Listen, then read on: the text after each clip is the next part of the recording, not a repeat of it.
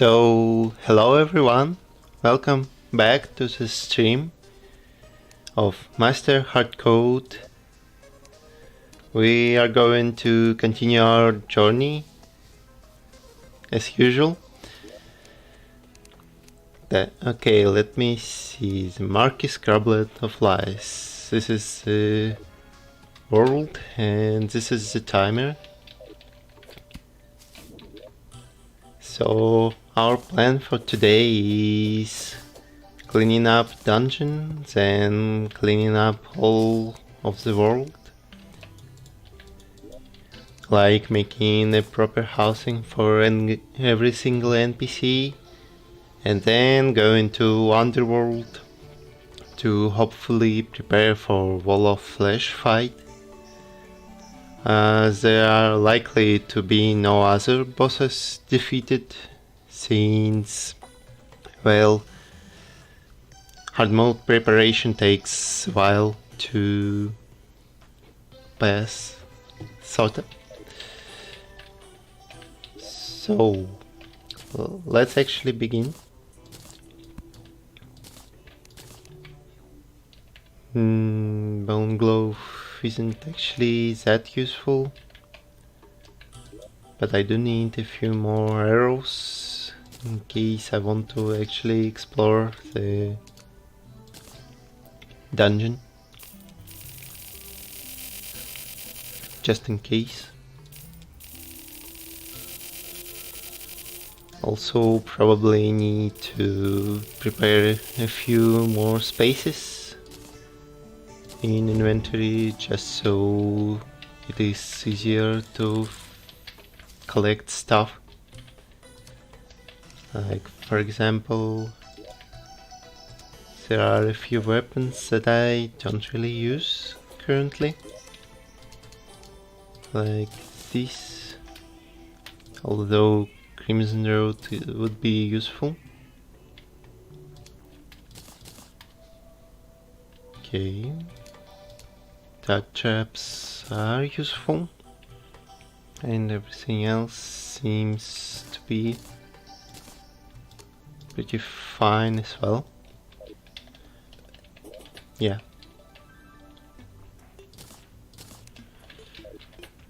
So let's see. Just gotta teleport to the dungeon and start the exploration, I guess. Not much to it.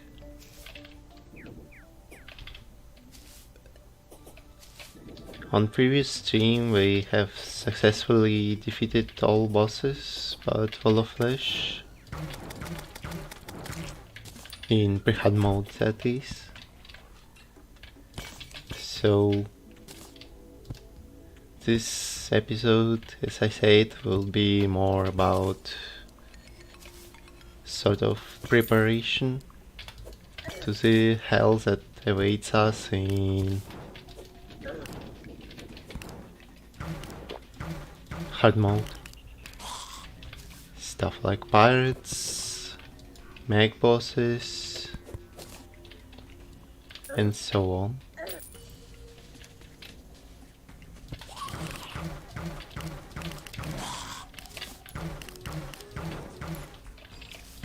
And first, obviously, starting with dungeons, so I could actually get mechanic, certain drops like Shadow Key, Obsidian Shield as well. Also, our favorite fake blocks. At least this time I took a bit faster pickaxe to check those, I guess.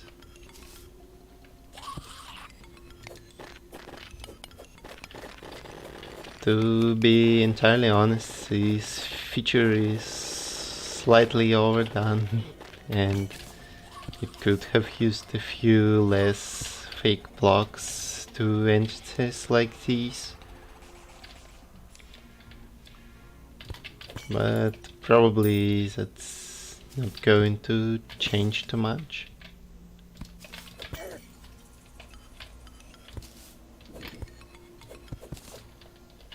Also keep an eye for water bolt, since we may as well use it at some point. Although I can bet no one will be actually able to see the stream in acceptable quality to actually find the water bolt. But oh well. Yeah, those cursed skulls already begin the annoying compilation of dungeon stuff. Not nice.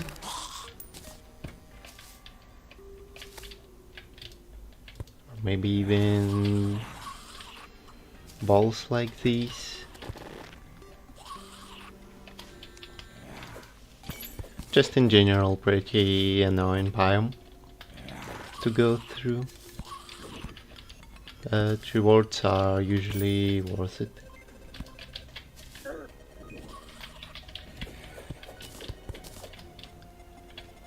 Also, that's like 3 spiky balls already.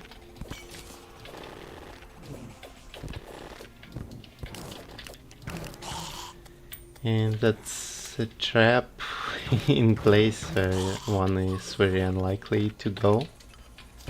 Interesting. Interesting.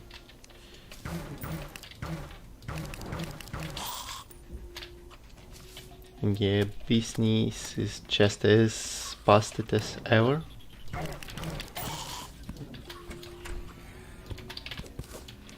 No real wonder it's ranger stuff, or yeah.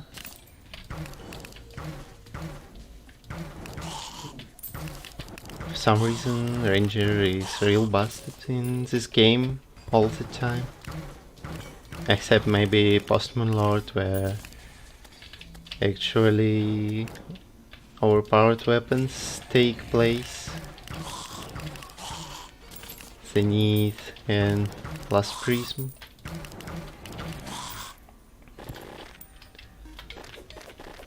But other than that, every single boss I remember is much more reliable or even faster to defeat using ranged weaponry.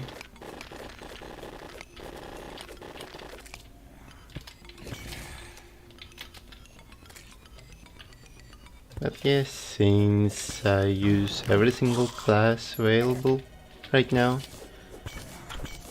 it isn't a big concern either.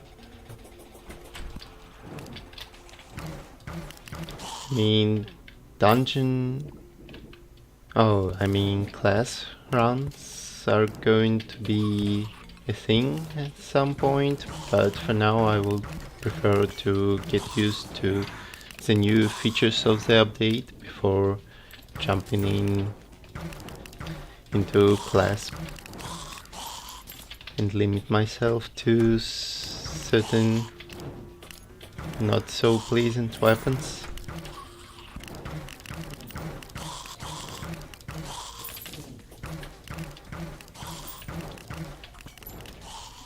Okay, so we still haven't gotten a single gold key. Stuff like that happens, even if pretty annoying.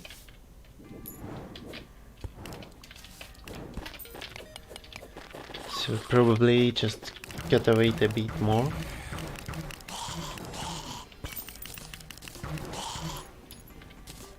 Previous time I was pretty much always stuck on golden keys. Now it's kinda struggling to give me one. Interesting.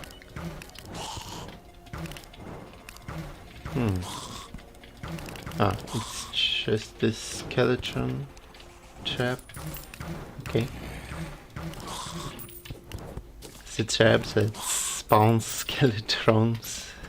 That would be pretty funny. Indeed.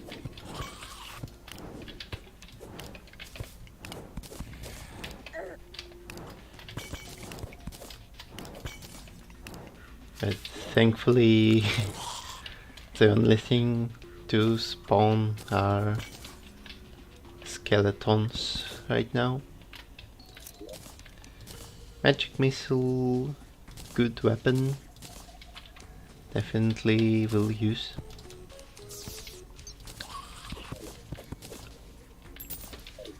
And also I forgot to look for water bolt as well.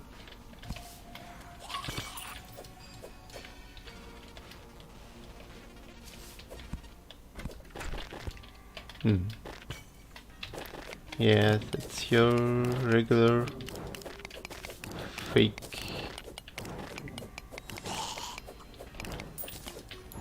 or not fake placement.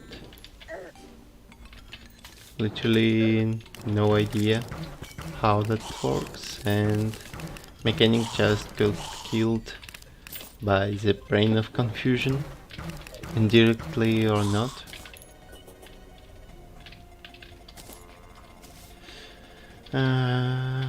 I wonder how many times Mechanical already died from skeletons at this point. Also, I keep saying skeletrons for no reason. Except easier to roll the sound of my tongue.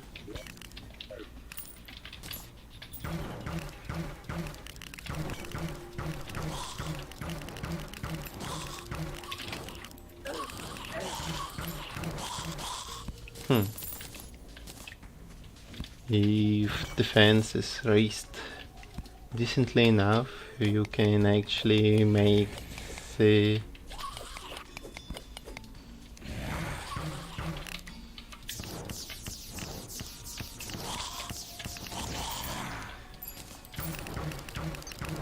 brain of confusion trap for enemies, where they will just be unable to get to you since you always inflict confusion. So for some reason I cannot mine dungeon blocks with just a nightmare pickaxe. Deathbringer, that is. That's not a good change at all, since I forgot to bring the molten pickaxe to the dungeon, and now I'm kinda forced to go around, if there even is a possibility like this.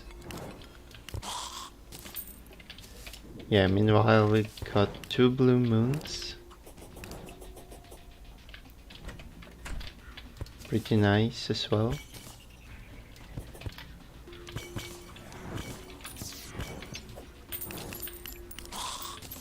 And even 10 gold.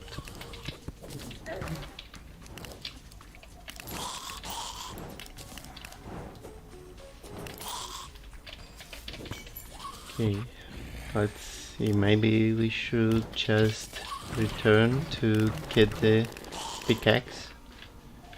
Or maybe not.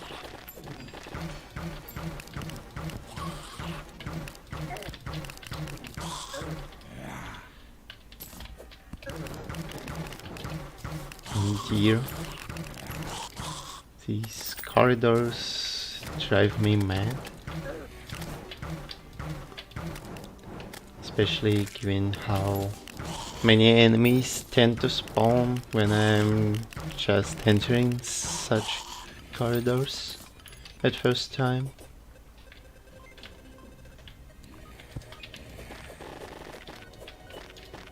Definitely not the biome I should underestimate.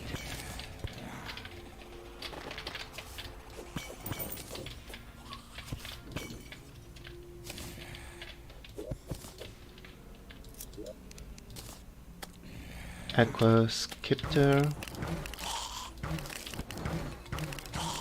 Also pretty decent weapon, but more of epic when you actually create a mage build instead of something chaotic like this. Oh, 2 shadow keys. I didn't even notice, to be entirely honest. Well, good. Indeed, something that helps.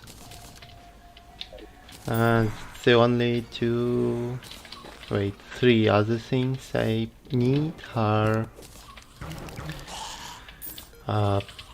handgun, cobalt shield, and bewitching table. Although I can just purchase one from the witch doctor, likely. I always forget which requirement it needs aside from killing skeleton. Maybe it needs like Hardmode defeated. Never mind, there are just 2 of them already.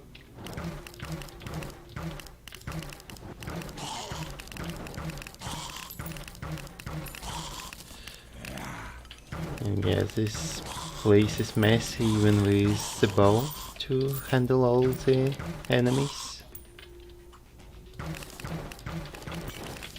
Wow, such scary trap.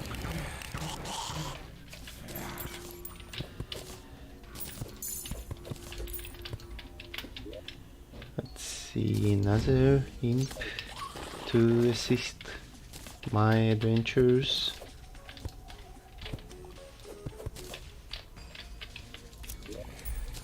Handgun. Oh, so the shadow key is actually a side drop to the chests now. That's interesting. Also that fake block passage.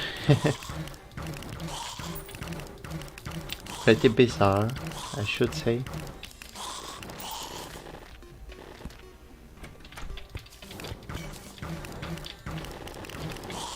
And another trap that doesn't even work half the time.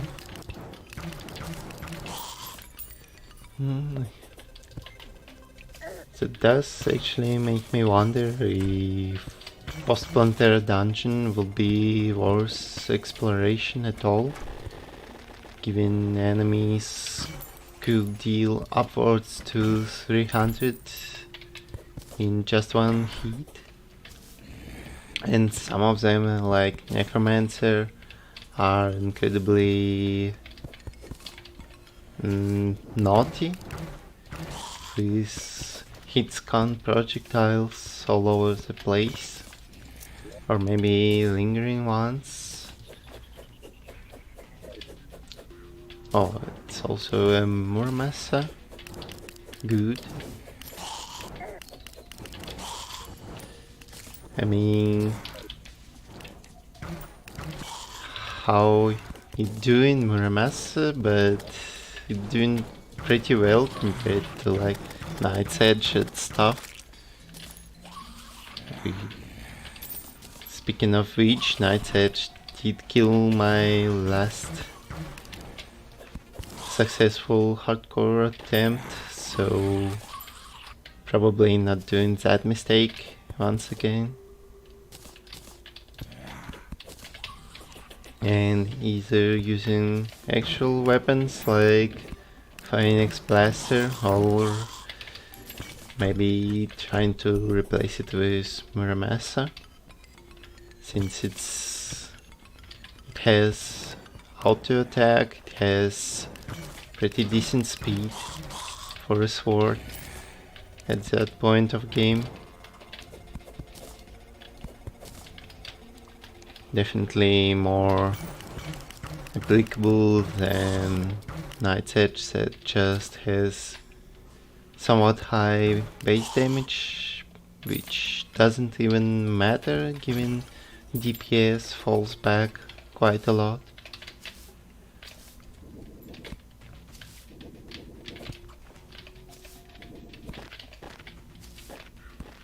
But yeah, I hope you see the point. Cobalt shield, and I did left the safe at some point. I see.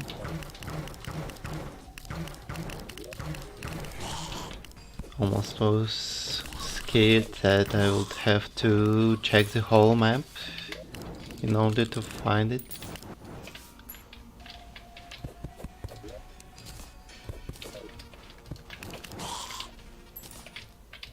The imps help quite a lot as well. Not like super duper well, super duper.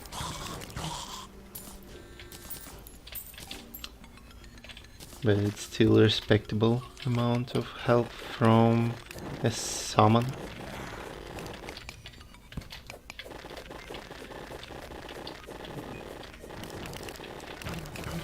Oh dear, those fake block entrances are just everywhere.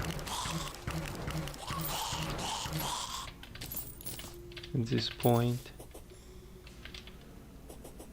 And I have yet to release a mechanic, which I cannot even find.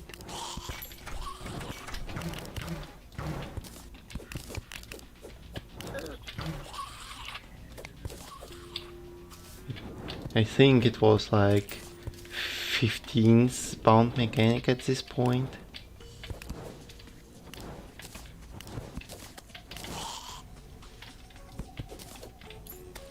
If not even more.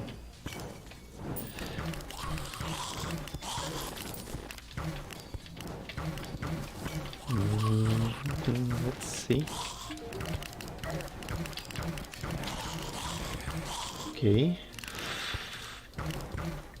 Finally, we have released her, so even if she dies, we would be able to get her back at some point. So we'll just move in. Yeah, this fake block entrances are pretty funny at times.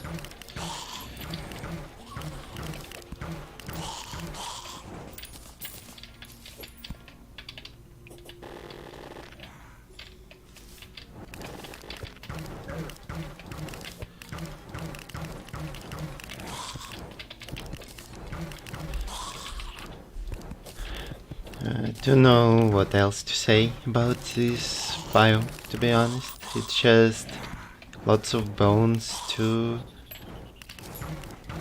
murder and collect, lots of loot to collect also.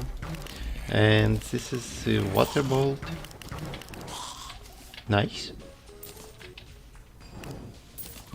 Not sure how useful it would be post Skeletron, but if I'm with pretty bad luck of not getting Demon's Key, then it's quite likely I will find the Ball of Flesh with just a water bolt.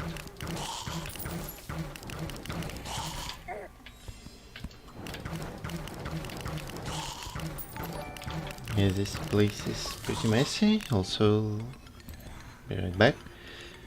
Ha ha ha, thank you for the donation. English is getting really good. What's the next video? The next video is going to be, I think, the NPC placement guide, since no one has really made a template template for how should a regular player place all those NPCs. They just throw around tips, which are indeed helpful to figure out this system, but also that's still requiring a lot of effort to figure out the actual optimal placement. And I'm going to just show like 3 basic layouts that you could use to get most of the NPCs working, excluding some that, well, may or may not be useful for average player, like painter, dye trader,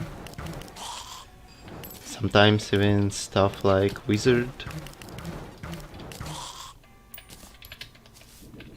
But that's usually easy to adjust, and I would also sort of link the possible replacements, although I'm still not entirely sure how to edit that to be somewhat understandable. But yeah, basically good chest, thank you. Just a whaler. Who needs anything else when you have the whaler?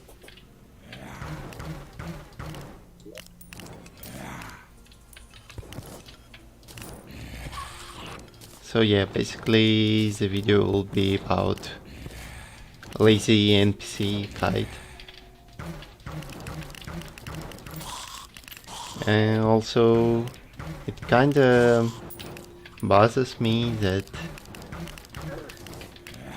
Oh, okay. I'm gonna focus a bit while 10 seconds of curse fall down. Right.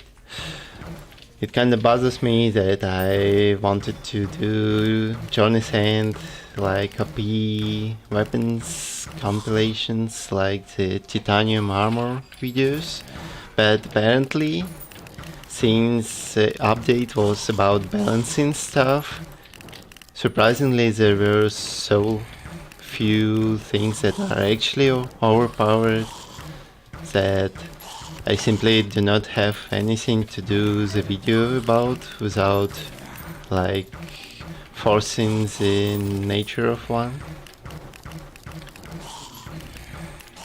to the point where it's just, oh well, you could use that,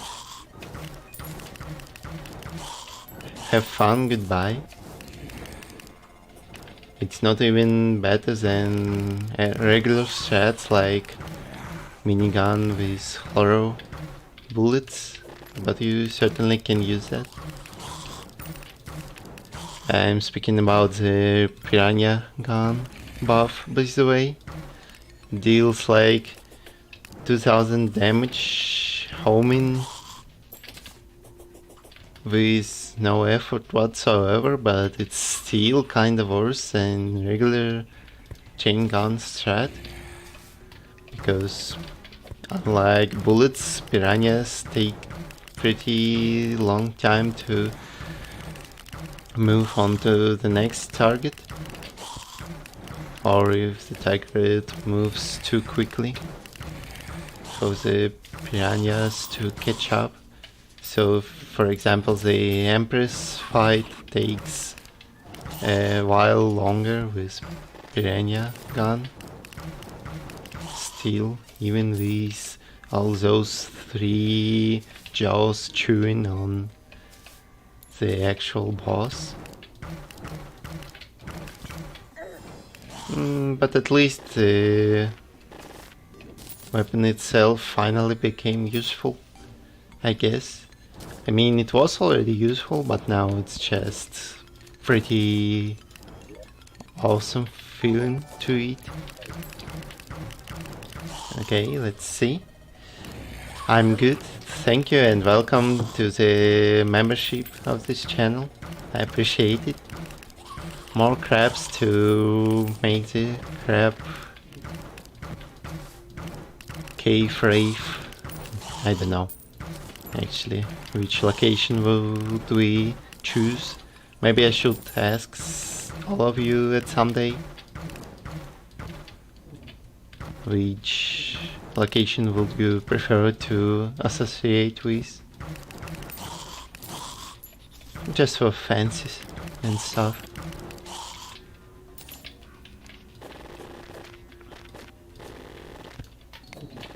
Another engine that isn't really needed. And also I think I got most of the loot already, so we might as well speed up the process and live in peace before some skeletons eat something from my character. And it can actually happen, so I'd rather not waste too much time in this place.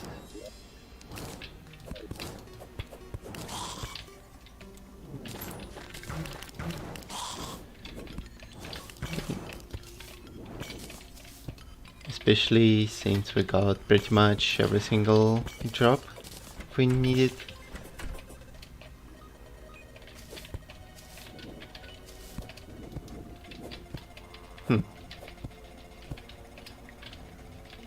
Yeah, let's just move along to the surface. If I remember where it actually is, judging by the map. Yeah, just gotta take this turn and move out.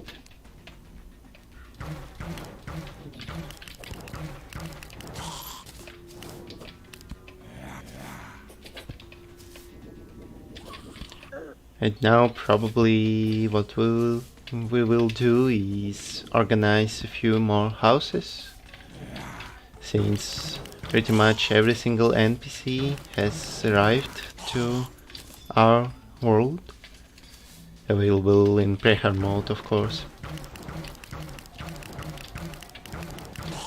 And the first thing I will do is move Mechanic to Goblins, so both of them have a lot more happiness to each other. It's like the most ultimate combo you can ever have with NPCs. No doubt.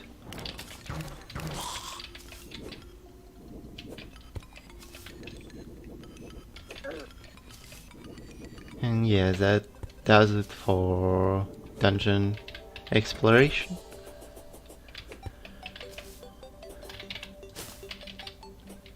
Let's just go to the ocean pylon. Maybe we will do a few fishing quests along the way, just to pass out on some activities, like waiting for the night for NPCs to actually move around the globe. Yeah, I think that would be pretty optimal choice. Like, clownfish should be pretty easy to catch, and in that time I can read the chat as well.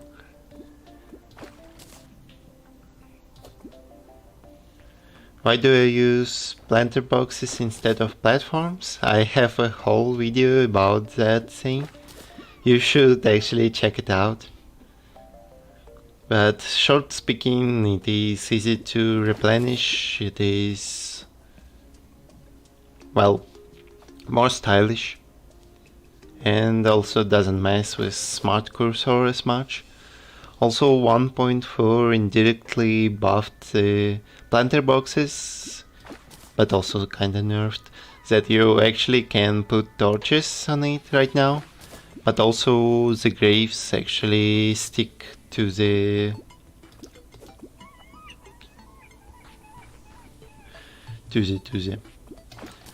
To the planter boxes, that is. Yeah, I will get Phoenix Blaster, don't worry. It's good weapon. How many times I died? Check the number of, well, Master Hardcore on timer and you will see how many times. Why do I not have recall potions in hotbar? Because they are banned. Just to remind, this stream is going without any recall options whatsoever. The only respectable teleport system is pylons, since they are in safe towns and such. Saving and exiting is also forbidden, since I could just escape death at any moment, and I do not want that to ruin the feelings. Like, if I actually reach the end, but I escaped the death several times, with features like this I would feel kinda dirty and pretty much will have to redo the whole thing once more. Why am I doing anger quests? Well, for angler gear, so I could fish reliably for some items, like angler set for 15 fishing power or so.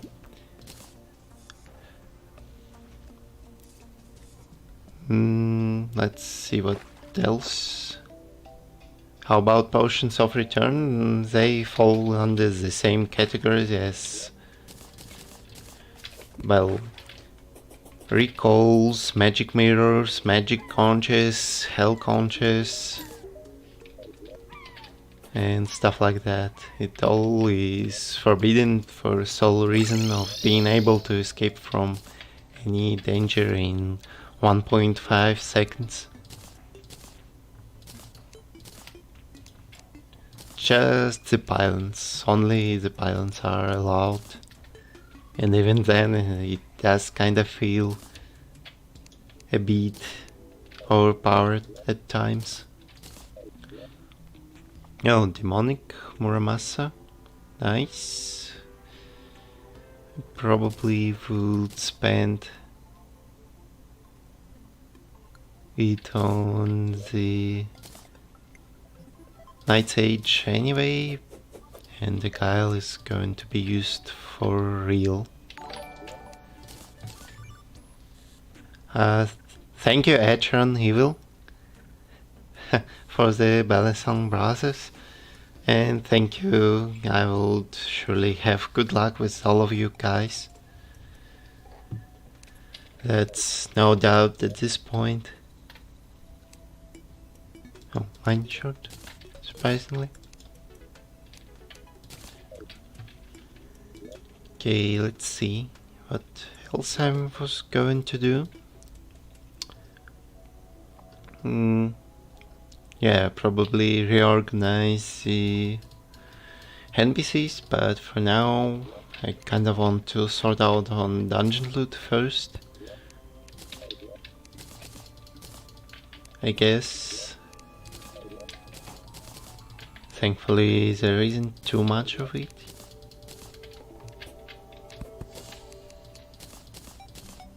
Let's see. For some reason I thought it quick stack to this place. Oh, it just went into the piggy bank instead. So we are able to get obsidian shield right away,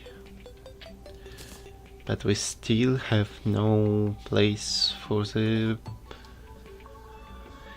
accessory like that, since bottle and horseshoe are separated, and I don't even know if I would be able to actually affect that. I don't have any bottles to change it.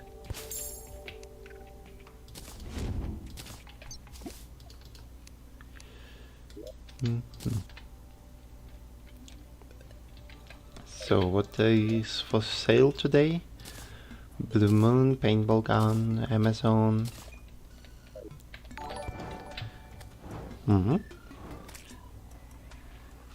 Senior actor, thank you for the donation. What's my strategy to start in Hardmode? Well, as far as I'm concerned, the first thing I'm going to do is to raid the spider cave and get myself spider minions and spider set. Other than that, I don't think I have planned it too much. But probably it's going to be breaking the altars as usual. And then kinda trying to avoid anything the game throws at me until I'm ready for the showdown.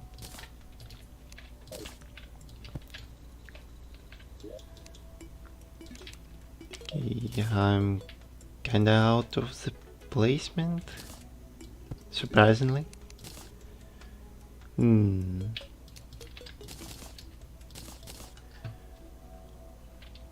Well, that's not quite good. So sharpening station isn't really needed. But these two are. Okay, let's see. Everything else that was in the chest, including 3 shadow keys, a few handguns, space gun, water bolt is gonna be used at some point. Voodoo doll is pretty useful, at least. Handgun number 2 is going to be upgraded at some point.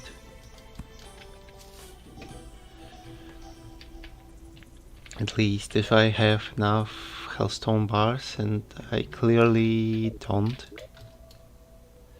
Okay, let's actually do the thing. It would be putting mechanic there and moving out clothier as well. The clothier likely would have to go into the cavern layer number 2 outside of pylon, since no one really likes the clothier. I think he's actually the most hated NPC among the company, except for the tax collector. Oh.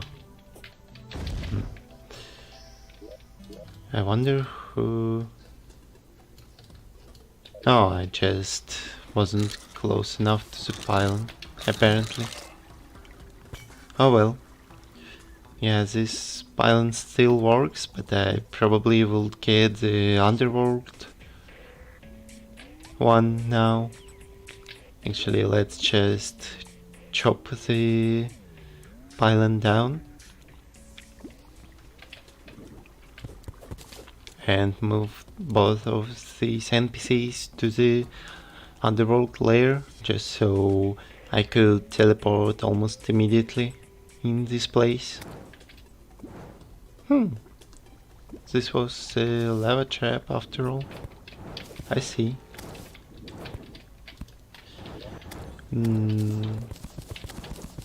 What else? It's gonna take a long time to replace all the brick walls in this place. So let's see what else you think. Did I already beat the wall of flesh? Sadly no.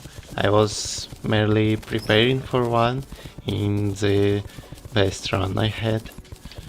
Although, if not for the hellbats, it would likely have been a win because of Phoenix Blaster, Meteor Bullets being the pretty established strategy for Wall of Flesh. But to be fair, if it didn't happen, it isn't true. So I didn't actually beat Wall of Flesh just yet. And it will take a long while before we actually do try the Wall of Flesh on this stream.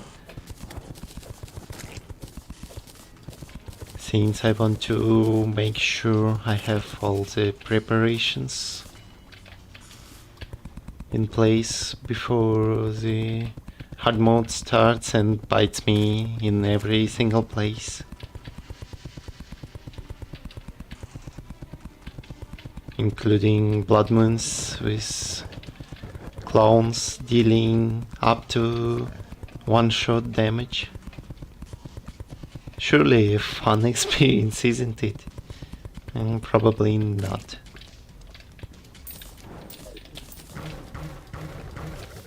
Also, I need to be slightly more careful with business, since until I have a decent amount of space dedicated to the arena itself,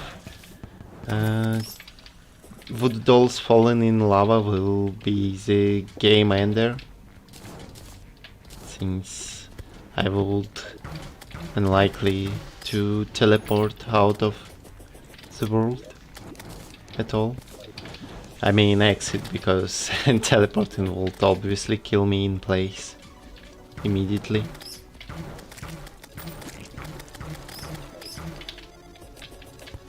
But yeah, pretty much gotta be careful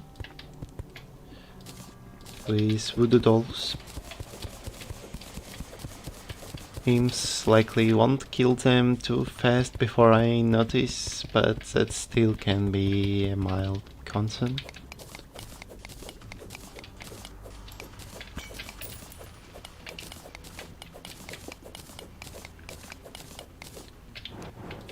Also time to actually get the obsidian bricks to get the furniture. Although I could just mine one out of other housings, maybe.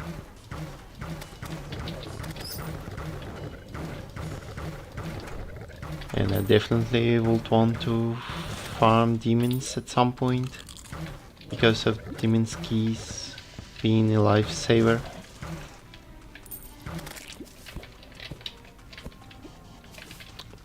So many tasks to do, to keep track of. Probably have to take them one by one instead of jumping from one to another.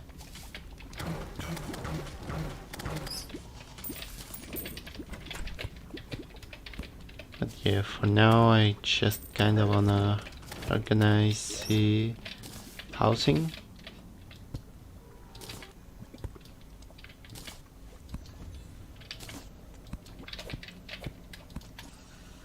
And move the two best bodies in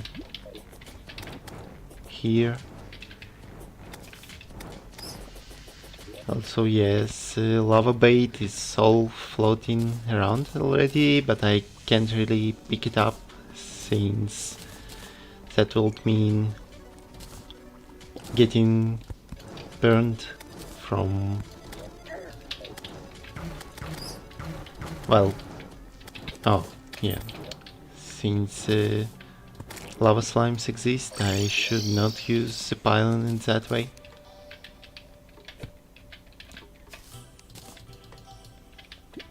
Other than that, well, I think we have organized pretty much everything in the underworld, aside from... Oh, yeah, that's the right chest. I, for some reason, messed up. Did I get the magma stone? Yes, I did. Food tools would likely have to be collected in some other place.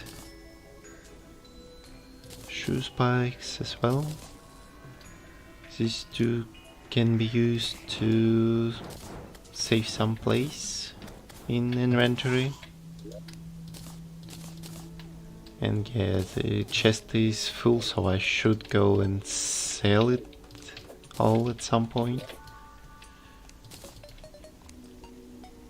Yeah, let's actually bother with that.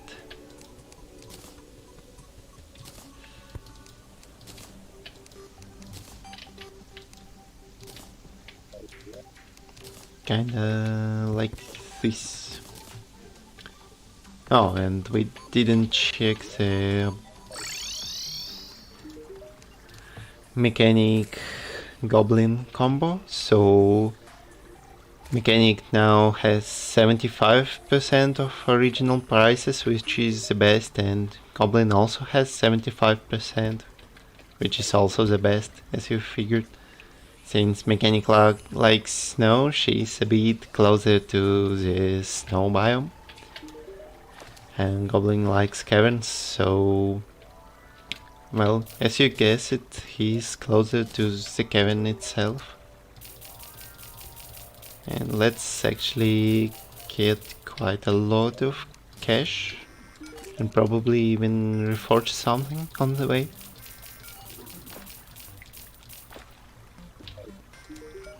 Almost a platinum just from selling. It's the Muramasa, but I would definitely prefer a legendary version of it. Please. Yeah, I know it's a bad reforge right now. Deadly, maybe. Yeah, for now it could be just deadly. Oh, mythical magic missile.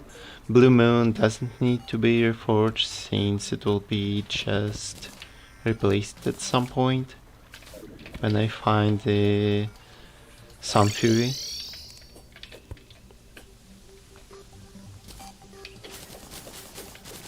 Also, I should expand the farms a fair bit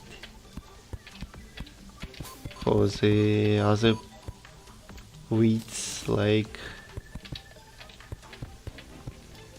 let's see actually which kinds of planter boxes are available to me right now. Moonglow definitely is helpful. Waterleaf, Shriventhorn, and the only missing one is, let's see,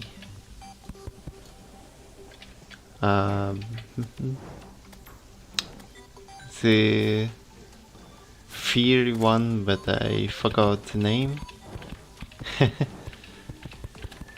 Either way, it comes from the wall of flesh, so not gonna be there for a long while. Thankfully, it's also isn't really required for any potions at this point, and at all, to be fair.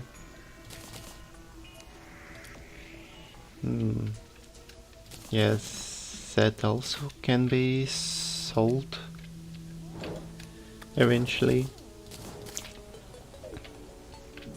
But anyway, let's get the seeds in place. Shriventhorn, Moonglow, Waterleaf.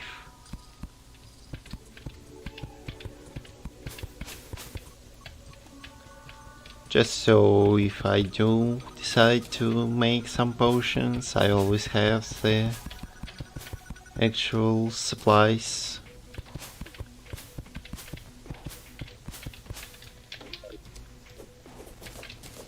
Also probably would have to figure out which food item is the best to use. since pumpkin pies were severely nerfed to the point where you don't really want to use them.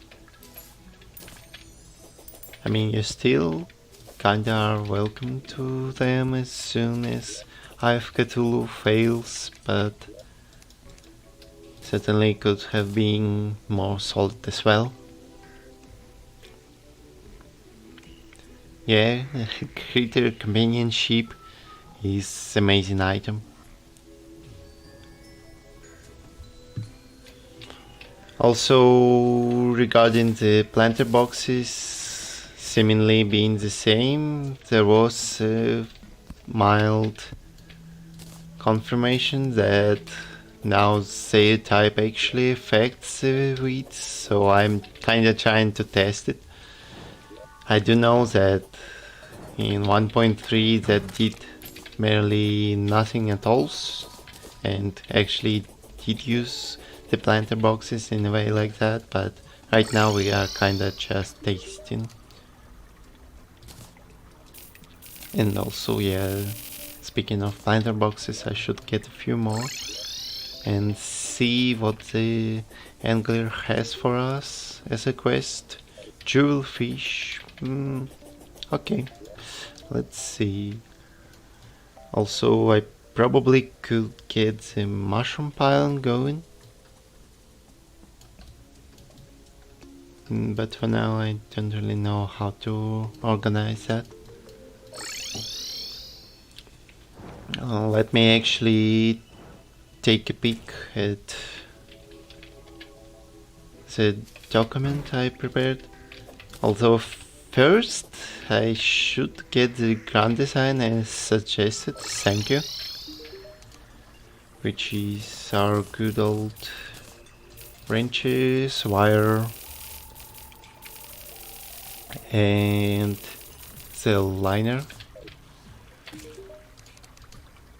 which kinda lost all of its previous utility, but probably for the better. Okay, ground design ready.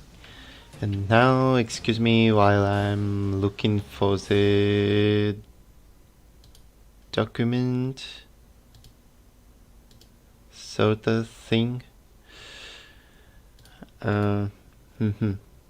Okay. So what does it state is surface should have merchant and golfer, and we don't have golfer unlocked actually. Desert arms dealer nurse, it's alright. Ocean stylist angler, cavern right, jungle right.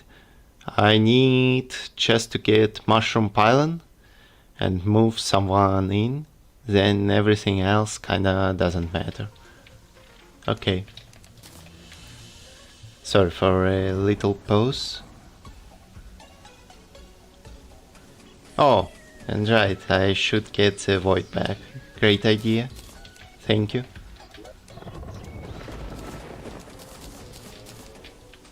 I will do this right now, if I have enough spores and such. Also should move bones in the place like this. I think that should do it for the void bag. Or was it something else? Oh dear.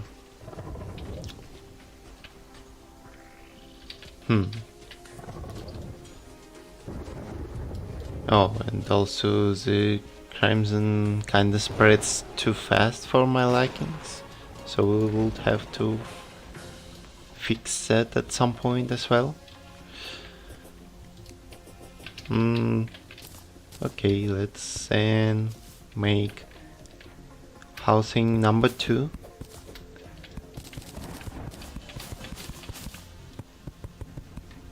For the party girl and zoologist.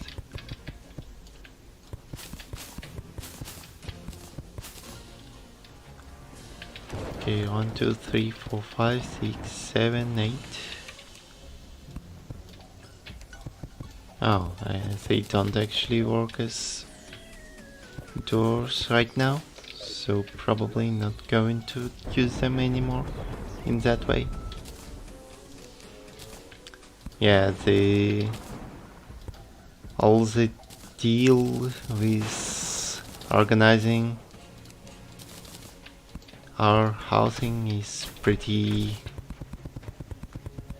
hectic, I guess. So if I miss something, make sure to let me know. I may as well just be too distracted to actually make sure.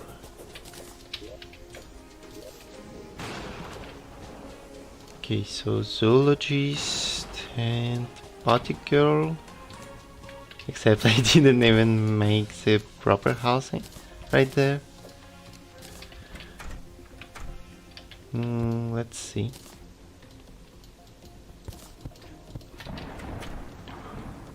Potty girl, and then we will move the guy to the merchant and check on the white bag recipe.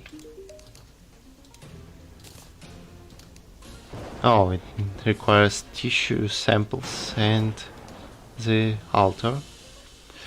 I see.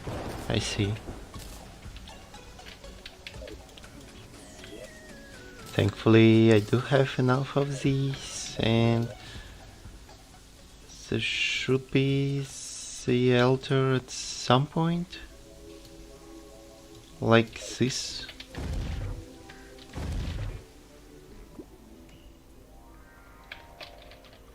Definitely closer than it seems.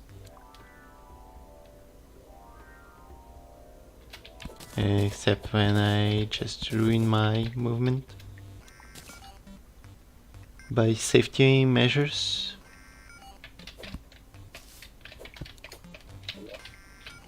Okay, so the void bag, and maybe even the void bolt.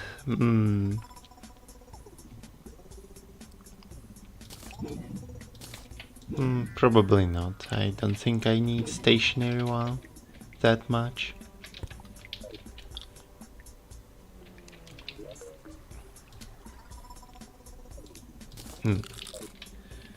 Also, it's probably good to organize a mushroom biome pile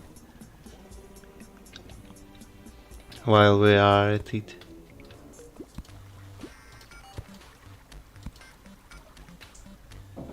Cavern houses will stay a bit empty for a while.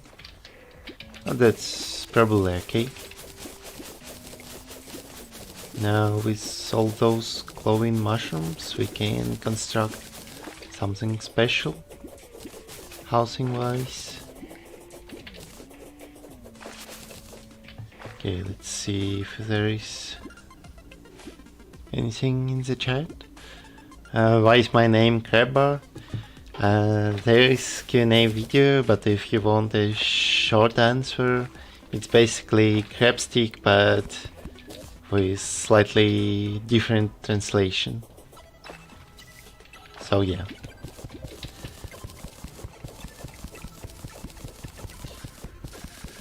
So let's see, I want to remove all the water, just so the mushroom enemies would actually spawn in.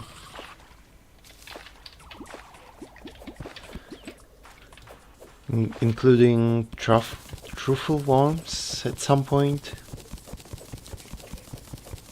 So it's definitely not gonna be a useless change, even if slightly harmful, since mushroom enemies are pretty scary.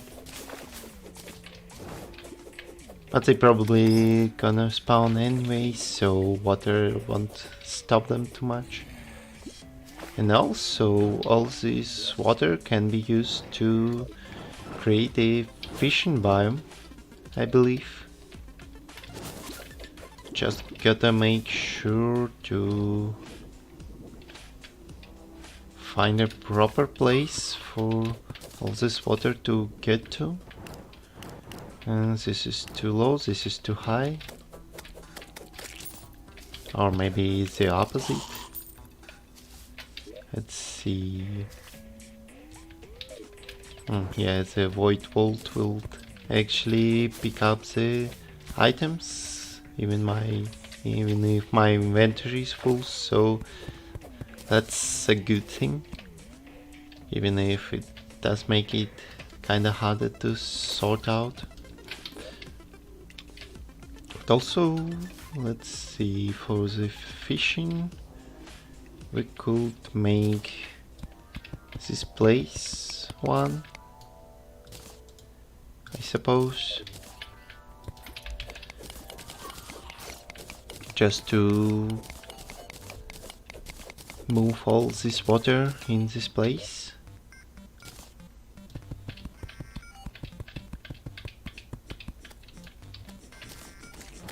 And then eventually remove some of the stone. These bombs. Okay, 1, 2, 3, 4, 5. 1, 2, 3, 4, 5. 1, 2, 3. 1. And so and so.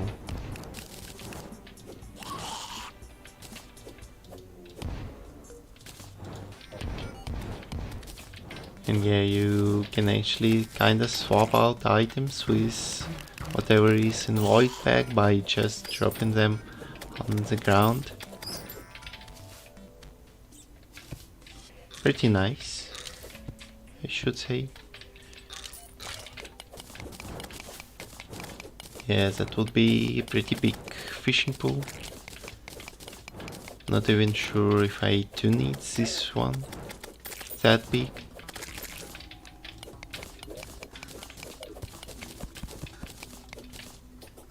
But why not? After all, more water means more fish. And even if fish won't actually get the benefit, it still would be pleased with additions like this.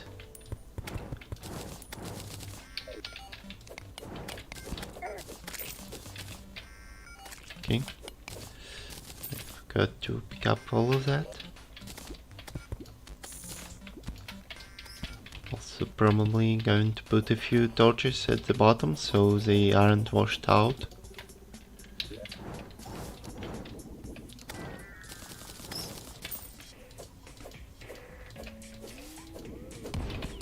Okay, let's see what else.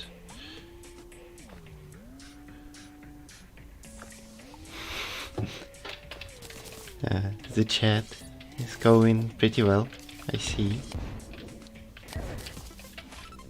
And I just blew myself up for no reason.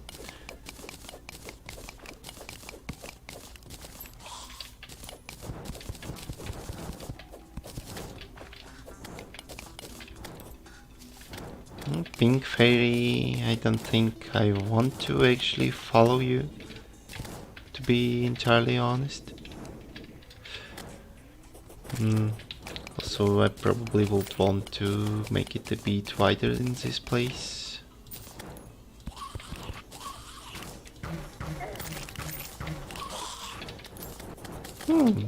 Carton of milk and compass that can be used for GPS, finally. Awesome.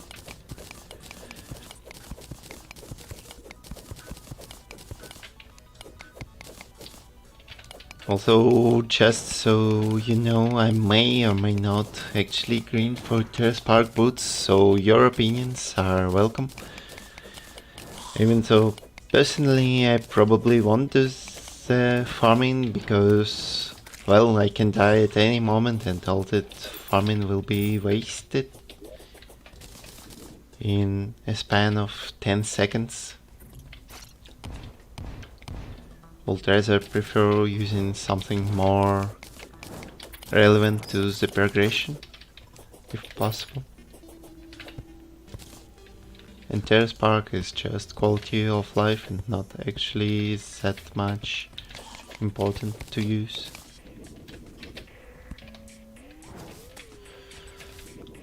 But yeah, let's see. This water can't escape this place.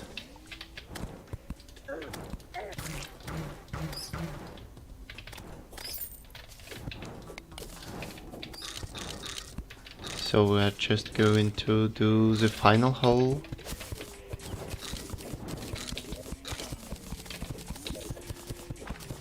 For some reason half of the water from here disappeared, I think.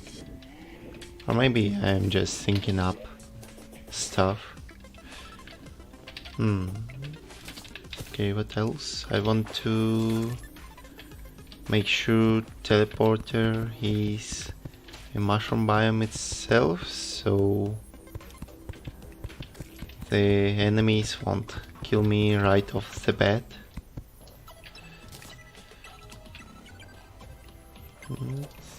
Eight. 3, 5. I do have to get used to the liner at some point. But for now I kinda cannot do that. It's too messy. And you can't actually mark the things you have to take care of. Like the point you would like to put the block in. The mushroom team went away. Okay. Can you craft the mushroom torches? No, you can't, but you can make lanterns and such, so I will definitely do that. And just a few more mushroom walls. Then we will put some kind of NPCs here.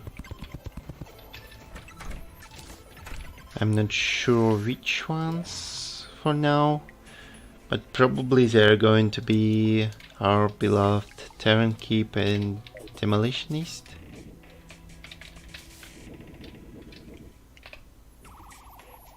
Then we will purchase the pylon for just 8 gold or just 8 gold. And then we will move guide and say dog here. And quickly descend to Underworld to fix the Underworld pylon, which is actually Karen pylon, but who cares?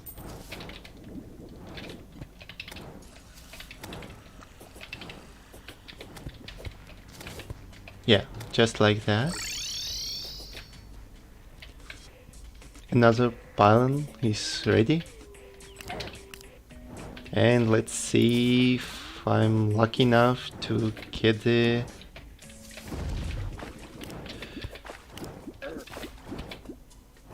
fishing thing in time.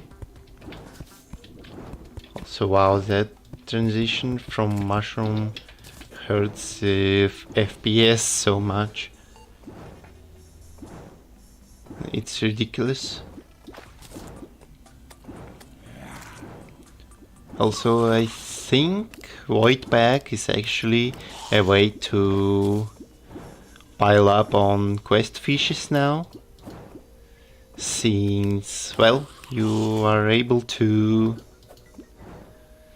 move them away from inventory immediately, and that's pretty strong ability for an item.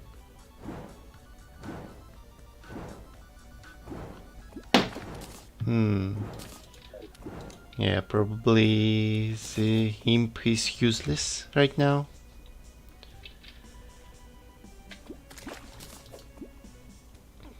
Not probably, but definitely it's this. And seems like I'm out of luck this time with the jewel fish. Okay.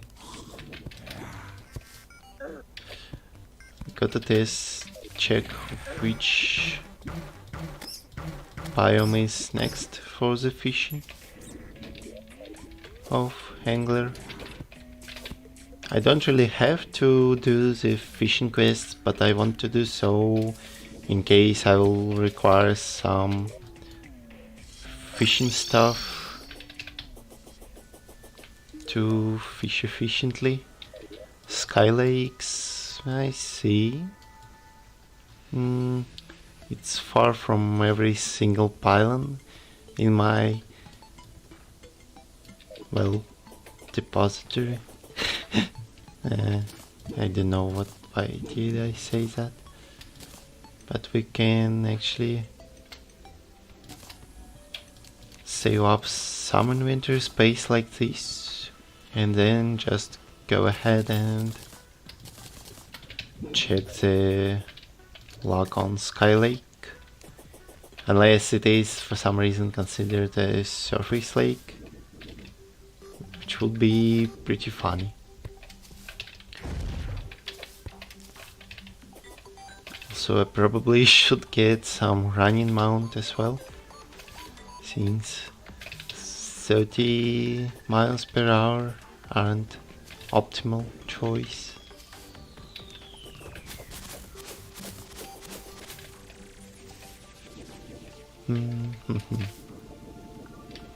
Yeah, just to highlight the area.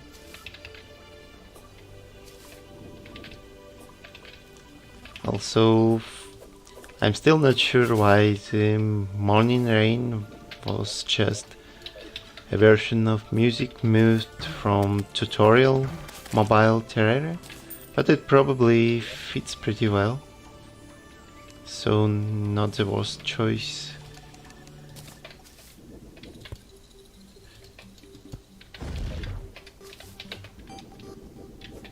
Yeah, now that mounts don't reset your flight time, you can do tricks like this. Even fish.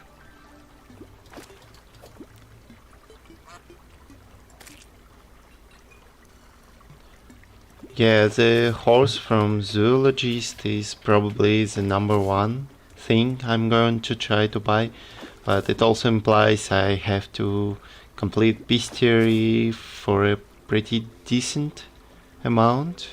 I think it was like 30% to actually get the horse sold, but it's still pretty good, and we probably are at 30% at this point.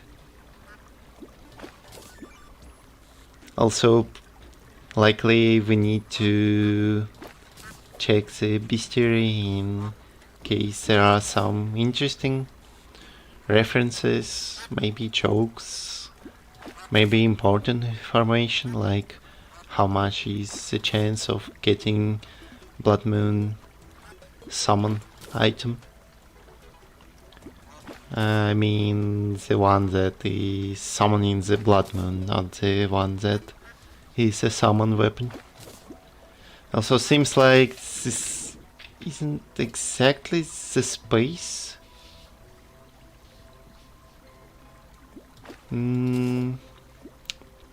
mean, if it was, then it would likely drop damselfish, but it kinda doesn't at the moment, and also a harpy just appeared, which is a good sign actually. They only appear when you are actually close to space.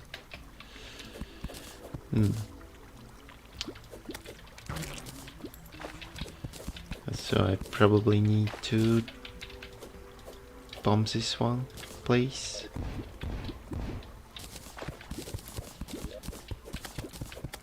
Just to make more possibilities to drop the bubble.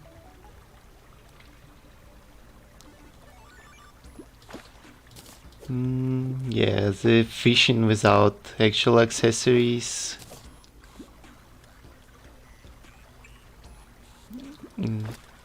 isn't really engaging. And it still feels like it isn't actual space fishing.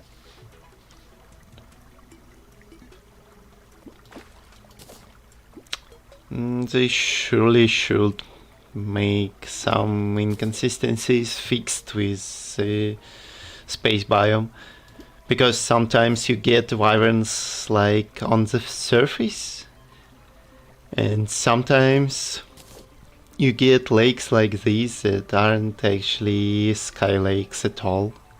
So I likely would have to make a few inlets and outlets to actually transport the water to some kind of fishing pool, which isn't really engaging experience. Yeah, just look at these bass going on. Definitely not the place we need to fish at. Oh well. Let's see what we can do with organization overall. Probably we could check the ice cavern for a little bit, just to see if there are accessories like blizzard in a bottle, which definitely is going to help a fair bit, since I'll have one more slot, and that in turn means being able to equip the obsidian shield, which is a lifesaver at some points. But yeah, let's see how the cave exploration goes. Yeah, this sound is slightly too annoying, so I won't use it, as ironically as I tried.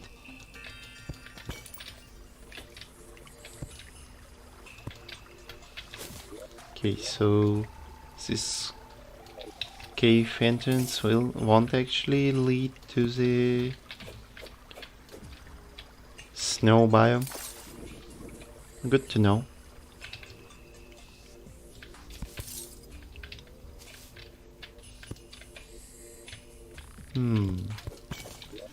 Doesn't actually seem like I will be able to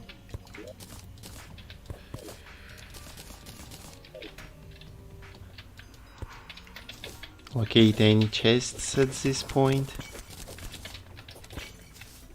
Also, I probably should have looked at the metal detector and what it says.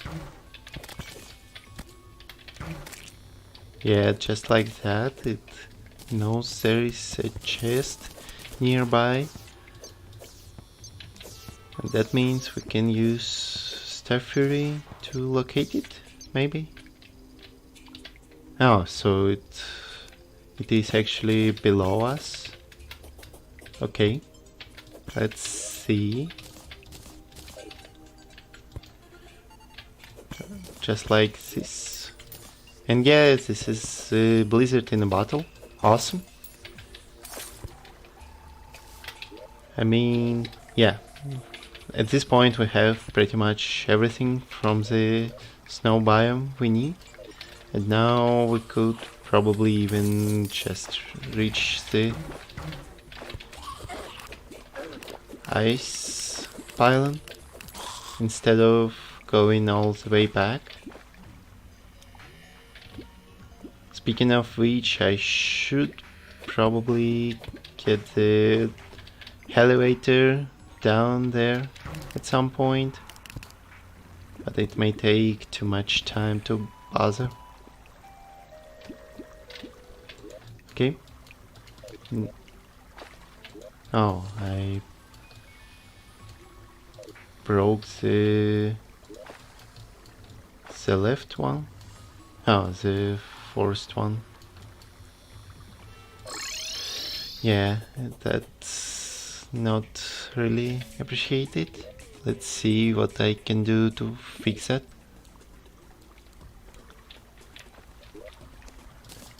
So, probably a good time to sort out the inventory.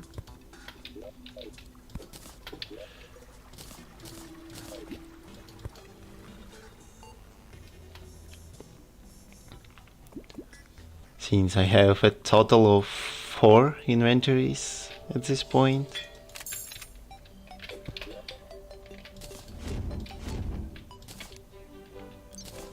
But also we can finally make our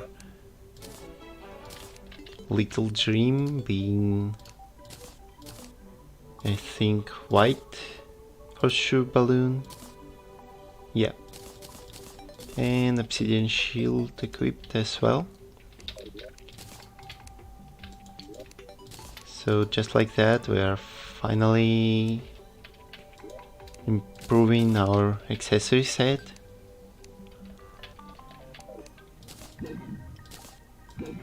And also clearing up all the loot. Another thing we can do is GPS to save up even more space, like that.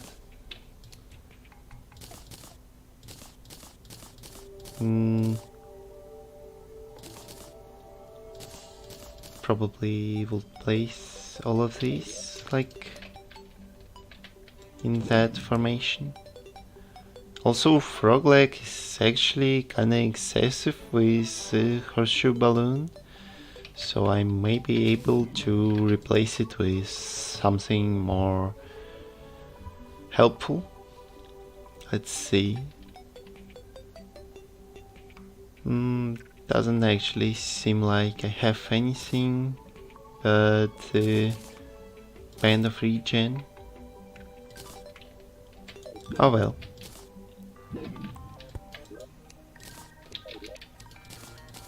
Let's clean that up as well. Now all of our inventories should be free from garbage sorta thing. This one goes for sales. Those 2 fishes go in place they belong to. Just regular sorting things. I wonder if eventually they will actually add some usage to certain food items, like carton of milk that you could, say, combine with hay to make bread, which would obviously have slightly higher stats of the food. I think that would be pretty awesome, and if vanilla doesn't actually implement that, then likely mods would go all out with food stuff like this. So for the NPCs, let's see. I think the cat is actually the one that is kind of unused right now. Actually, I can't even find where the cat is located. I can only see the dog. Huh. Oh, it's with the dye trader. I see. So we can actually move it to merchant to restore the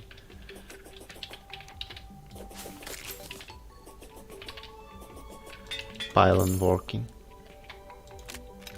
Also, I need some NPC to die to get the actual graveyard biome.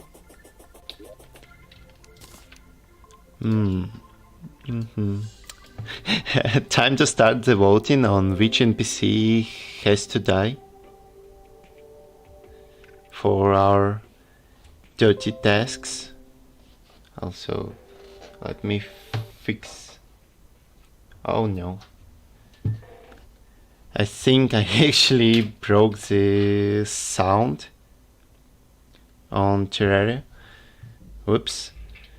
I would have to quit and restart the game. Don't worry, it will take a few seconds at best. I have slight issue with headphones. Jack.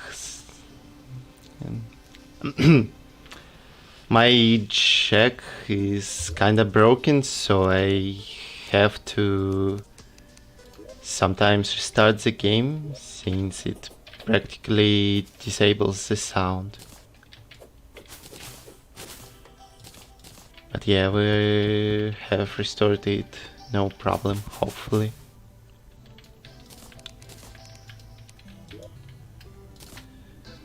Let's actually check that first.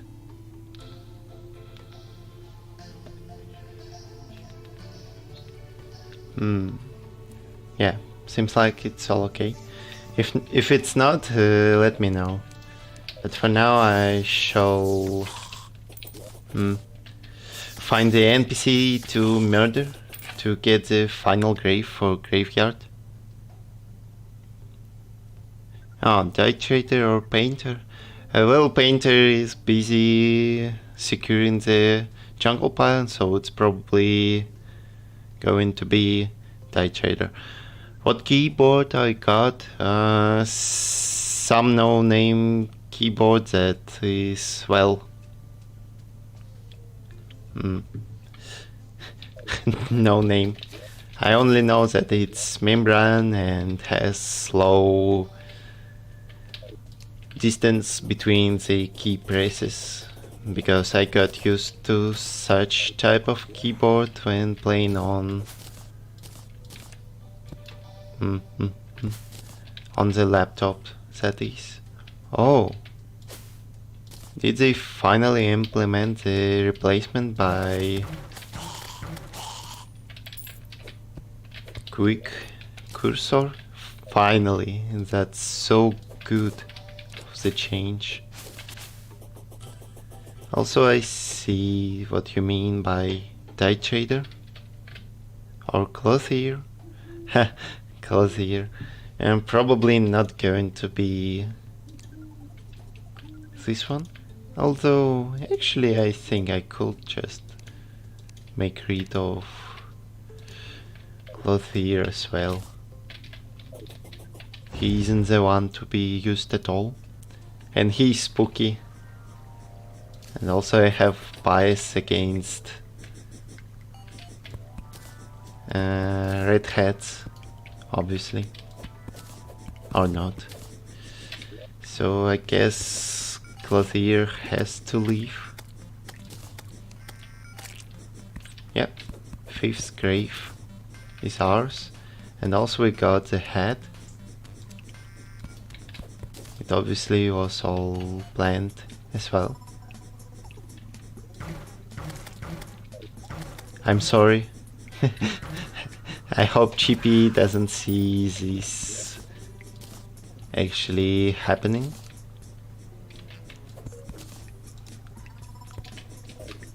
But yeah, I have nothing against the GP, I just wanted to red hat for a moment. Even though the aviators are kinda better. Also, I forgot to replace the housing. Whoops. So what do I get at the graveyard? Let's see. I probably could get the quad barrel shotgun just to showcase what it does. But also I think I am able to make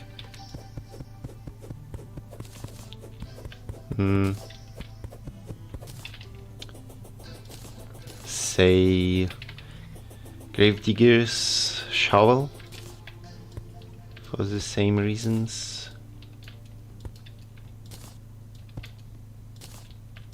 Okay, 5. And doesn't seem like ectomist is actually appearing.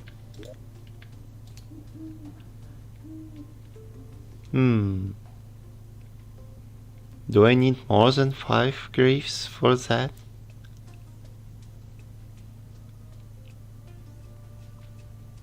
And the shovel doesn't seem to appear either.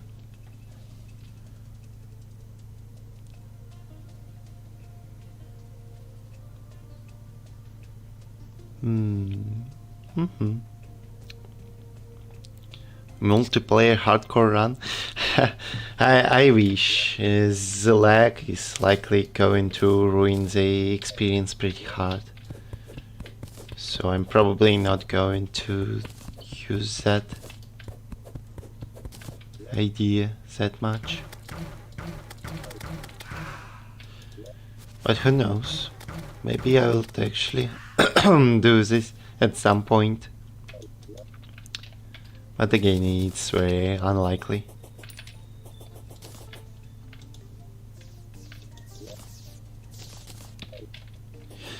Now I just lost focus of what to do.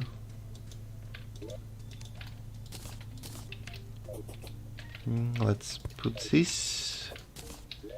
And seems like we will have to murder the die trader as well to get the graveyard going. Also, let's see how happy is the zoologist. Basically not.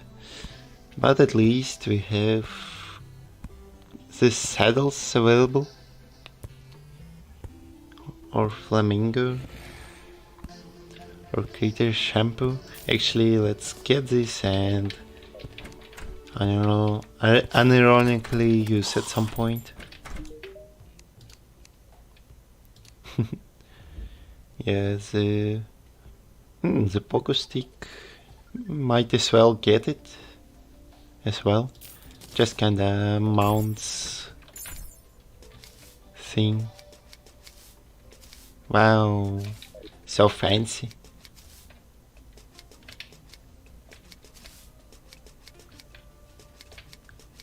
Also doing tricks. Yeah, and also it seems like to have faster fall speed.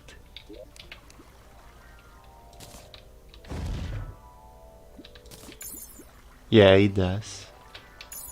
Just like the slimy saddle.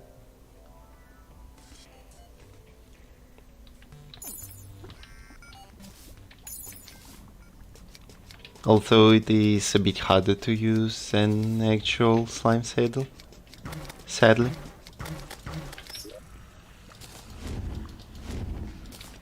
So I'm probably not going to use it that much.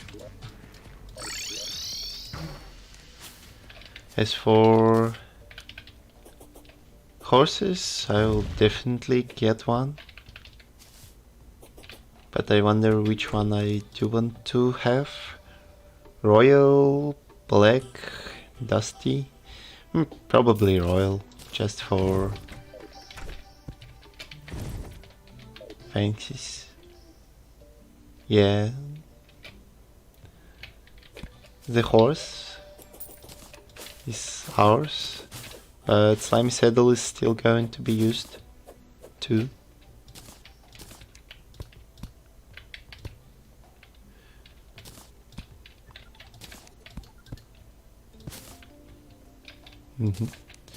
Okay, that's ready. Now let's get the die trader.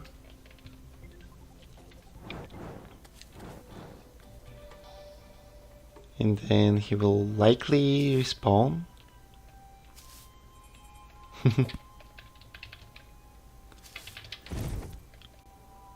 Also, I think we could actually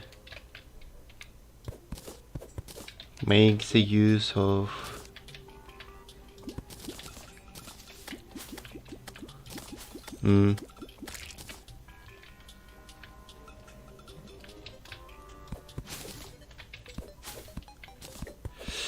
Star Cannon. Star Cannon. I'm not sure why I struggled to name that so much, since stars are pretty common nowadays. We could actually make this weapon and then hope for Traveling Merchant to eventually sell us an improved version of that. How do you think, fellow viewers? Also, it's the first time I actually got cactus. Interesting. Necro armor, well, I prefer Crimson one since it gives pretty decent regen.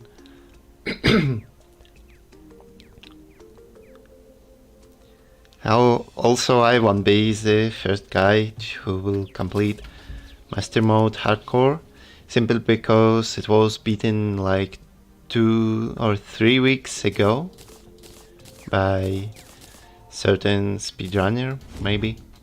I'm not sure who exactly the guy was. But the thing is, yes, I'm not the first one, and I likely won't be even the second one or third one. I mostly want to complete this in certain time and with the restriction of actually not being able to teleport out of danger with recall potions or not leaving the world with safe and exit. So let me see if Angler has a decent quest this time. Caverns, well, it is decent, but I probably am going to get the Old One's army first. At least as soon as I recall where did I put all this sticky dynamite. Yep, there it is.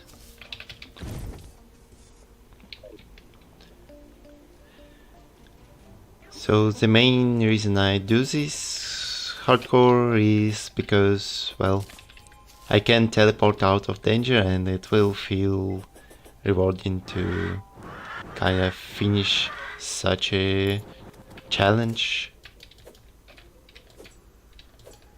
But for now, all we have is to actually enjoy the game and hope I won't die from some stupid reason. Like maybe blowing myself up with 2 dynamites right now. Also, that's a lot of sand, I should say.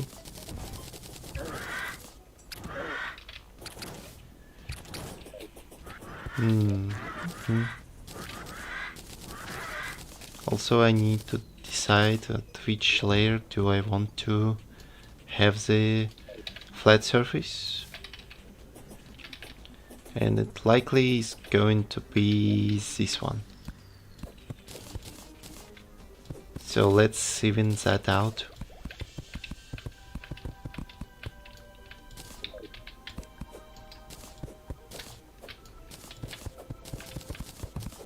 While I read the responses.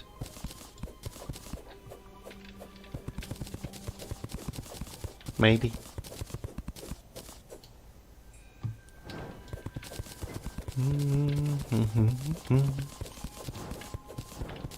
Also, it's windy day, apparently.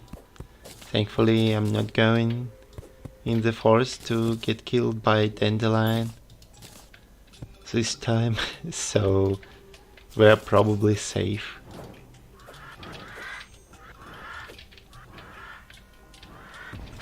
And yeah, imps are now amazing at clearing the enemies on their own. Before, their big struggle was to actually have the fire rate to keep up. Now they have practically nothing limiting them from absolute destruction of enemies. Let's see. We're pretty close.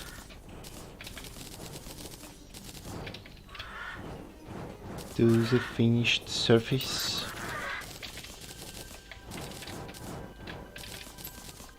RIP desert, but it probably doesn't care anyway.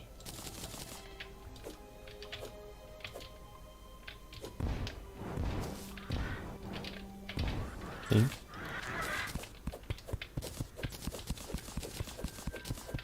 Also, I'm kinda willing to see the natural party going on, so the party girl would give me the sugar cake thing that improves mining a lot and will help a lot, as you could have guessed, with the hard mode or mining. The less time I spend in the hard mode caverns, the better.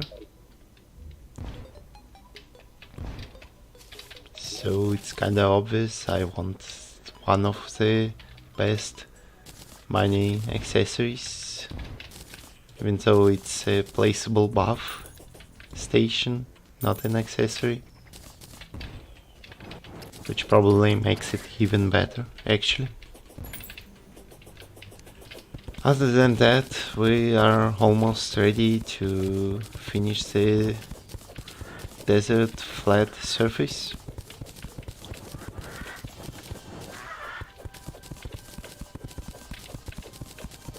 Also, a few bombs to finish that won't hurt either.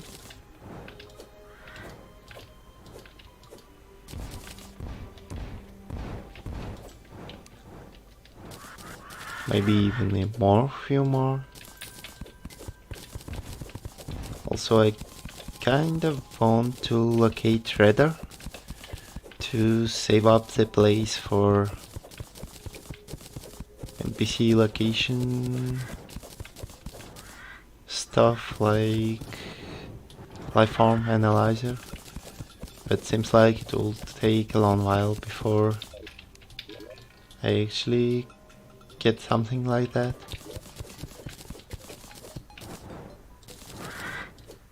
Okay. More bombs.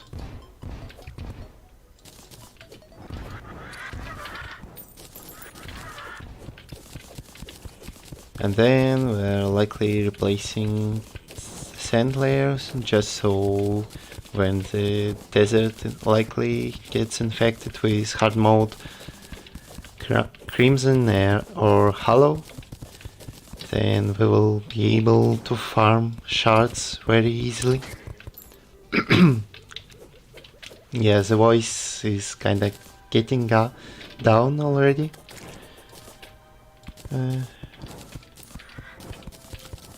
Well, I will try to speak closer and a bit more silent, if it helps at all.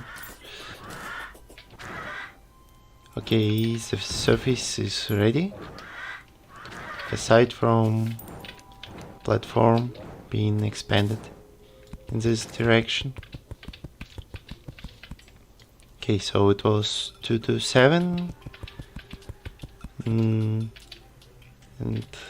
seems like at about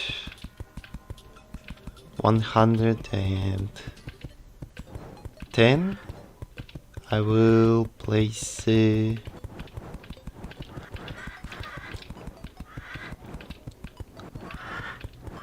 crystal stand, so it's roughly in the center of the arena like this. But likely I will also have to expand the sand in the left direction, so the portal appears a bit further.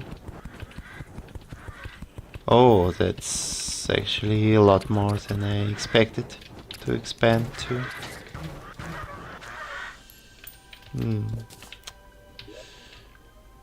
Probably going to just make the solid block there and only replace it with sand at some point. For now, this should be more than enough. Okay, everything almost set. I just want to reforge my ballista road, and then we will be able to start our old one's army cleanup. Just as our fellow Redigit recommends, I won't be using summon your weapons only. I will keep spamming my beast knees. So it's probably going to be cleared just fine.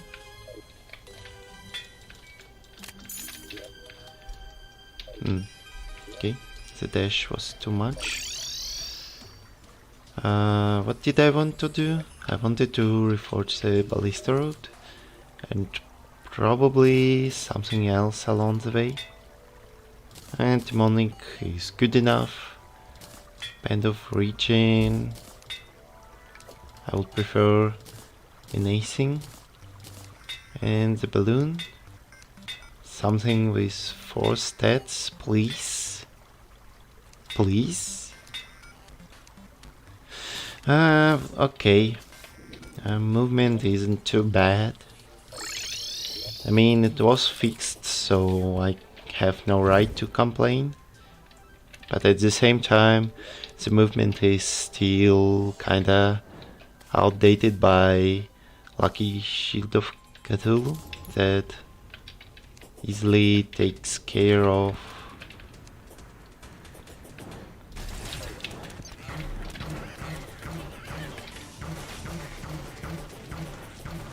acceleration, and max speed is for the most part still decided by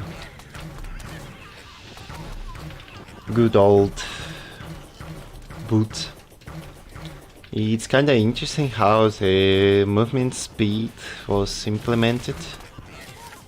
It was actually a fix to the system, so you finally get the maximum movement speed from movement speed stat.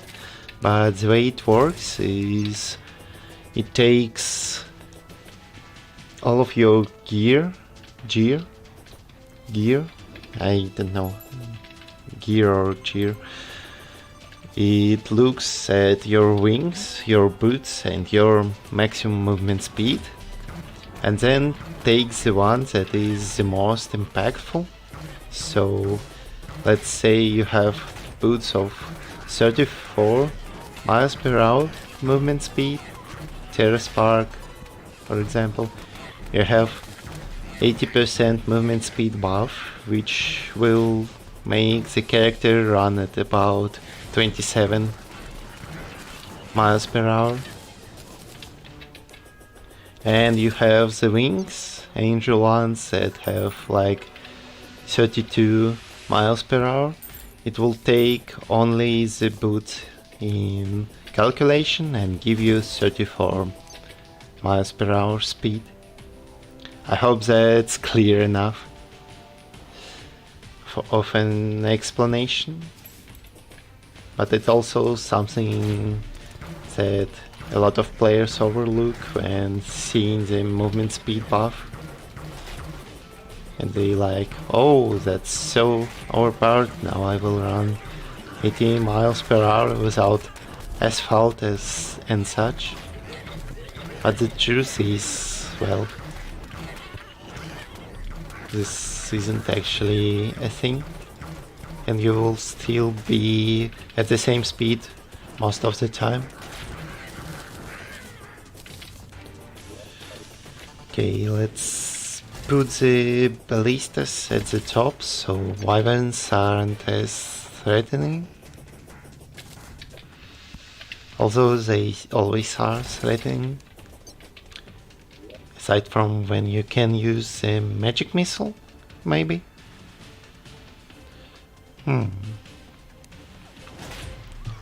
Yeah, it probably will take care of wyverns really well.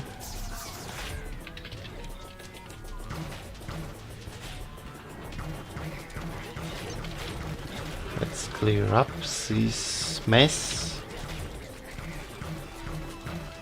Just peace. Assaulting the enemies is good enough. It seems like the ballista placement like that pays off. Although actually it is better to use flame burst sentry for this matter, since it shoots a lot faster and you don't need piercing. But well, it still works. Also, as far as I'm concerned, the Dark Mage always appears on the left side, so let's get prepared to this one.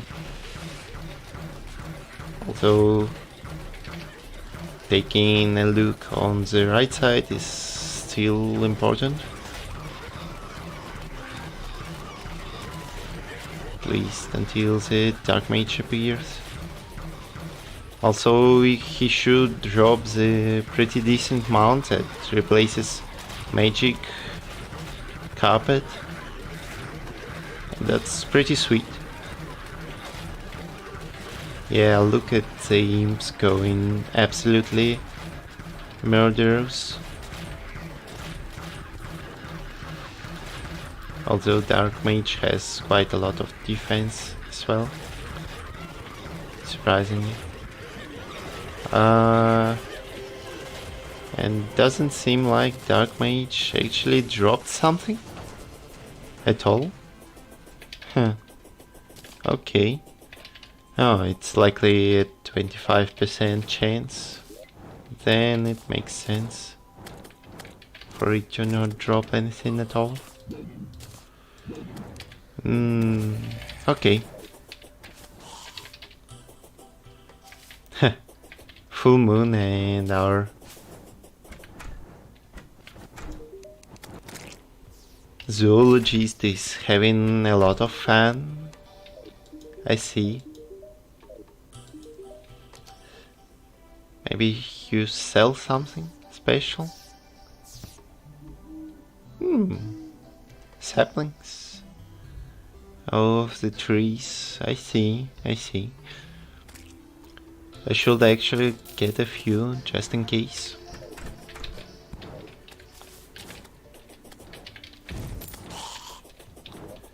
Also, it's deathweed time.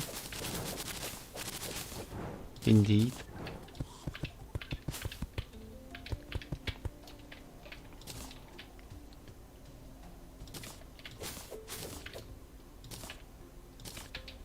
Okay. Most of the farming is complete.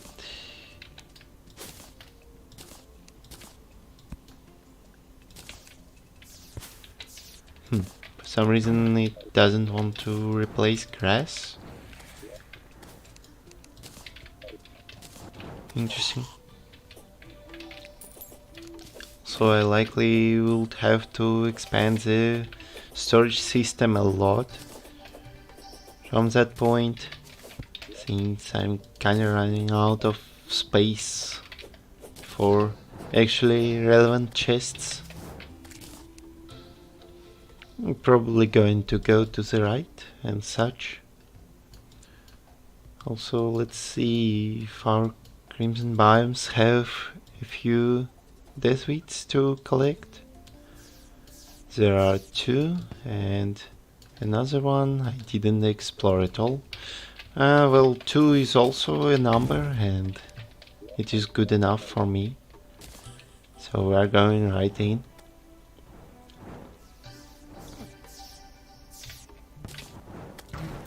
Also, for some reason I still feel like the fallen stars can actually kill you, so I take extra caution when walking when they fall, even though that kind of fear isn't justified at all.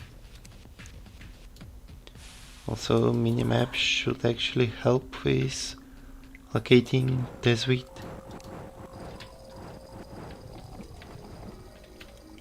Oh, it wasn't actually a deathweed, it was blinkroot. I see. Maybe another one will be what I need.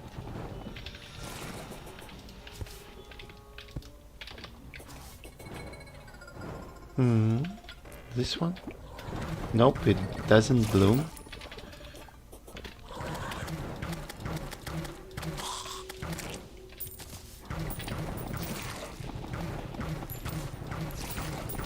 Also the amount of spiders is as fascinating as usual.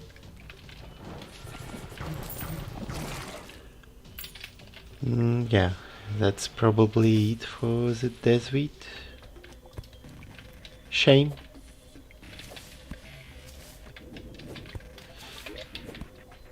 Okay, I mean, it isn't actually that much important most of the time, especially now that I got the... Oh, there's another one. Okay, I'm looking forward to you.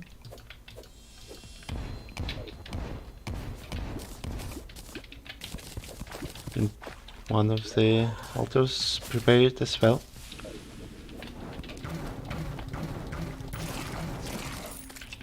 Yeah, so the only thing left for now is to probably try and get the quest, although in like 1 minute I won't get it 100% guarantee.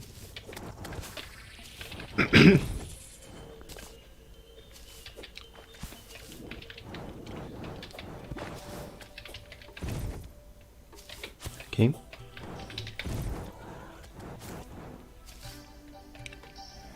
But yeah, the try is a try, and we could probably make it in time. Especially with system like this.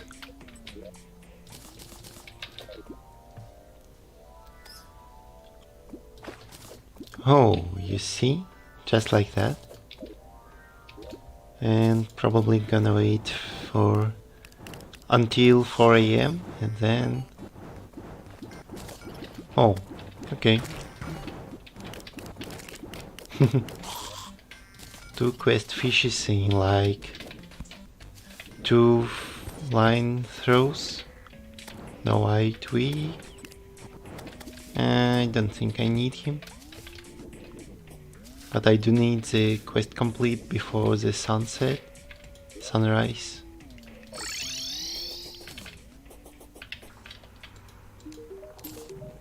Life preserver? Okay. It's slightly off. Let's fix... I can't fix that. The housing is too ugly to be fixed.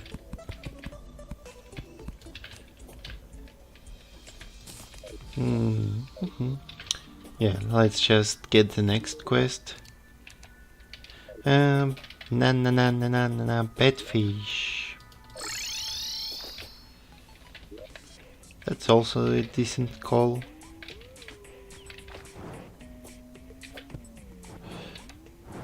Also, let's actually get rid of a few planter boxes to create a proper space and fish for our happiness. What is my profile picture? I guess. I mean, it should be obvious from the channel name itself, no?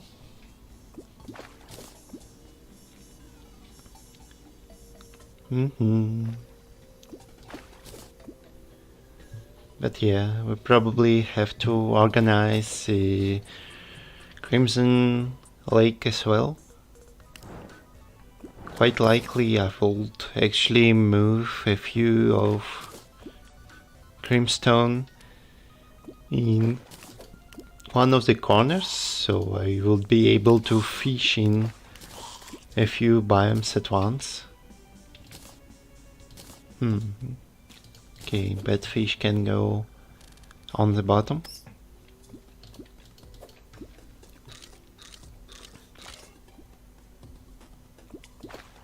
Also, I kinda need to organize gem farms too,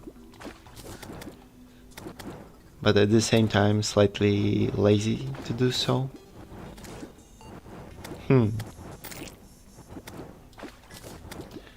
Another batfish, and I think third one will be enough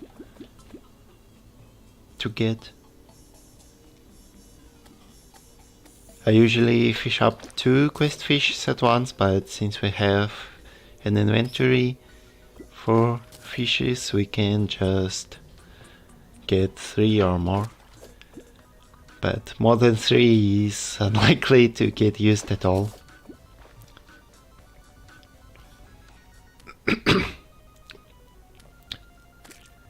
And while I'm thinking of it, the change of crates is a pretty good change in one term, that you don't have to put away your crates and can open them anytime now, instead of thinking, oh man, I need to pile up all those wooden crates until hard mode falls so I could get some ores. Well, no, now you can just open them immediately and sell all the things they drop for you.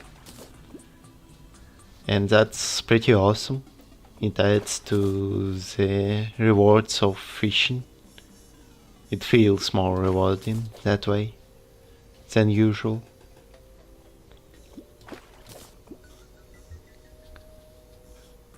Also, I'm kinda running out of the bait, but we probably will be able to replenish it with enchanted night crawlers at least. Also, I still didn't use critter shampoo at some point.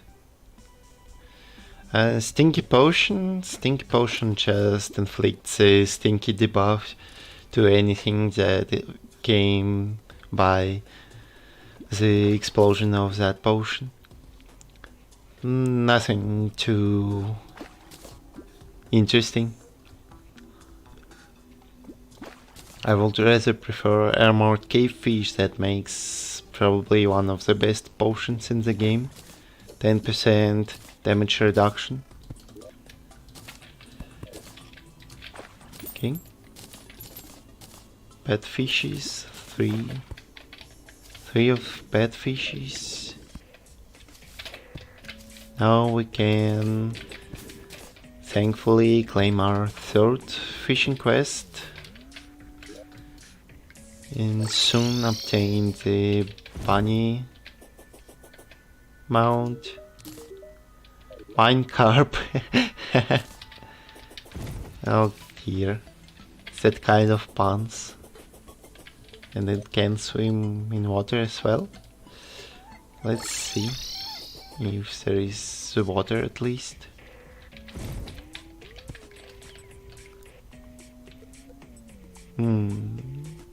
Well, it's pretty cool design at least. And it was actually featured in one of spoilers. Ha! Okay, boulder trap. You're not welcome. Also, there was no water in the way of that minecart track. Kind of sad. Can't even test it out that way.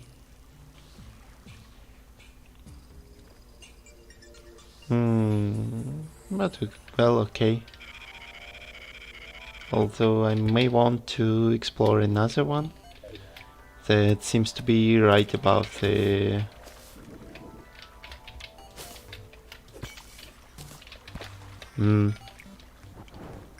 right above the one we did, right? Unless I just imagined things. Yeah, I did. My bad. Yeah, look at the lad go. The tail like this. It almost stops flickering even.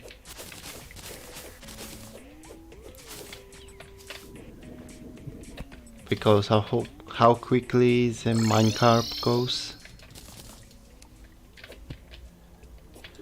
But yes, seems like a few crates. Obsidian skin potions are awesome. We will definitely get some use out of them. Okay, so bone glove isn't that useful, so I would likely sell it. Dark lens is honestly not impressive either, so there it goes. Soon we will get enough hellstone to make this all stuff. Let's actually replace the pickaxe for a second, since I would likely go fishing the hellstone. Well, not fishing, just mining it. And everything else just kinda to sell. And replacing bombs. What else can be saved up? Probably nothing at the point. A few potions can be sold as well. Cooked fish, I forgot to eat sashimi all the time. Also, look at that amount of violet husks. Impressive for a mob drop. But for now, let's just gather a few wheats and decide on what to do next. Probably I want to create a crimson biome near the fishing placement, so it actually gets a chance to fish up Piranha. And as we all know, it is used to create rage potions, and 10% crit is something to not miss out on boss fights. That's absolutely for sure. Also, we might have to make a worldwide platform just to be able to travel with no issues. But it takes so long to construct that I'm not sure I want to do that. Especially given after like one mech we can set up teleports and move a lot faster in any direction that isn't covered by pylons.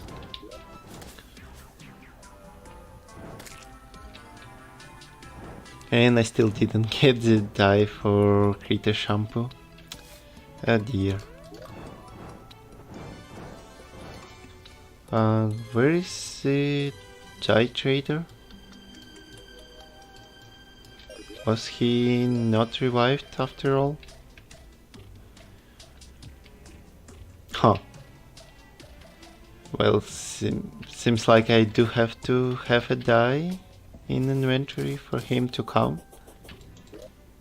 Which is pretty weird, because I certainly remember that they were able to arrive without such excess ideas.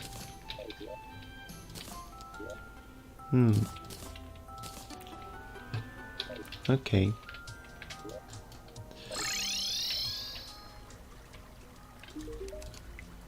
Getting ourselves a few more date bloom planter boxes, and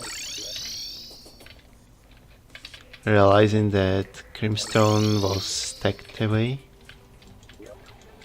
at some point.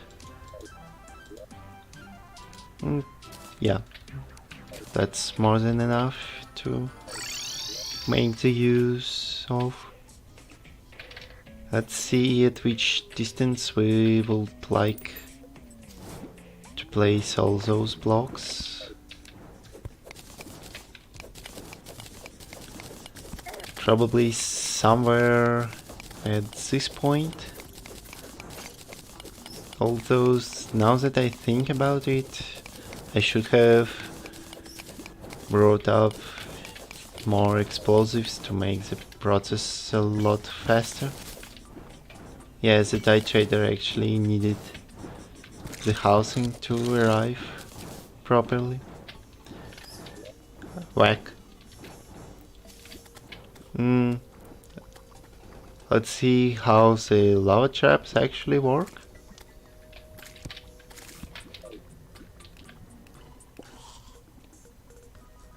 Wow, it takes an eternity.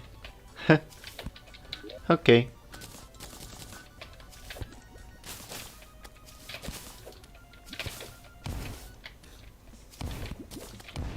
Well, let's just clean up some space before we actually place Crimstone. Maybe even place blocks like this. Also making sure to keep the social distancing, just like the real life.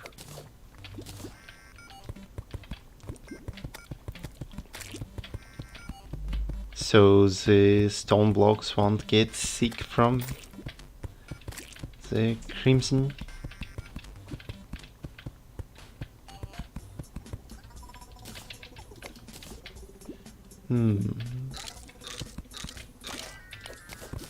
Oh well, I could just mine up seal like this instead.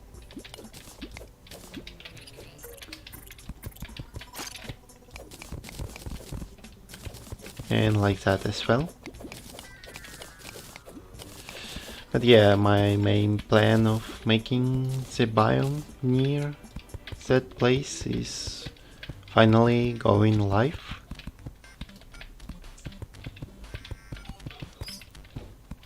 At least I hope there isn't actual restriction of the distance underground for the Crimson biome. There shouldn't be, but who knows, this game is so inconsistent at times, like not being able to make mushroom biome spawn things at the surface or at the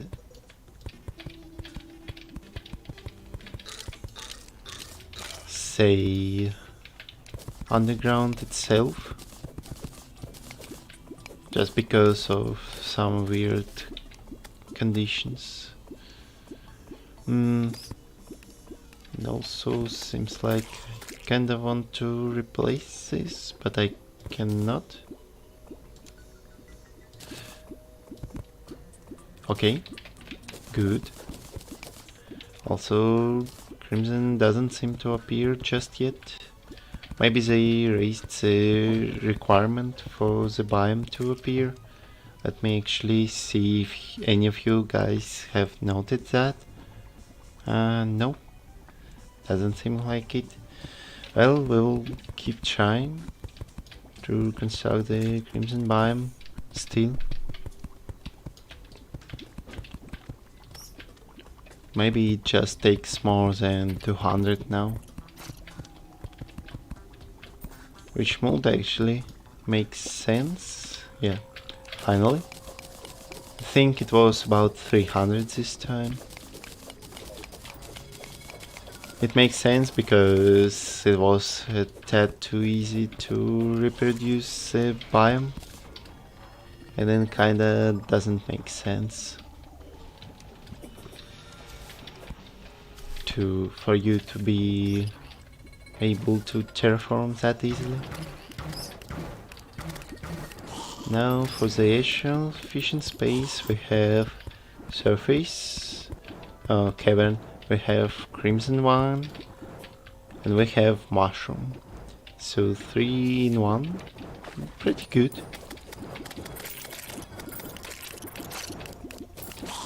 Yeah, the imps going insane at the enemies at the moment.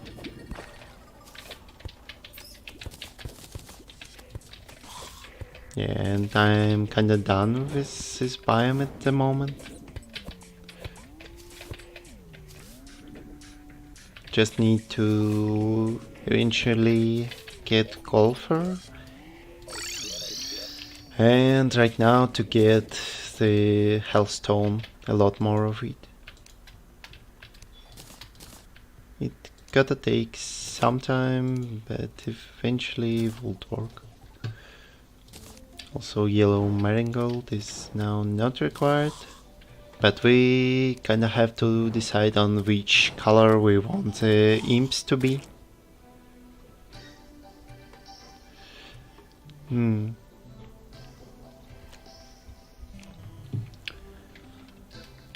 Actually, first I do need to purchase a dye vat, so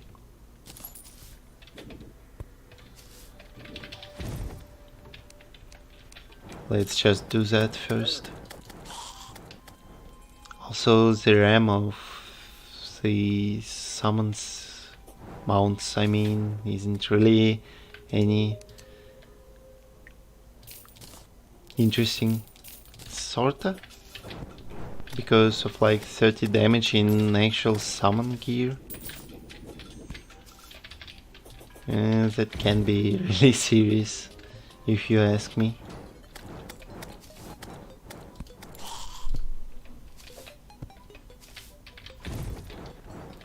But at least the traveling takes a bit less this time, because of the Sade mount.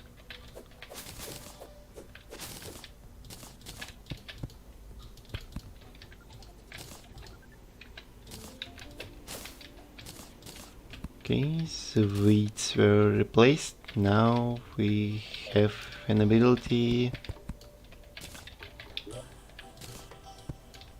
to make all those sweet dyes.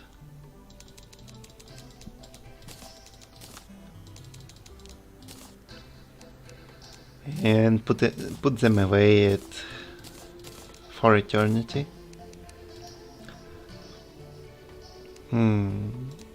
Orange bloodroot as well.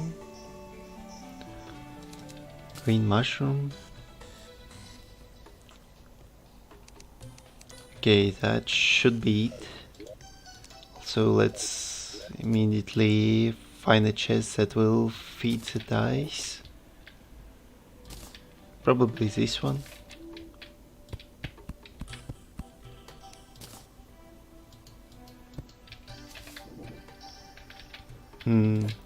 No, I actually want to cut this down and place the chest in more relevant position. Okay, now there are a lot more dice to be crafted, since each one can give you 2.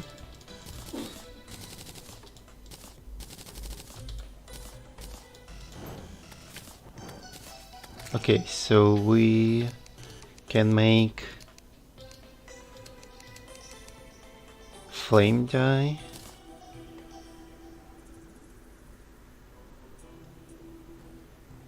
I do want to make the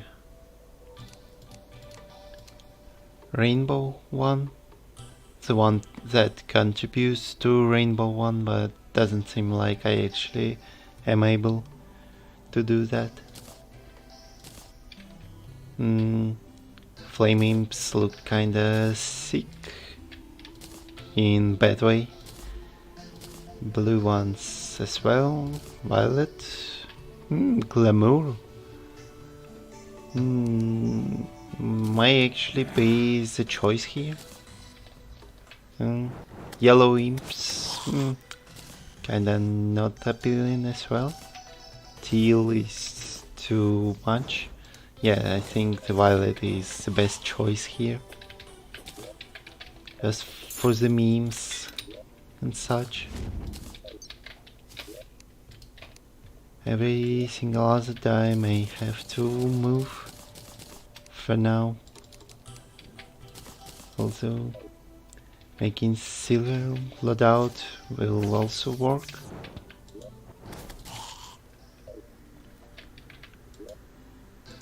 Even though bright silver might actually be more relevant. Huh, so apparently the shield cannot be dyed if it is disabled in vanity. Oh, that's good. That's good.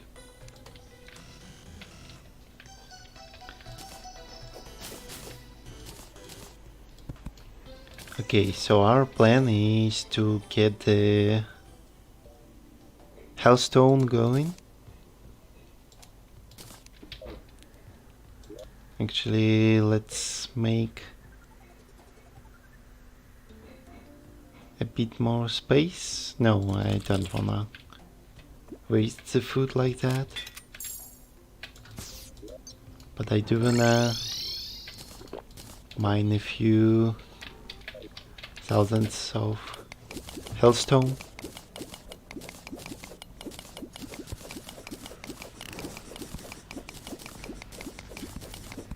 Why am I dyeing items? Well, because it looks fancy. Is there any other reason to look out for the vanity? Yeah.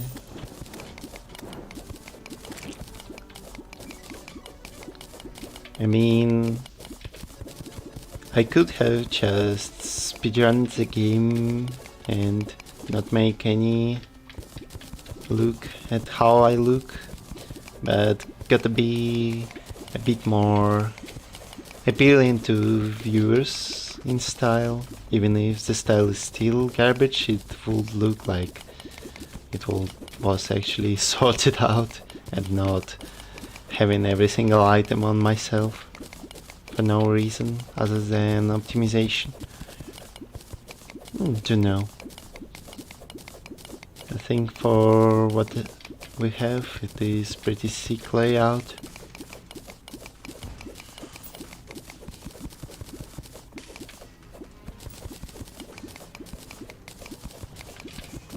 But yeah, kinda mining the Hellstone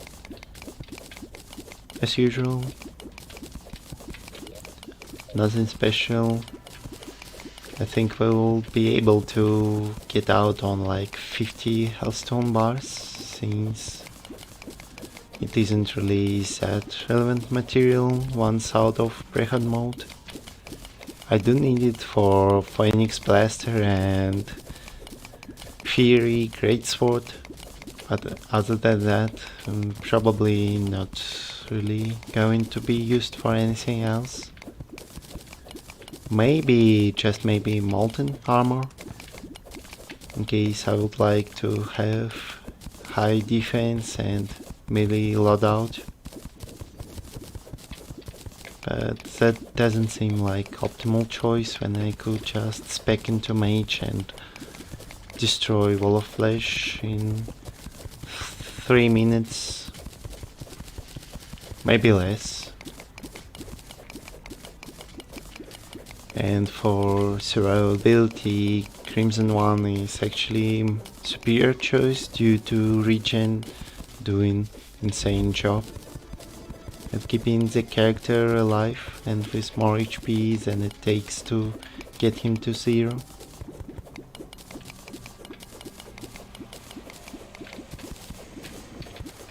So yeah, molten armor is likely not going to be used.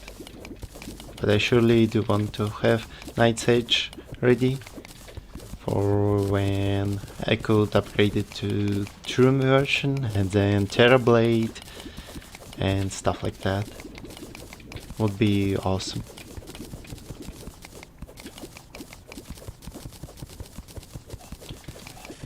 And we still have to make a Hell Breach apparently, so a few more blocks of ash would help as well. Although placing stone at first is more relevant, since it can mark you the biomes where they are, hollow and creamstone.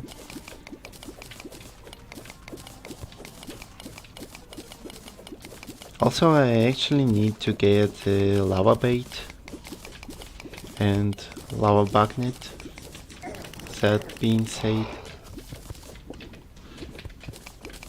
so yeah, this amount of hellstone is definitely justified for a long time.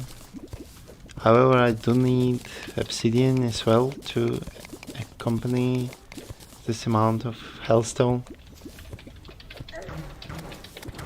And yeah, I do remember about how hellbats can make my life pure misery. Don't worry.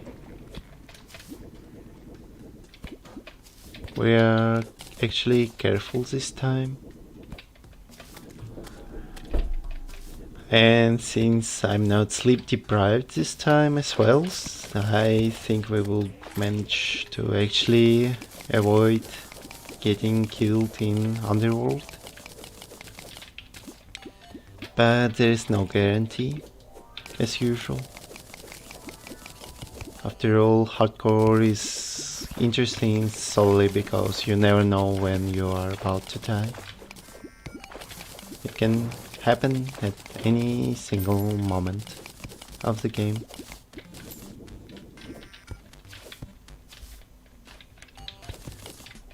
And likely turn you into a shocked person.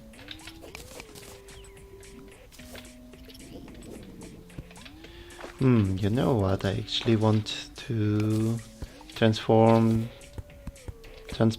the water from this source in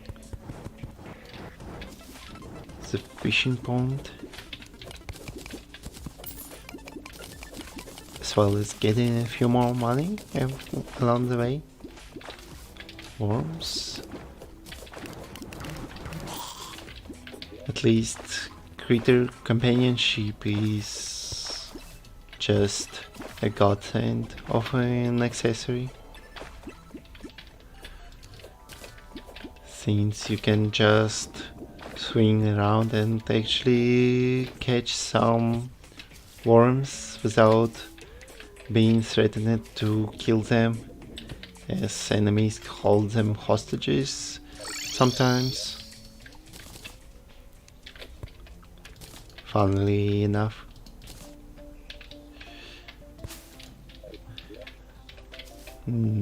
So our plan is to make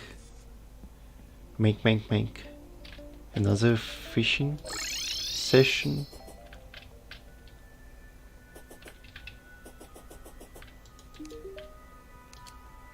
Sky lakes and surface, I see. Also, thank you, Shiny Dragon Looker. I know that isn't actually the Russian name pronouncing, but I just translated it. Thank you for the membership, I appreciate it. So, Sky Lakes and surface, we may as well... Oh, right, I need to get rid of the crimson right near my housing. Also, that will mean I will have purification powder to get the tax collector immediately.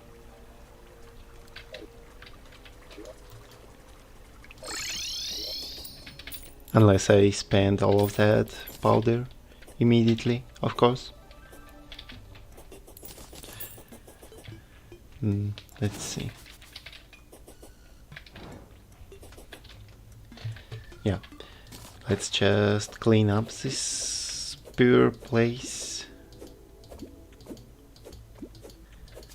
Not the most efficient way, but certainly works at times.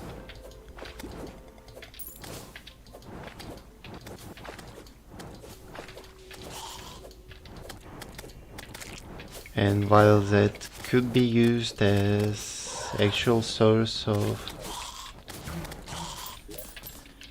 fishing in Crimson Biome, it still isn't relevant enough to warrant said biome abuse. Also seems like it actually spreads below quite a lot. Okay, who cares?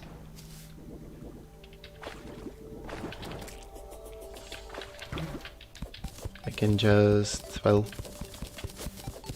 clean up this one a bit and then make sure to bomb up the tunnel, maybe, just so the Crimson actually doesn't get anywhere near the base. But that's also probably a needed feature to do.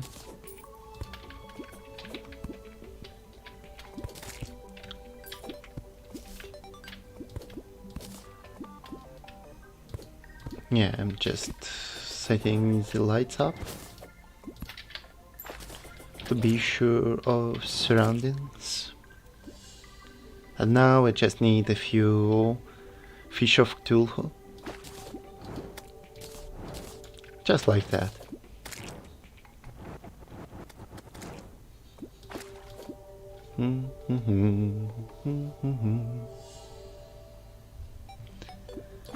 Cleanse the world with only purification powder. I think it would be easier to just destroy all the corruption blocks instead of actually purifying them with purification powder. Especially given that you have to destroy a lot of blocks to get to some points.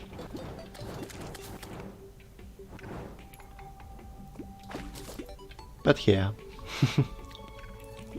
If not for the range being absolutely disgusting, it could have been a decent challenge to do while having fun with viewers.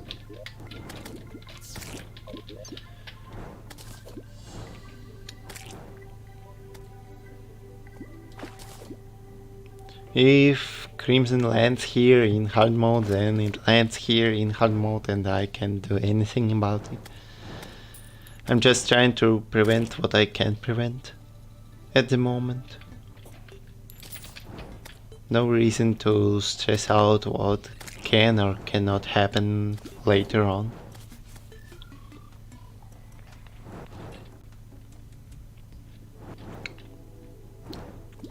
Also, for some reason, the fishing is now struggling quite a bit. Okay, I think 2 should be enough this time.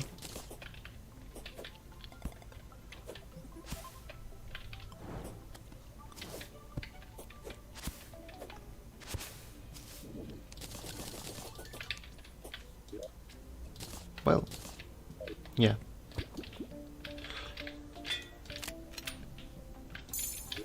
Probably need to fix the housing, just so it doesn't look as much of garbage as it does right now. Sonor potions, not so useful.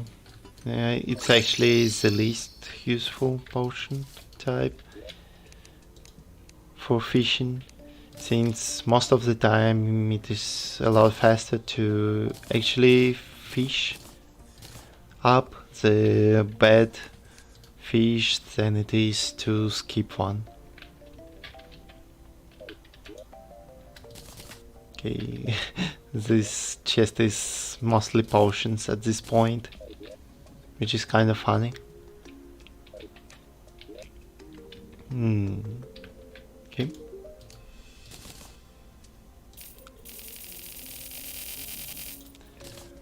What does make me wonder is if they could have implemented happiness for pets too, so like you could have actually put some NPCs with pets they enjoy.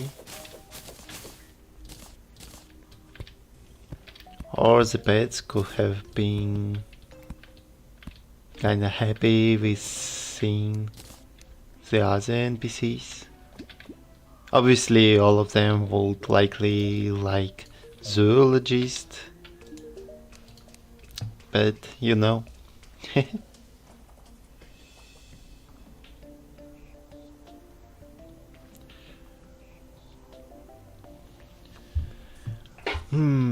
So our next goal is to actually use the Hellstone we have mined so violently to create Fiery Greatsword, lava-proof Bugnet, and handgun, unless I somehow wasted one. I shouldn't have sold it, maybe? It should be somewhere here any moment now.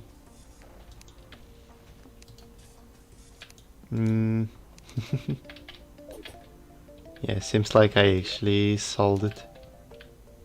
What a dumb decision. Oops.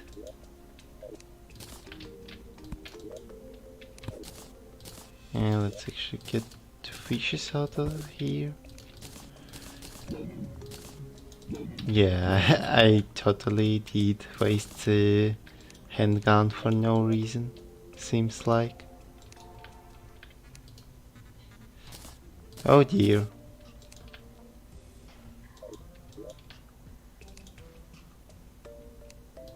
Unless it's in this chest, and it isn't.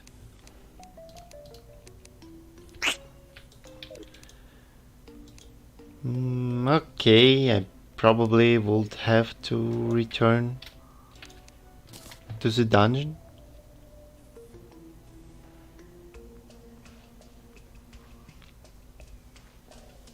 Pets don't affect happiness at all.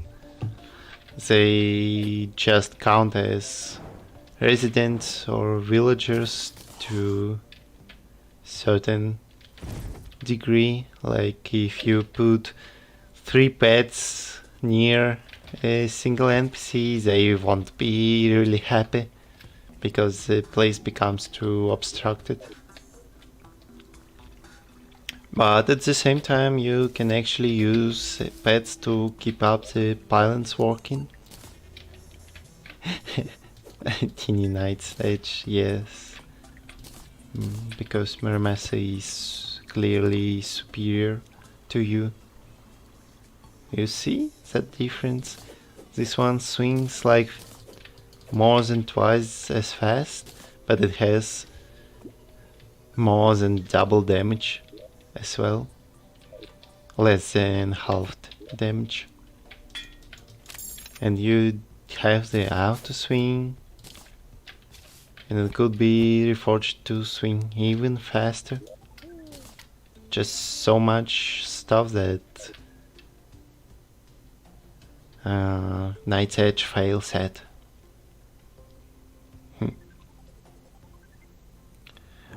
Good torch lag is present in the game, which is good, since it only affects you positively compared to 1.4, and if you for some reason don't like that, well, the reason being that you have to grind something to actually get the best out of your setup. Then it's kinda not as simple as it sounds, because it's merely a bias instead of actual complaint. But yeah, seems like I would have to explore in hopes to find another handgun. But at least this time we are a bit more prepared with summoner set and such. And also we might want to replace all those spikes.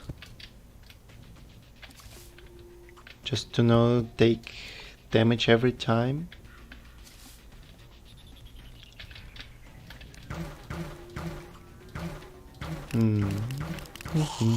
Yeah, good old dungeon.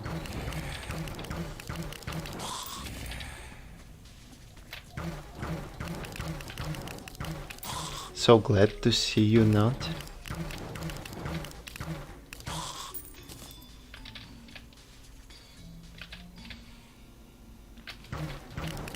And hopefully we actually have the handgun in there generated at all, since it may as well be that there are no entries for handgun other than one that I sold. That would imply dungeon fishing, and dungeon fishing is definitely a thing I want to, even if it was actually a useful weapon, like low-key required for the progression. I'd rather skip it with something more bearable than fishing crates for 100 hours. Okay, there is the passage we can explore.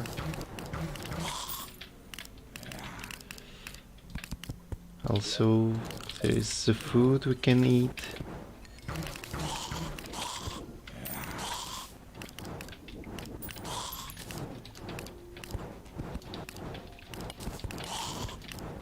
Let's see. Okay, this one is closed enough.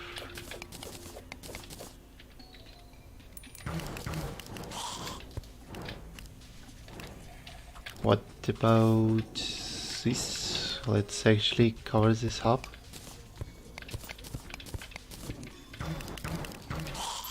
Like spikes affect regen a lot now, so gotta be twice as careful. Bleeding actually being a constant for once. Slightly impossible, but that's how updates go.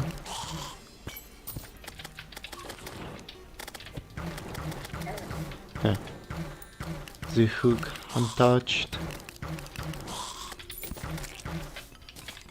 from those pesky. Oh, and I still cannot find the dungeon blocks. Dear Lord, I forget about that every time.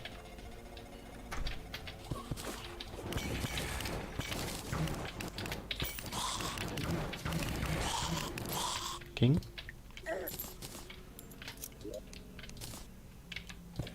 Also, for some reason, the armor defense is actually quite noticeable with spiky balls, because before I got like 70-ish and now it's all into the 19s.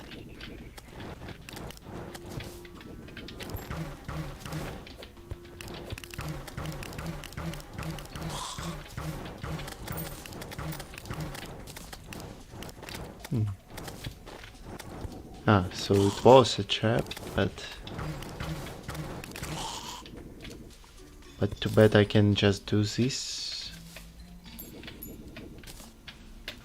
instead of falling into the trap itself.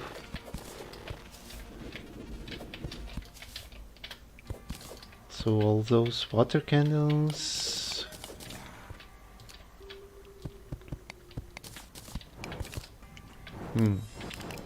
Did I open the chest? Yeah, I did. It was obsidian shield. Let's see for the exploration. This is the trap, but this is the new passage, so I certainly could visit that.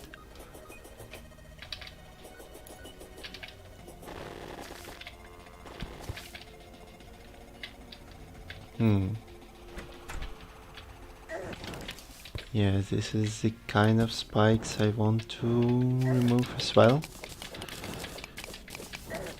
They're slightly too oppressive.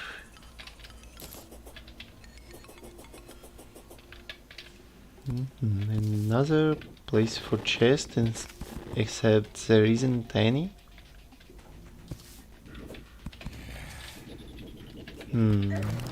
Okay.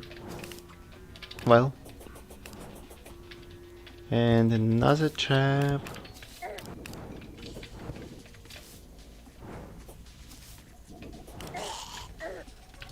No, I have to cover this up as well.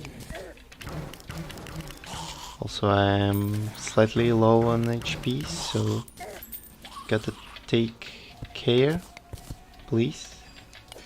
Instead of just taking down damage from spikes once more. Let's actually make a campfire just in case.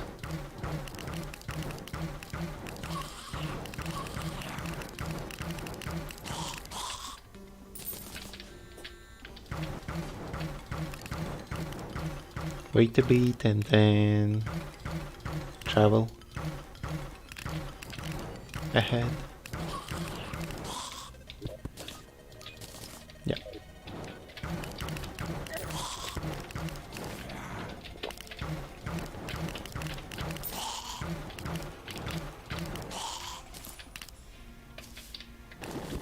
Wow, that's a lot of fake blocks once more. Nice painting as well.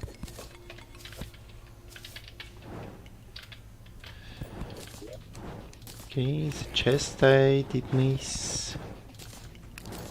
Also, void bag apparently doesn't work with the inventory immediately, which is mildly disappointing.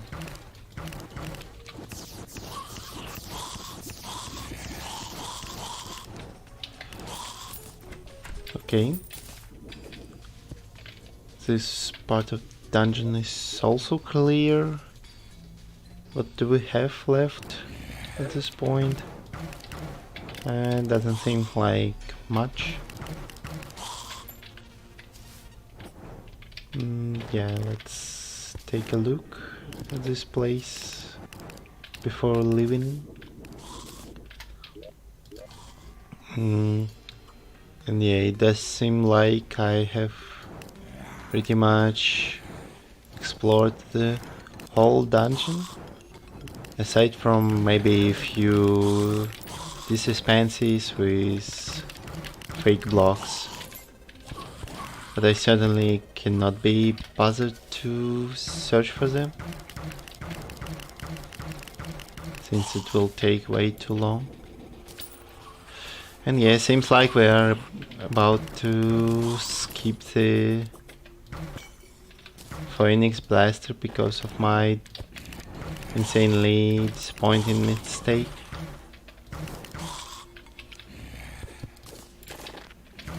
But oh well, we do have business, and it means we pretty much have Phoenix Blaster in our hearts.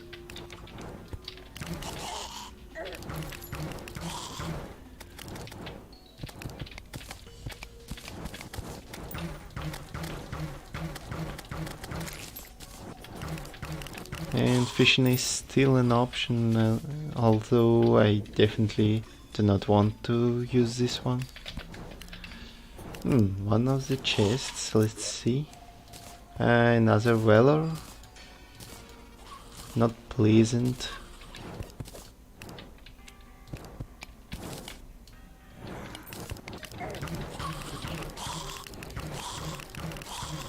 Yeah, look at these skeletons go.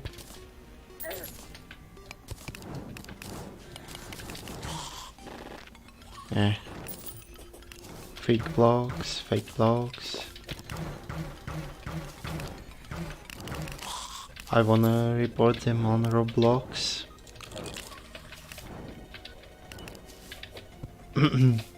Yeah, this kind of humor is a bit smiley, to be entirely honest.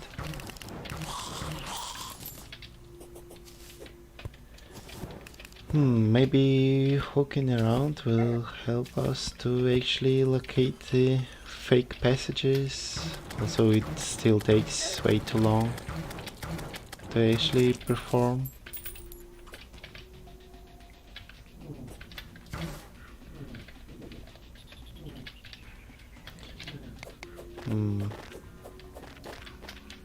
Yeah, seems like the whole dungeon is explored and I have nothing else there to do.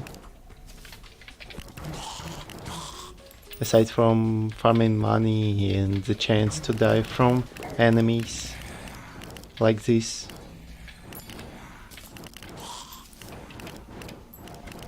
At least imps slightly protect me still.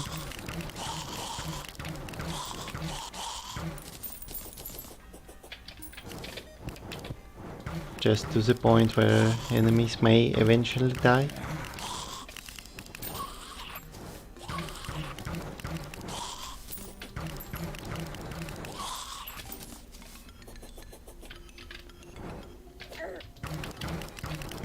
But the brain of confusion suddenly is actually helpful, even without the occasional dodges.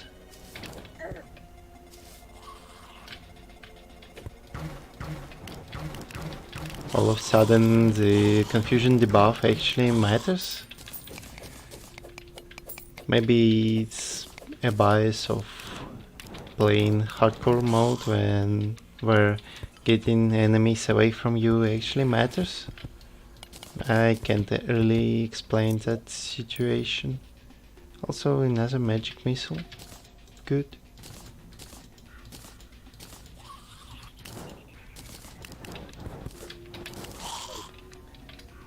Definitely going to keep an eye out for that, since Sky Fracture, while being really seriously nerfed, it still has a competitive nature to it and can slap some enemies quite a lot. Albeit it's more likely that I will use ranged weaponry against bosses and enemies as well, because running out of mana during mob encounter is probably even more scary than actually trying to manage mana during boss fight.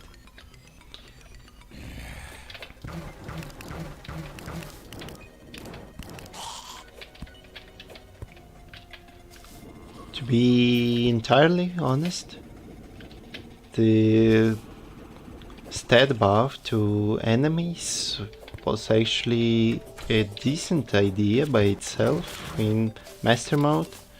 However, the main thing that made it so beautiful is how much the enemies got buffed compared to bosses that didn't have their AI changed at all, and also how certain enemies that were likely to one-shot you do that. If not for one-shots, I'm pretty sure that Master Mode would have been a lot more bearable experience for players. Like me, at least. But can't have everything. Gotta suffer for something at times.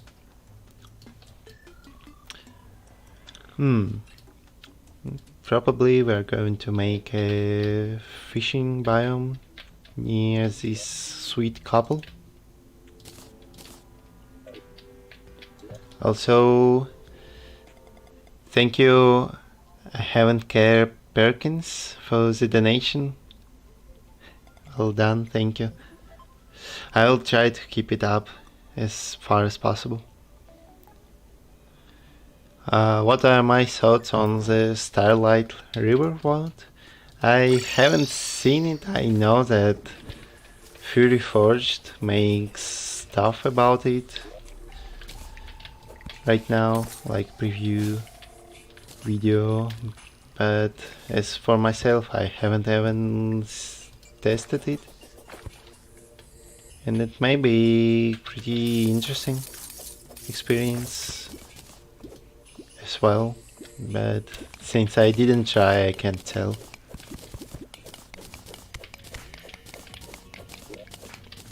Okay, so ice biome fishing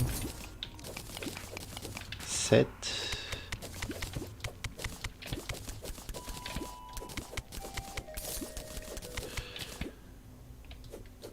Let's see. Pressing wrong stuff every time.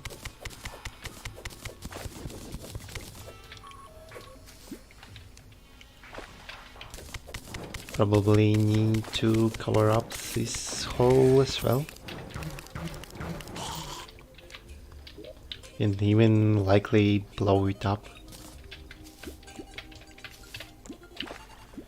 Like this and like this. Also, this one is a bit excessive.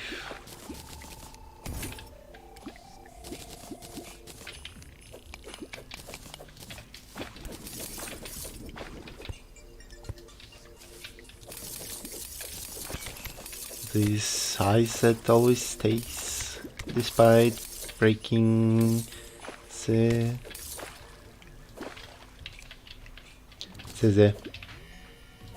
lake in half.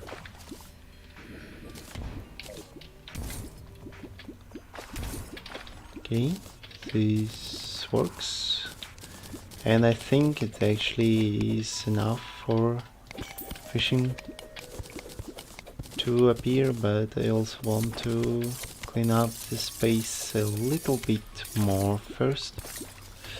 And then we can get our penguin fishes.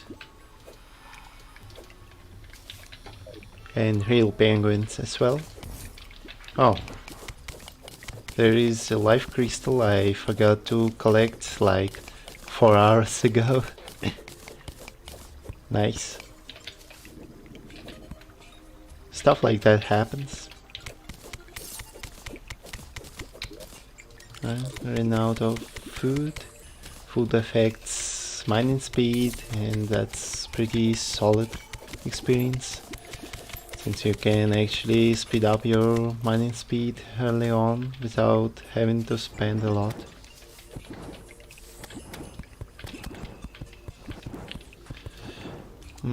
Okay, so this is a good spot for fishing.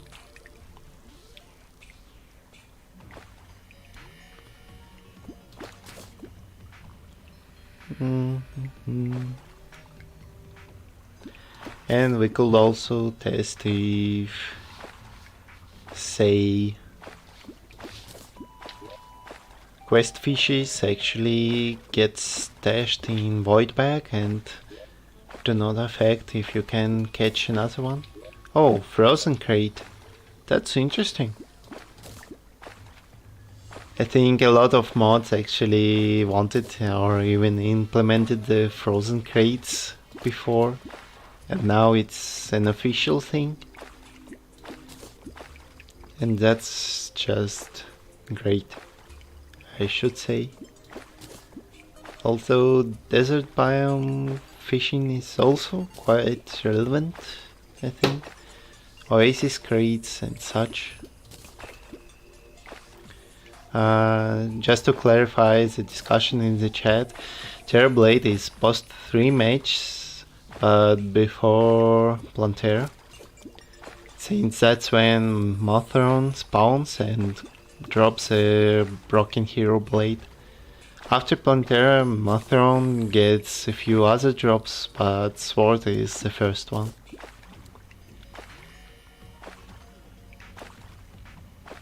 And yeah, I remember that hard mode crates are a thing now. No worries on that. It seems like this actually isn't the greatest biome to fish in.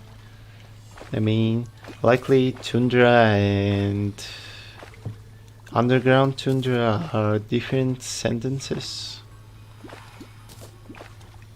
but I can't clarify, so it's pretty hard to tell.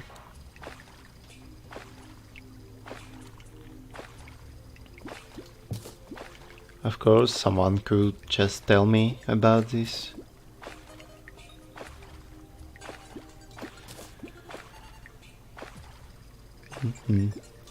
Okay, let's not waste too much time there. If it doesn't work, let's just start getting the lava creatures, maybe something else. What could I do? Start making underworld arena, maybe. Yeah, that's definitely something that could be done right now.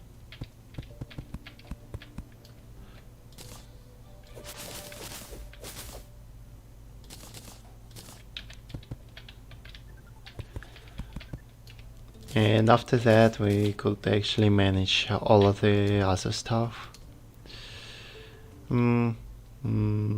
Water bolt isn't really used right now. Fishing stuff isn't used either.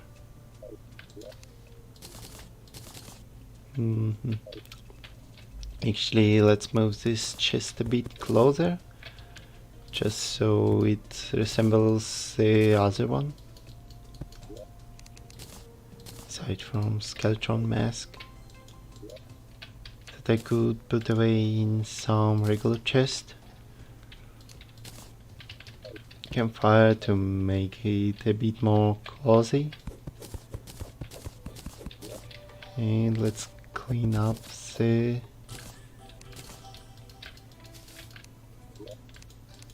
housing as well. Hive walls aren't useful at all.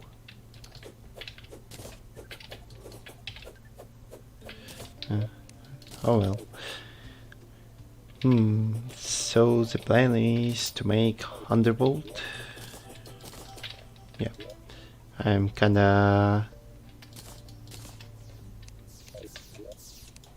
well, distracted, let's say.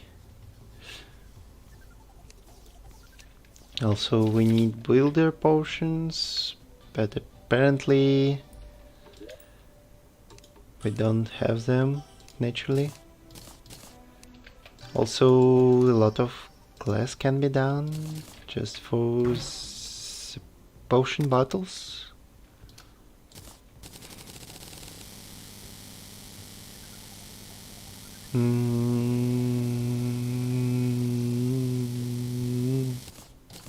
Glass goes brrr. Even though that's not really funny joke. But it can be used for gem spark later. And I don't know why do I need so many bottles, but maybe just to not get distracted anytime soon when creating potions. And I need one of them to... Okay, so the guide is at mushroom biome.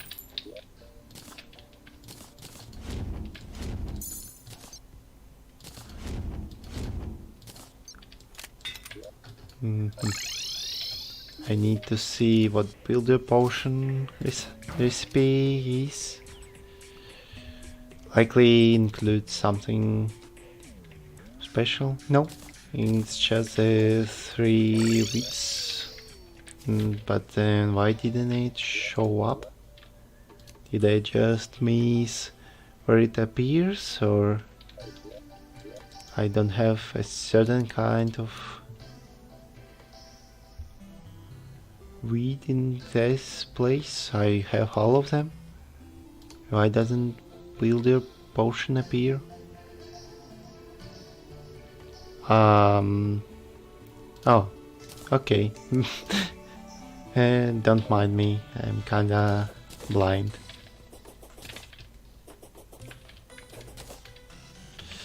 And then we go right to the underworld and start our impressive journey of placing blocks.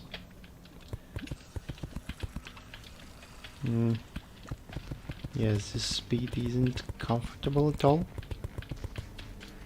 for some reason.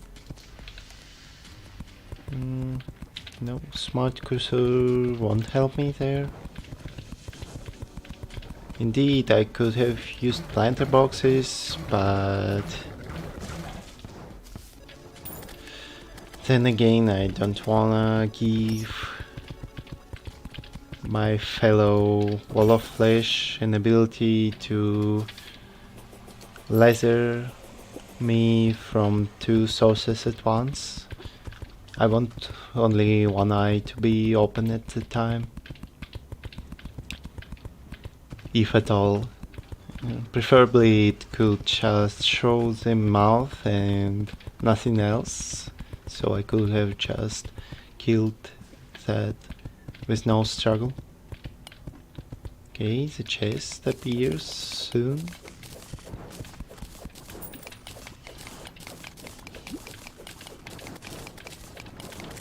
I see it already. Yeah, let's let the vase go through that.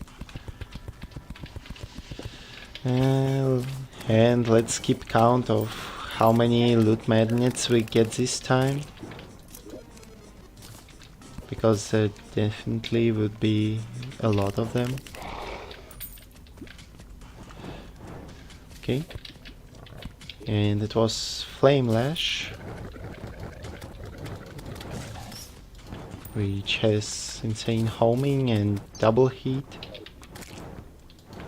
Wow, this weapon looks sick, real sick. I definitely want to use it at some point. Like some serious point, like Wall of Flesh fight maybe even. Since it would get through the hungries like through butter.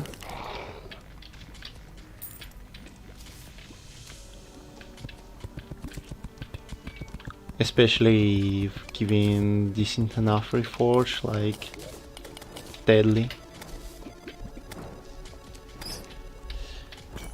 Okay, dynamite goes 2, 3, 4, 5.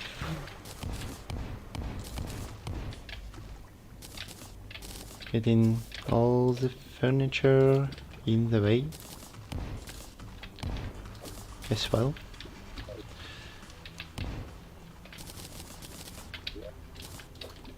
Okay. Gold as well. Mine up those pots a little bit. Also, let's steal a bed. For no reason. Yeah, look at the homing go. And Demon's Key as well. Awesome. I could actually put it at somewhere. I think Blue Moon doesn't matter as much. And also let's sort a few items.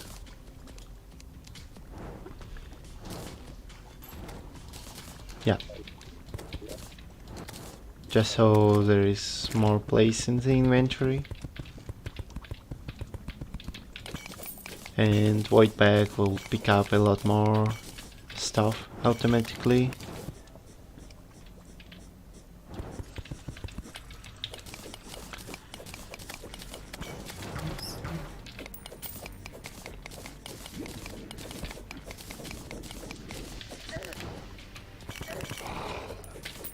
Okay. Confused hellbats.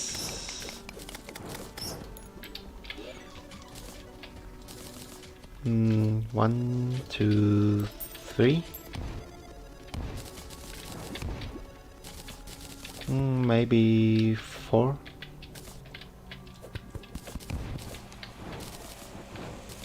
Okay.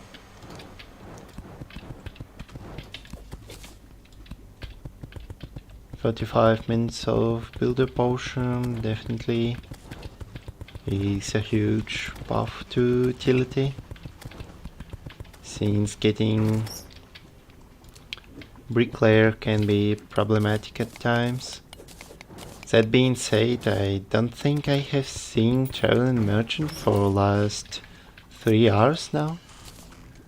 Oh, Sun Fury, Potions of Return, stuff like that. Slice of Hell Cake, but I like my bee a lot more, thankfully, or not.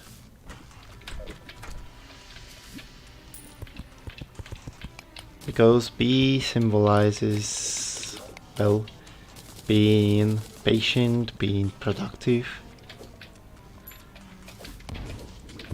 being sweet to some sort of.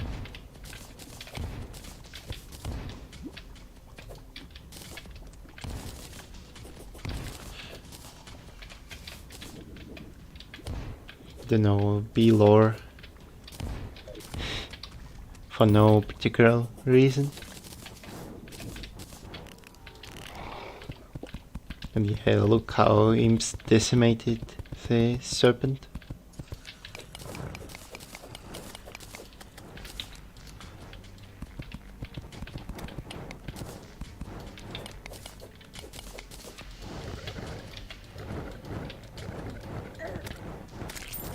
Okay. Yeah, Flame Lash is definitely a lot stronger than before. Even given the lower damage and PSI frames, it can smack stuff a lot.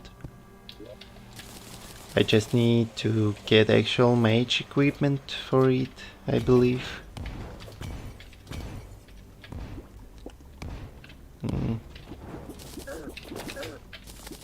Yeah, that wasn't really smart of me. But we can just take a little break. And we have to pour this lava regardless.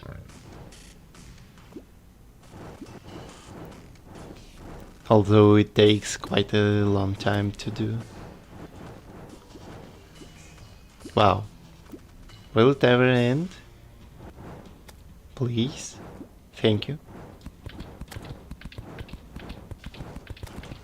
Also it's a jungle zone, so the spawns are even more fierce than before. Not nice, but not like something I can affect.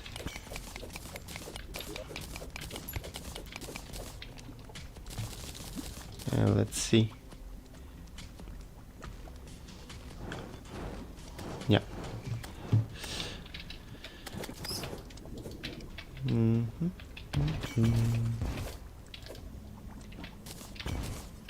And then clean up all this space. Takes a while. I'm surprised there aren't any Hellfire platforms or Hellstone brick platforms or whatever.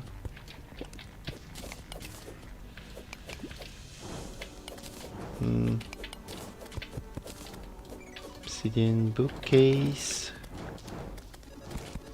And this is quite a cramped up place. Also featuring weird tower world jam.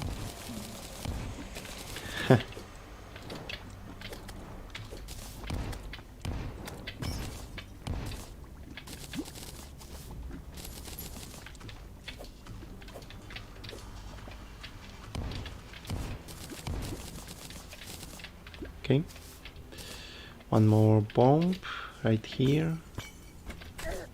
Whoops. I honestly thought that the door will stop me. I will ignore you. I have enough voodoo dolls. That number being 2.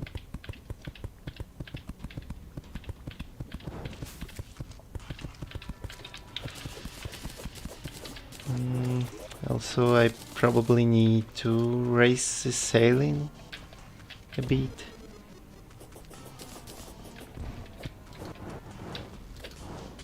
Otherwise, it's kinda too messy.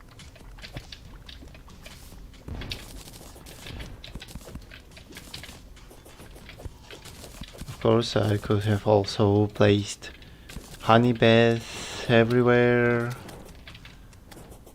Stuff like limiting wall of flash by 2 block thick platforms. But that's not something I want from that fight, especially given how much effort it already takes to prepare the arena.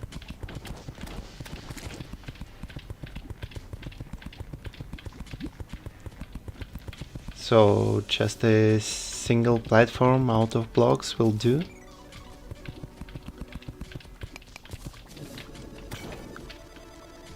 And apparently Wall of Flesh is the single most arena reliant boss. If you want to do it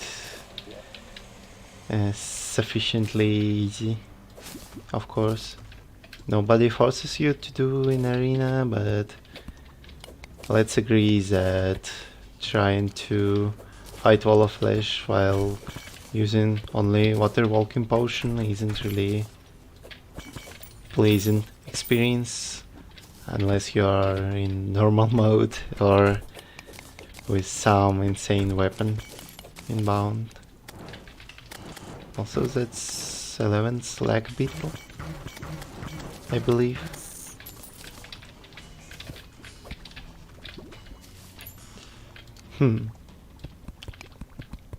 Okay.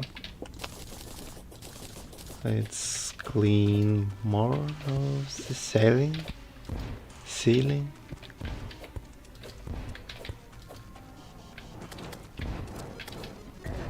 Wow.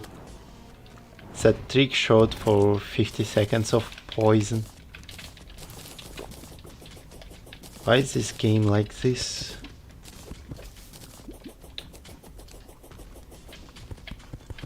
Well, gotta wait until the debuff runs out.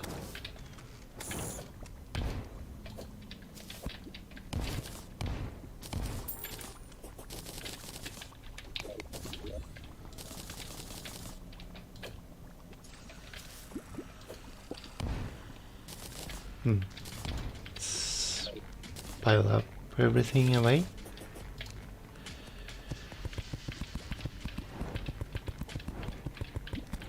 First, then make sure to remove this platform.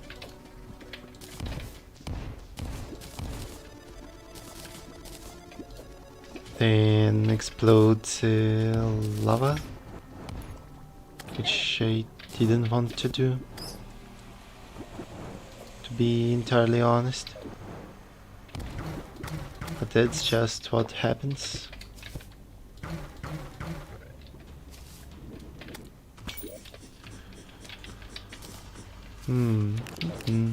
Flame lash, nope.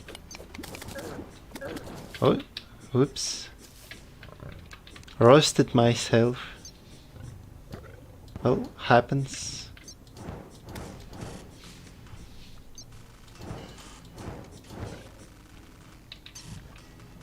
Definitely not the situation I want to end up with.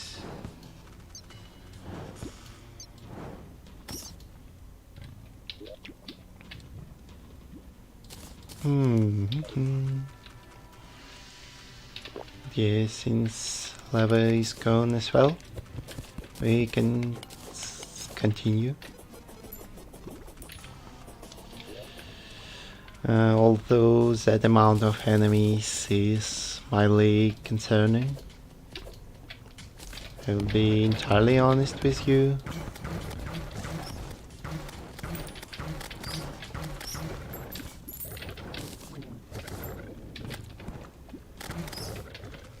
Okay, no voodoo dolls nearby.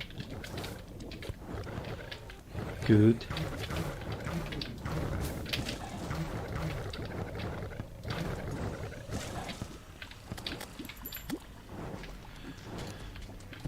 Just to be sure I won't end up like a hero that wasn't lucky enough.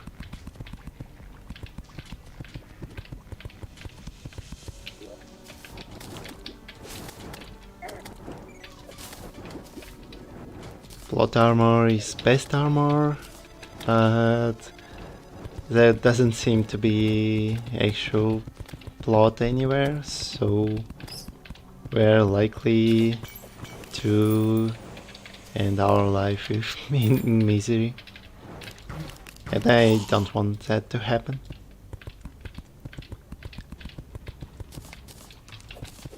That's why we pay so much attention to details.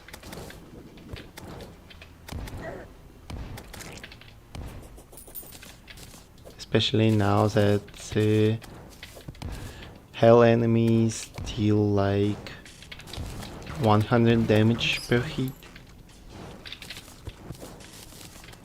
Although to be fair, it's because of my armor being slightly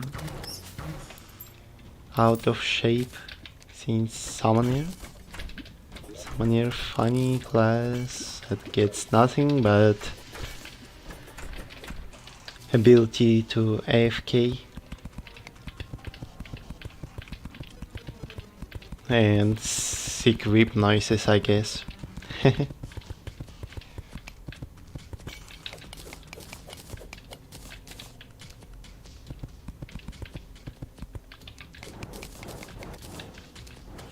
I will skip that tower just to connect to this one first and then blow up everything. Also, this amount of pots is pretty nice to see. And Fire Blossom is also quite important.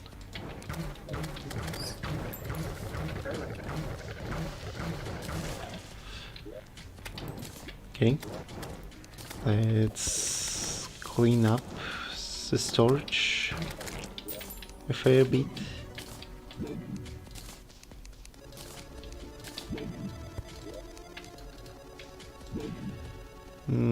Yeah, that seems like most of it. But also we can put it all in piggy banks as well. Maybe the chest at the bottom? No? Okay.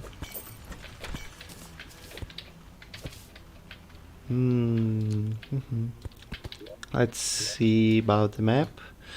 A 1/4 of Underworld. And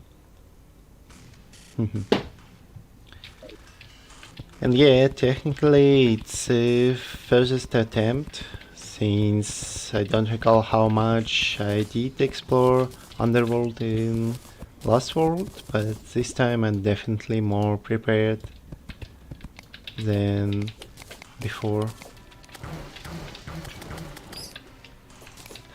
It's still funny how the only two attempts to ever beat King Slime also went as far as defeating Skeletron and everything before it. Kind of ironic, I guess. Also, I didn't return to explode the tower. We can do that on the way back. We definitely can. Since we would have to return manually. Unless I decide I want to move the pylon from center of Underworld to the edge of it. And I likely want to do that. Just so I could have actual Underworld entrance in the middle. Also, first loot magnet, Helving bow. Awesome. Not to mention lots of loots coming along the way, like potions, hellfire arrows, which maybe aren't that great, but still are something to maybe sell.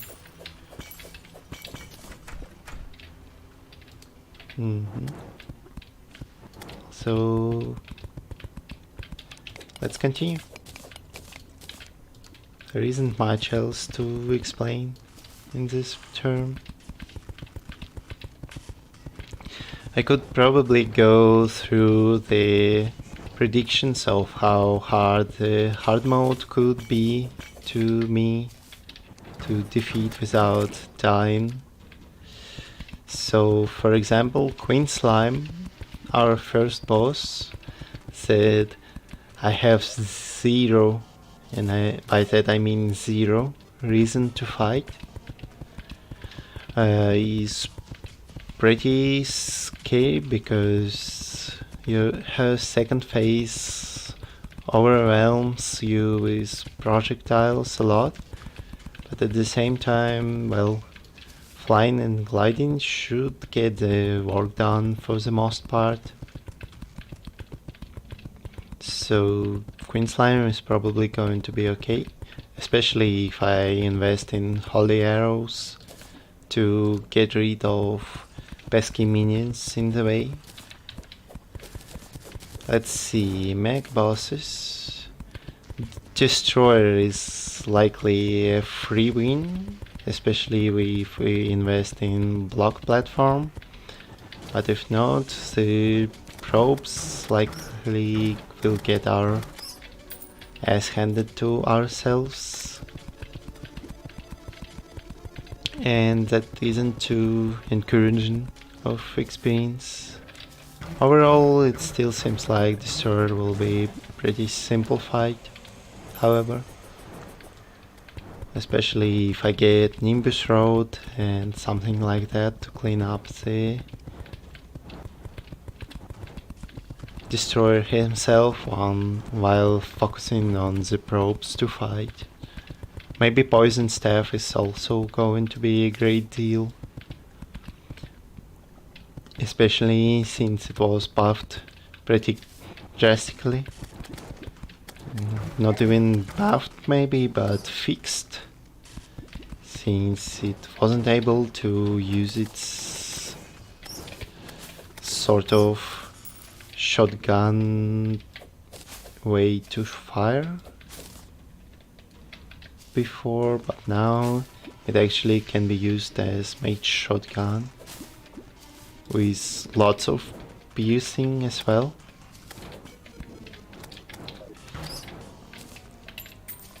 And that would mean pretty decent destroyer fight. Okay, so for the twins, it should be definitely a okay fight as long as I don't get too roasted by spasmatism. But for that we just need a decent arena to run away from spasmatism. Otherwise these bosses won't cause any troubles, especially retinizers that will be left alone after the spasmatism death. It would be pretty much helpless against this strategy.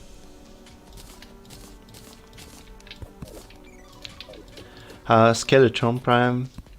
The fat skeleton boy will take a lot of time to prepare to, because I'm not even sure what weapons are actually decent on him aside from Stormbow, which is an obvious choice but also kinda icky to use in a legit hardcore thing.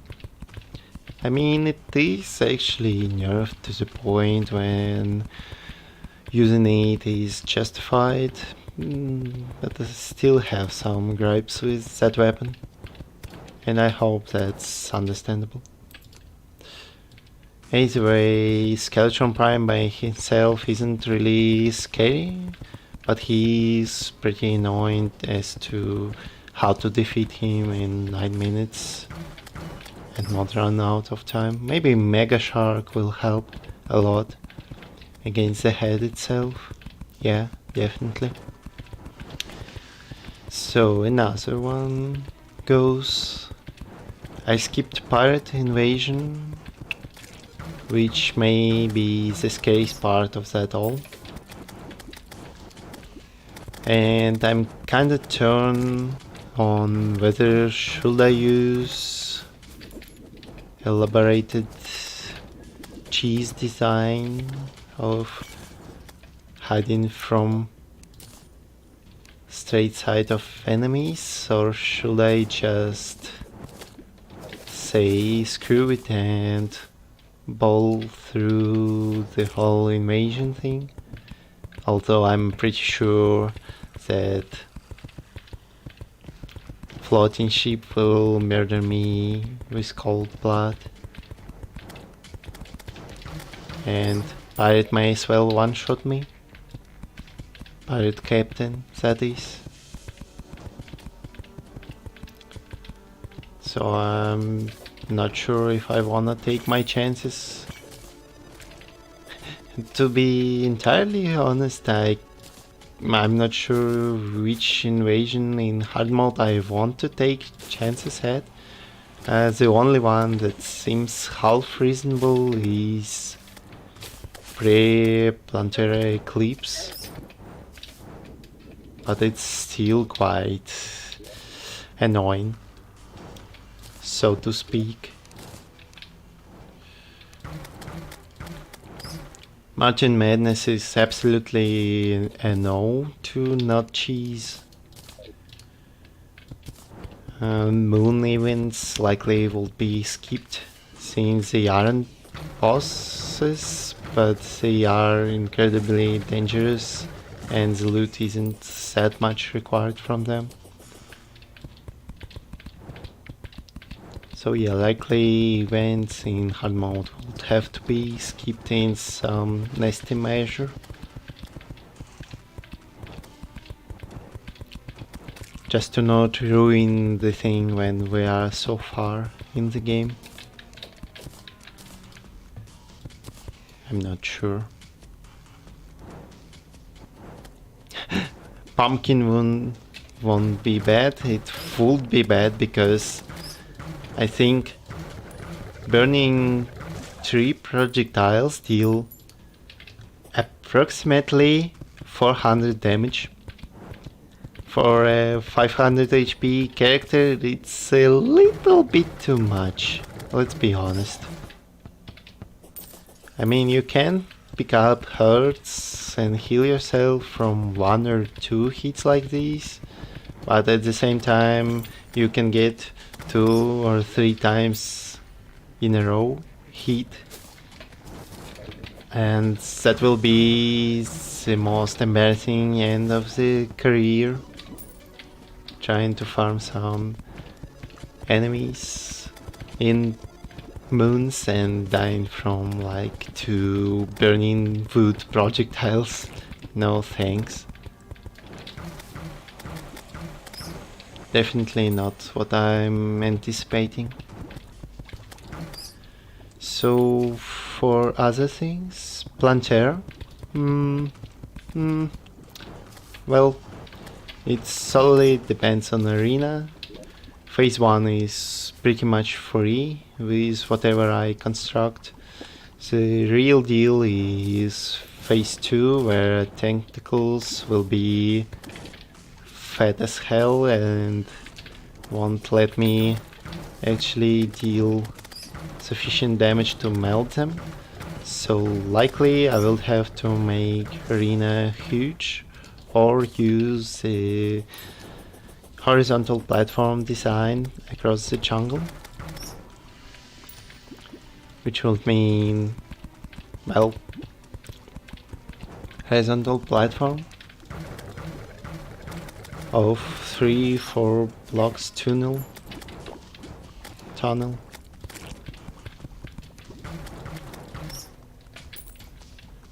So I could actually beat the Plantera, but Plantera couldn't reach me in appropriate time.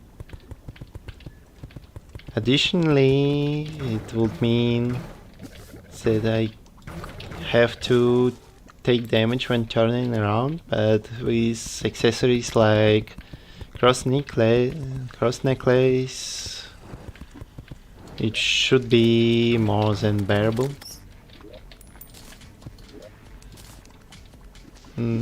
Okay, I'm kinda out of blocks, but I don't really wanna end this mission so abruptly. I mean, we could craft obsidian bricks from the walls. Oops.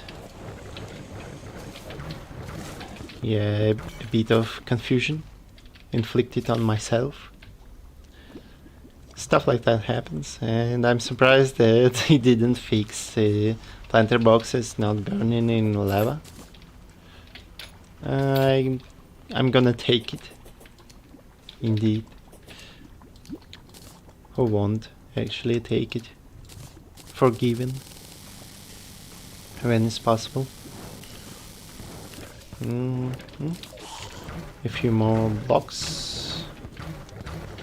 Although it's weird that we are at 6,000. Yet still haven't reached the end of the world.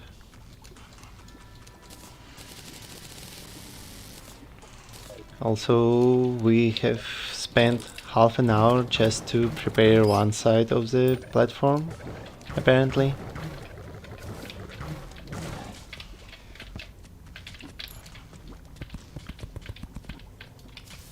So it's pretty time-consuming process, and we aren't even completely prepared for the fight itself, since, well,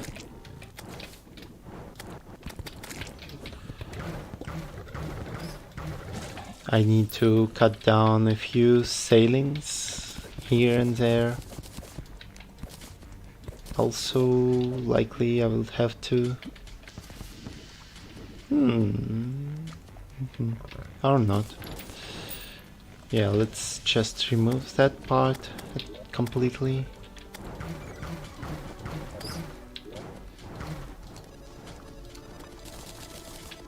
One, two, three, 4, 5. Yeah, about bosses, I forgot to continue the talk. So after Plantera goes Golem, and Golem is actually an interesting one, since seems like I won't be able to take out the altar. And if the volcano in the temple decides to screw me over, it will. Although maybe it's still kind of possible to avoid a horrible fate by using... Maybe... Actually, I have no idea if the temple room is absolutely disgusting, then I have no idea how to prevent that from murdering an attempt on killing Golem the first time. Or maybe the first few times. Unless something like...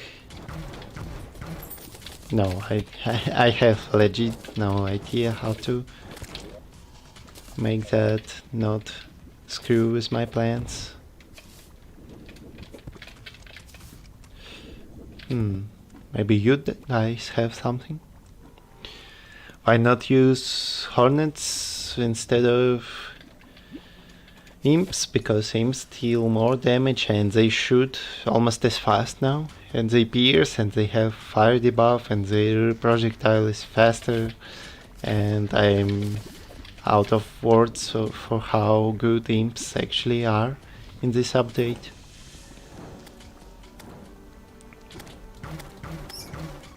Hornets just constantly miss their 10 damage projectiles, while imps somewhat constantly land 50-50 the 20 damage projectile.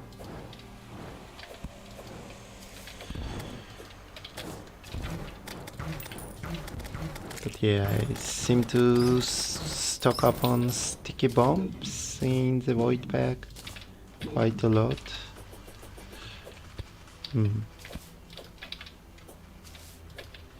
Also need to get rid of that lava lake. Oops.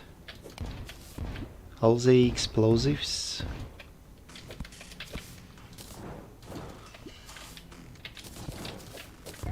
But at least that means less time to wait until the lava is gone.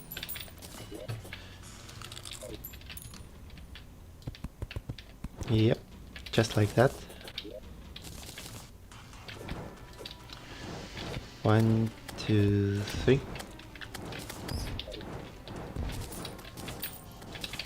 Although probably I should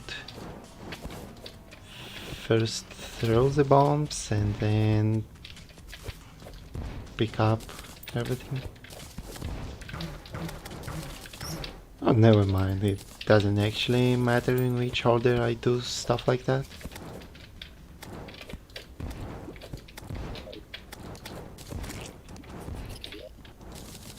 Although being limited to this space due to lava spilling over isn't really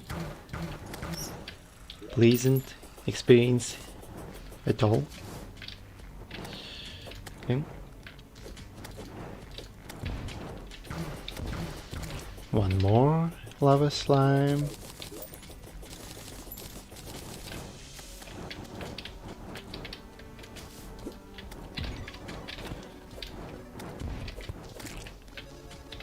And another one.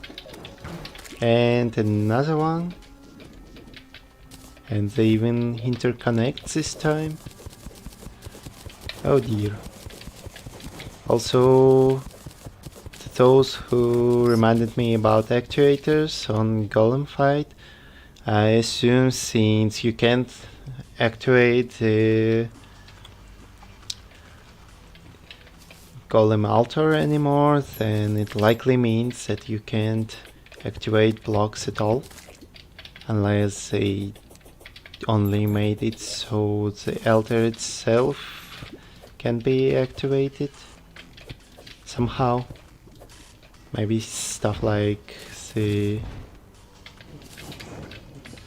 let's say Hellforge, yes, Hellforge,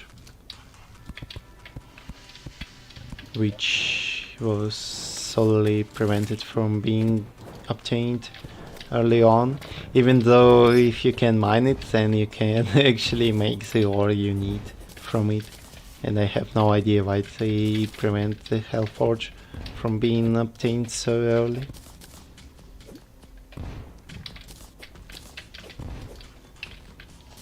Okay, that should be enough for the passage versus Wall of Flesh. At least enough to make most dodges from the lasers. And that's what I'm aiming for.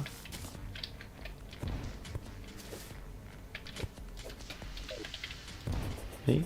And getting the magma bait as well in the process, so we might be able to fish in lava for a fair bit.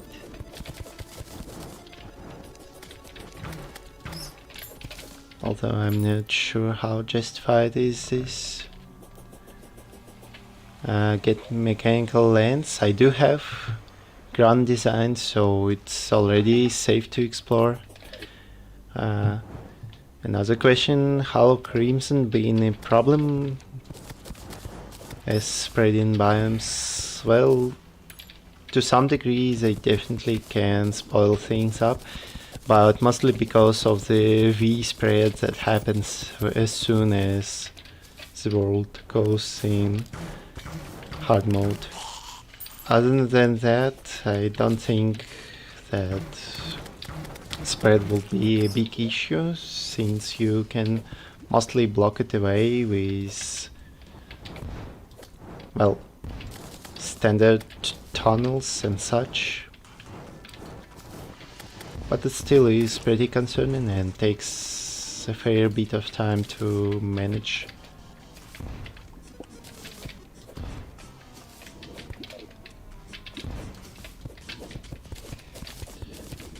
Okay, we likely got enough blocks to make the bridge to the other side now.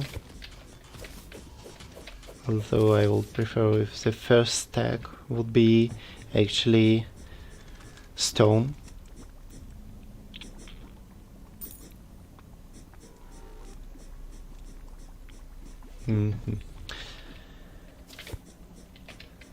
Yeah, as for our plans, we probably did everything with NPCs we could have done. And we are waiting for the lava to go away, but it doesn't at all. Probably would have to bomb it up like this. Also, Brain of Confusion, surprisingly, once again, saves the day.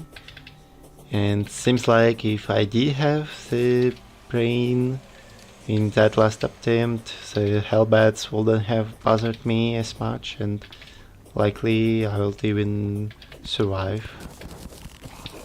The best is in the past, so Worm Scarf also saved me quite a lot in the process back then. And I can't blame it for being worse than Brain of Confusion now.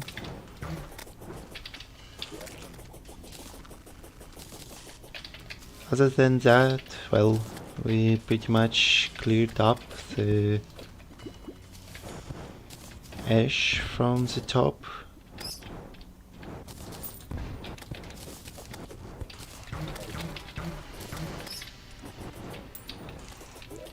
Maybe I should get rid of that one figure as well.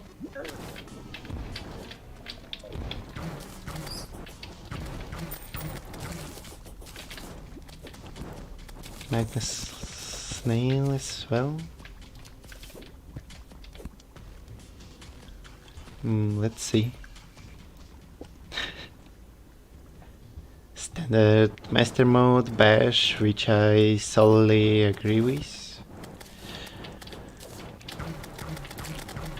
Can't wait when I'm done with Hardcore on Master and just move on to Journey Mode runs with some fun features.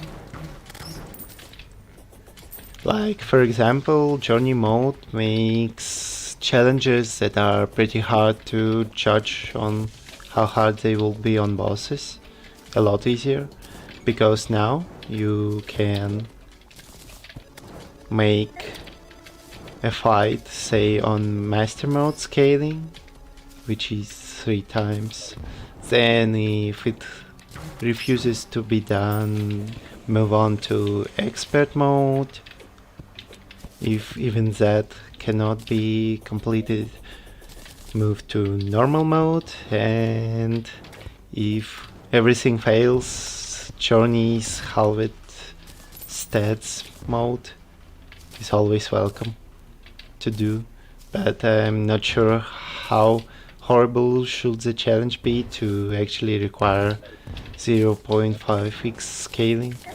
Probably something like finishing the game with Copper Short Sword only, even though it was nerfed and now it's even worse to try on certain mechs. I mean, might as well freeze time at this point and do it on legit 1x, 2x difficulty instead. But that's kinda ruining the mood of mech bosses. Whole gimmick being you can only fight them at night and stuff. Oh dear. The bats finally get to me once more.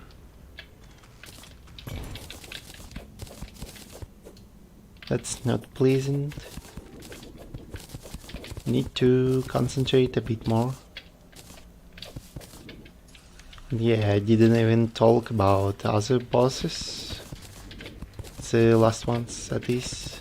So, after Golem, we have two semi-optional bosses that are hard. Duke Fishrone and Empress of Light. While Duke Fishrone definitely doesn't cause any real threat, especially if I take my time to prepare the gear. Empress of Light can be pretty challenging for me even after all the practice with Daylight version, and it's pretty scary still, to be entirely honest.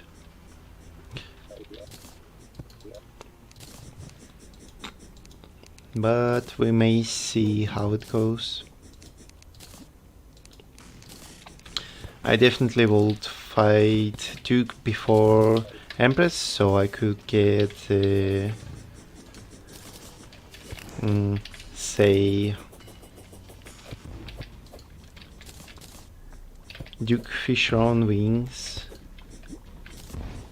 Maybe Tsunami as well, just to take on the Empress with sufficient DPS.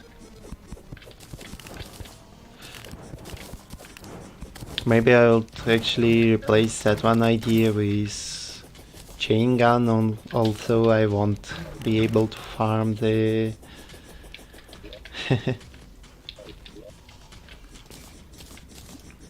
the Frost Moon properly. So it's probably a no.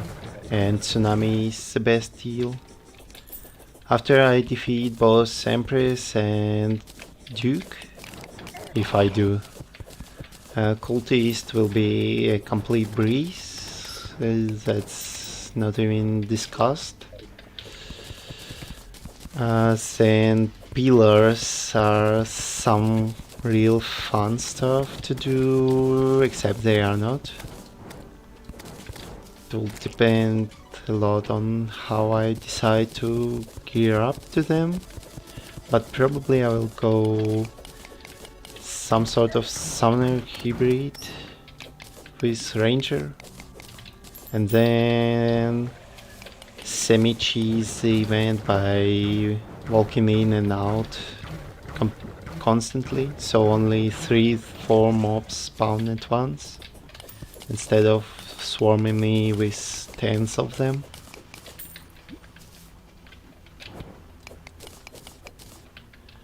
And if I somehow survive the pillars, and I seriously doubt I will be able to do so, after that the Moonlord is inevitable, and I can't even escape the first interaction with him after I defeat the fourth pillar, simply because of how the rules were set up. So it would be a long time until I defeat the fourth pillar and try the Moonlord for real. Moonlord is... I'm not gonna deny he's still dangerous and stuff.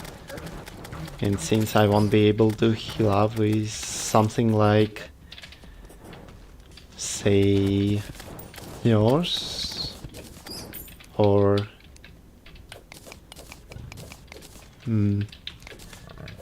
well, spectre things like Spectre Hood or Vampire Knives, it will be a pretty raw fight.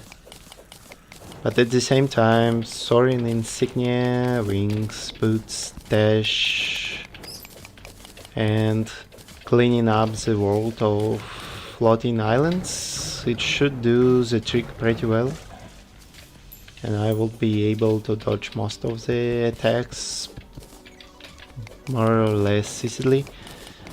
Especially the Death Laser that was buffed, and it's so scary now. It isn't at all for the strategy I'm about to apply, so as long as I don't mess things up, it would be a fight that is scary but not fatal too much.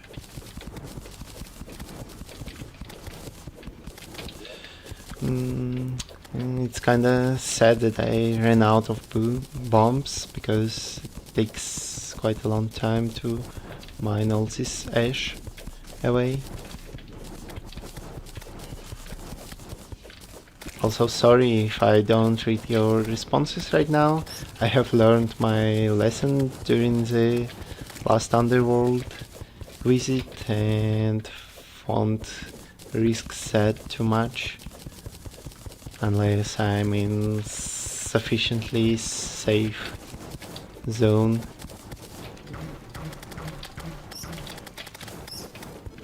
Which is usually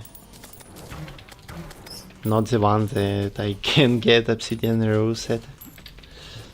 But yeah, that's mostly a joke in that regard.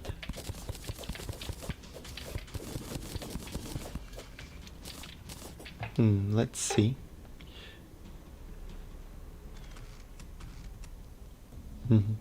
Okay.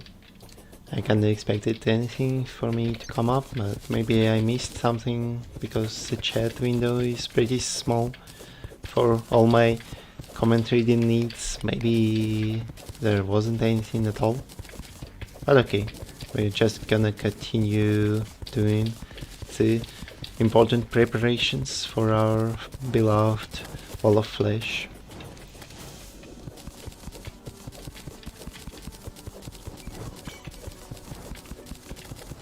Kinda not willing to succumb to some waffles, you know. I would rather be one shot by Chattering Tease Bomb than to die to the Wall of Flesh. Even though I won't like either way of events.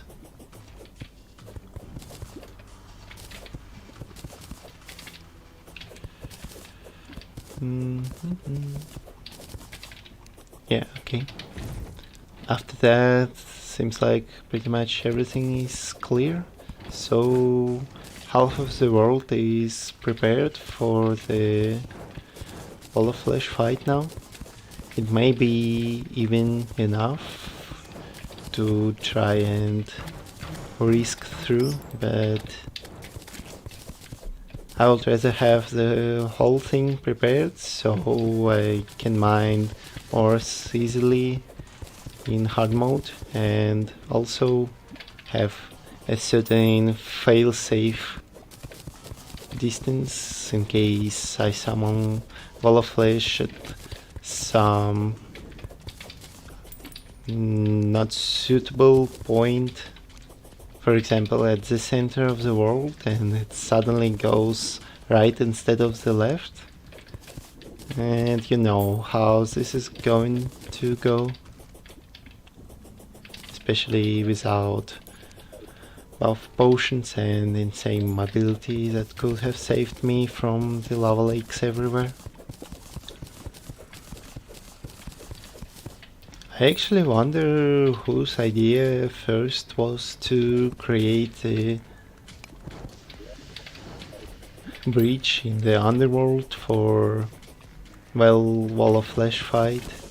It does seem like a thing that one learns not exactly from the game itself, but rather something that a guide may advise you with. Oh, oh. Yeah, that's definitely a bit raw. Yes, the mobility did betray me this time, and I don't even have the food buff at all times.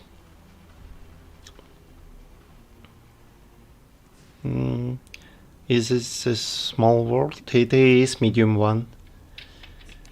Kinda wanted to go away from large since it was a pain to go around. Okay, let's make some fun out of lava slimes.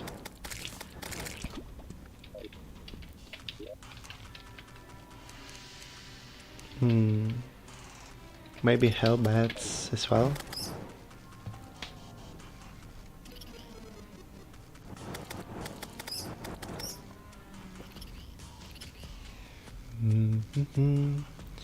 I think Chloe needs a special delivery for timeout, because that kind of attitude is obnoxious.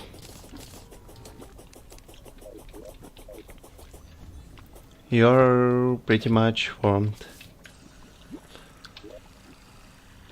Okay, we finished half the world. Time to make a few more peaceful tasks and maybe purchasing a few explosives before actually continuing the onslaught. It does seem like I have to move relics to some place.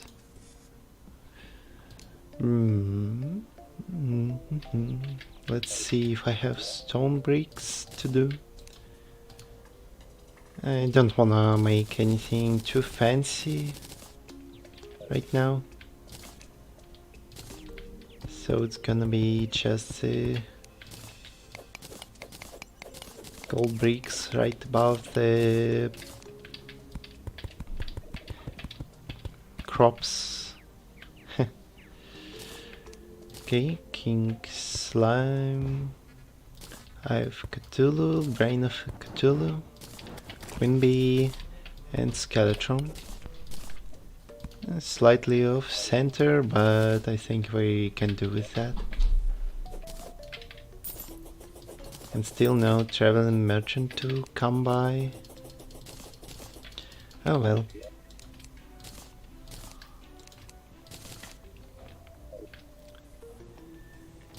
A few wheats to collect. Shivithorn takes a few years to actually grow up, just as usual.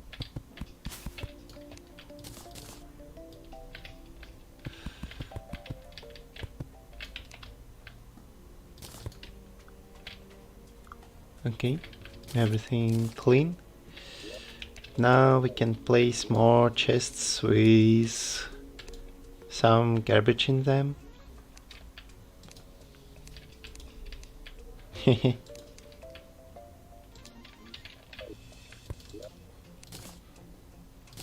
Obsidian rose, maybe it would be useful for some crafting recipe, but pretty doubtful that it will be.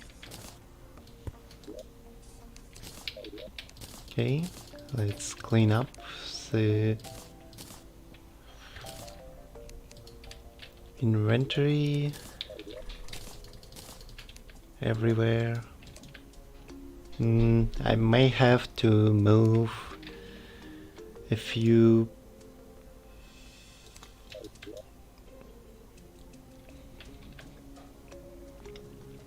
potions in another storage, maybe? Yeah, I think I would separate in regular potions plus food and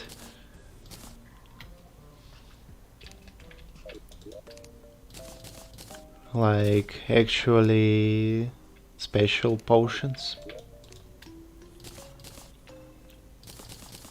Okay. This goes there. Food, food, food. Carton, recall. Oh. Slightly messed up.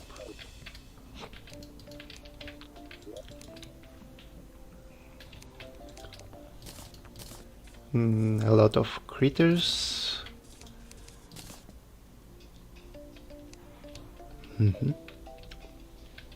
So, what else?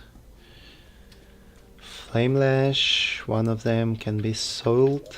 Halving Bow can be useful in future.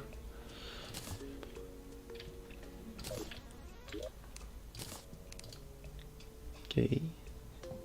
That leaves me with all special potions and all regular potions there. Here and there.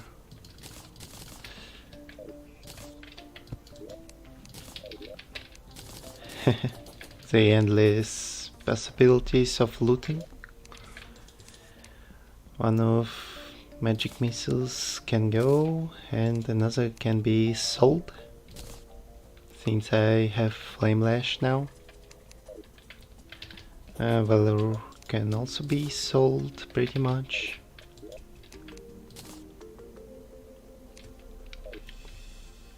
Okay, the piggy bank can be removed. A lot of stuff. Oh, frozen crates looks sick as well. It's kinda boreal plus snow instead of ice. And ice skates that we already did have. But that's okay. Oh, and sailfish boots. Awesome. We can immediately craft the amphibian boots, and they did even roll the insane reforge. Cool. That's definitely something I want to see. Yeah, it's so much loot to manage that we sit here for like 7 minutes already.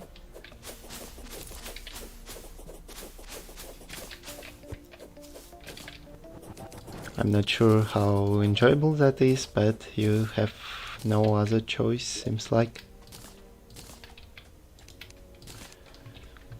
Also, the fish chest gets a little bit messy at this point.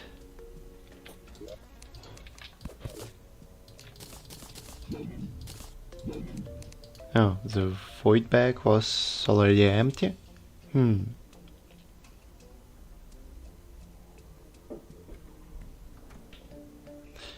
Okay. Now time for our obligatory fishing session. Or maybe we will get lucky and see the quests that we already did complete. Who knows? Who knows? Underground and caverns? No, that's a new one for us. Then we go and grab everything we need for fishing, which is master bait, tournament bait, stuff like that.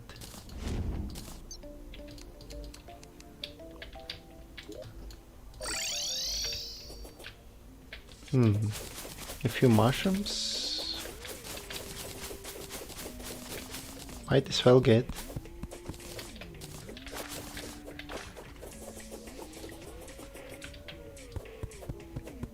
In case I would go full shroom meat for some reason, that certainly will be helpful.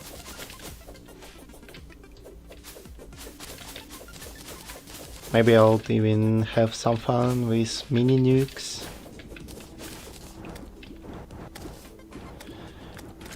So let's actually risk it.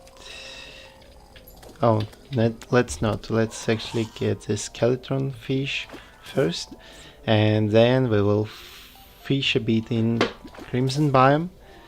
If we get a few more quest fishes, that's good. If not, then it was expected.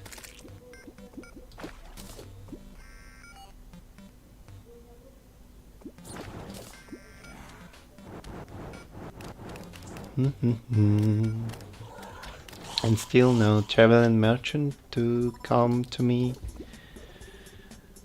That's kinda getting boring at this point, since I do need TPS matter, I need bricklayer, stuff like that.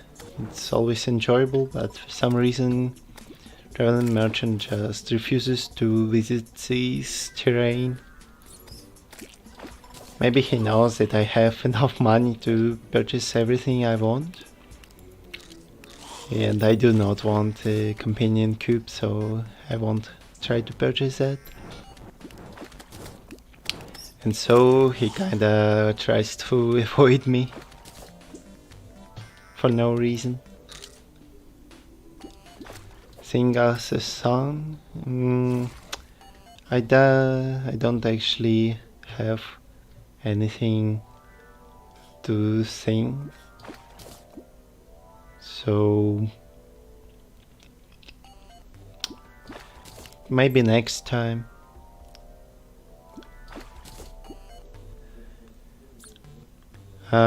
What class am I playing? I'm playing everything that works, pretty much, whatever goes. Also, Chloe did ask up for a little lesson. Too bad.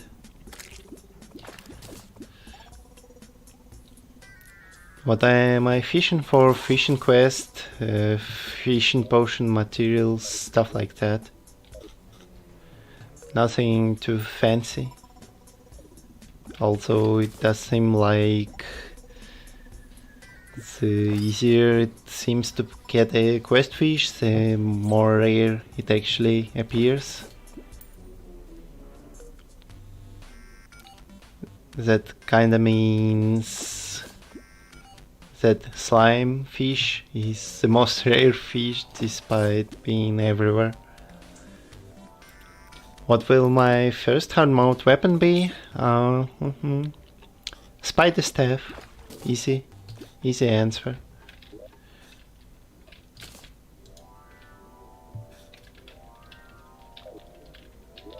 I mean, it makes sense for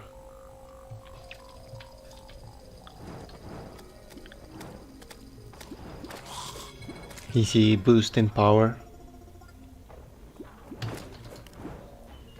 And let's see if I get any crimson fishes in time.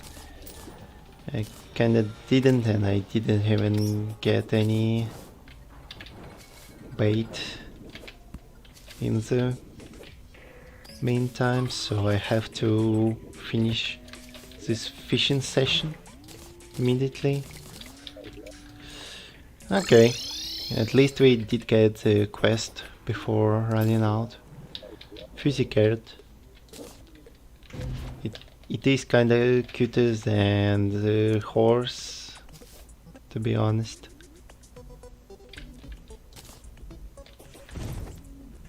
And also he's slightly smaller. But I guess I will use the horse instead. Anyway. Okay.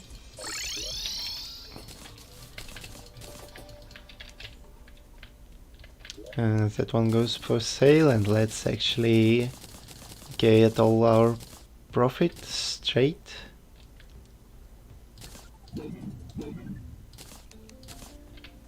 Like collect all the things that we are able to sell and go to Goblin Tinker and such to make sure we do sell that. Okay, magic missile we... Oh my god, so many fireflies. Wow, that's one way to get a lot of budget bait, I guess. Not minding that at all. Okay.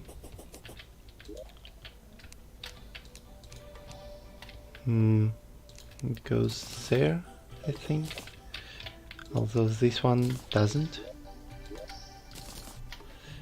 Okay, so I was at selling point. Let's see. Mechanic.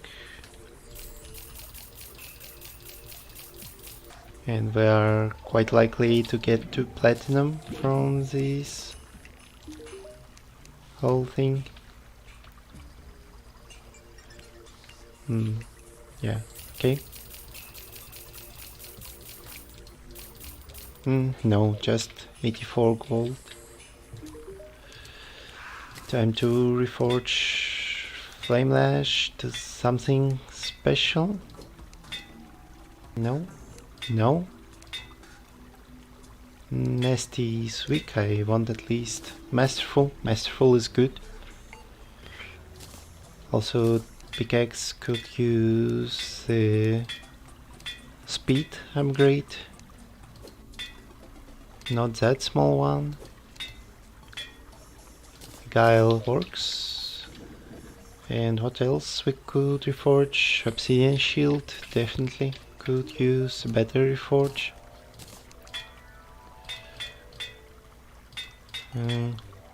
Yeah, lucky.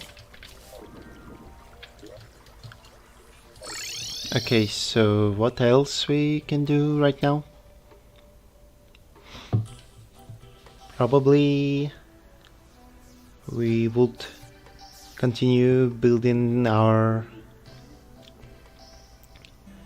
underworld bridge to the right this time.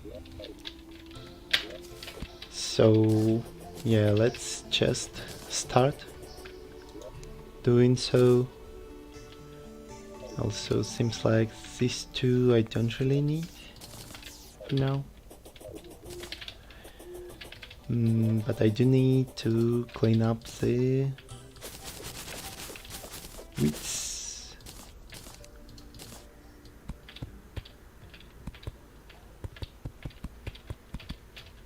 Okay.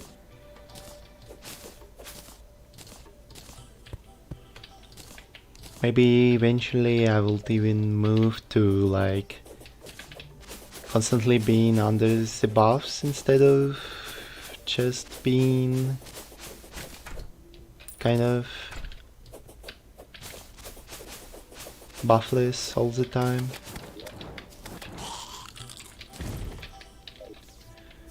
But it will take a long time before that happens. Anyway, our journey to the underworld begins in a minute or so.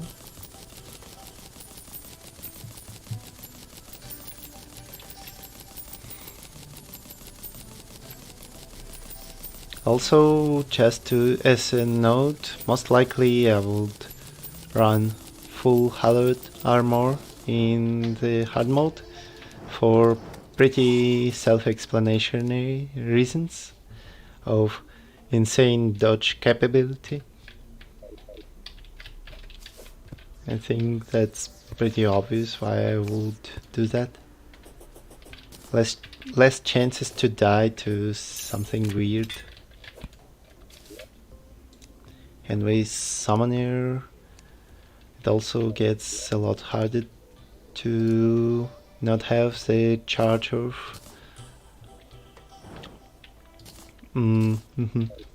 holy protection, that is. Okay. Anyway, let's start moving. to the demolitionist. I do want like 99 bombs.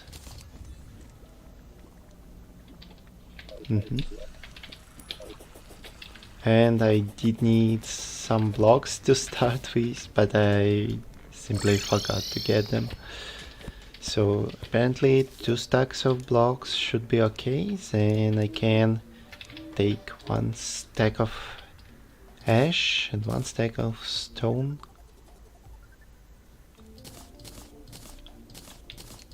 Yeah, just like that. Should be more than enough to start doing the thing. 4 imps, let's go.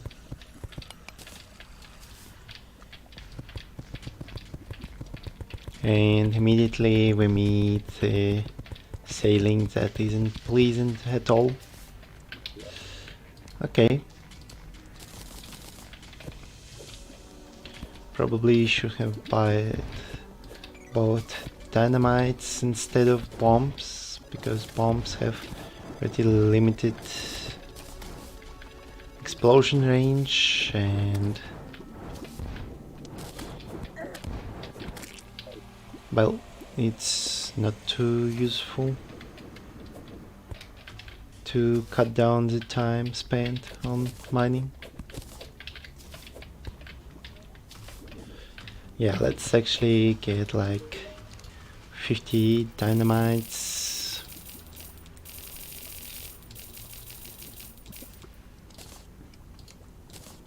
Thankfully the shell is plentiful right now,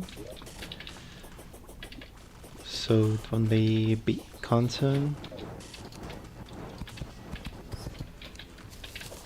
And we can actually break the houses in before actually building to them. So that's also a decent option.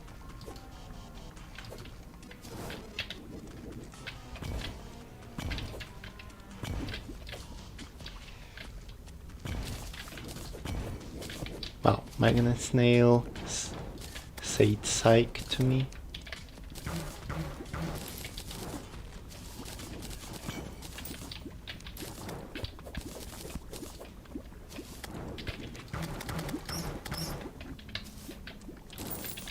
Okay. There are a few bombs would be helpful. Explosives are some holy grail of Terraria in early game. The more you explore this game and play it, the more you start loving explosives, because they can do stuff without you. They can do powerful stuff like killing enemies, and they cost pretty cheap for their utility provided. I think there is a secret meaning to the demolitionist appearing at the very start of For the Worthy World that I will play, yes. That I am already playing, that being said.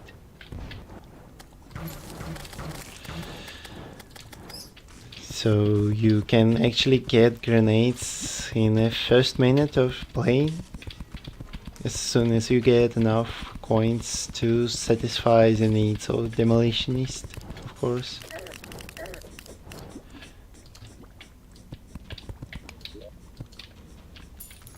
And in general they kinda follow the risk-reward stuff, but reward is usually far more valuable than the risk could ever be. Especially in softcore, where you can just revive yourself from being torn apart by some explosives.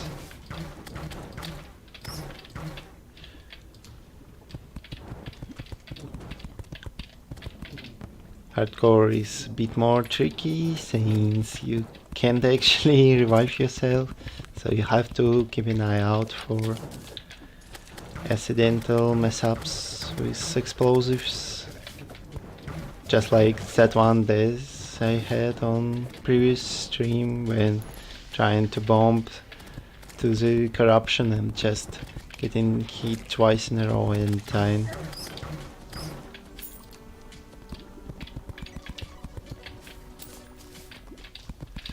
Also seems like the progress of building is actually quite slow, but it will get better as soon as I actually get out of the zone of tower building.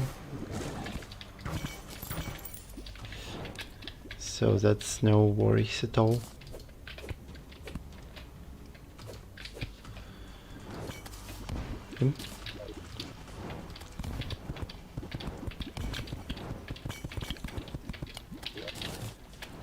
Few more sticky bombs.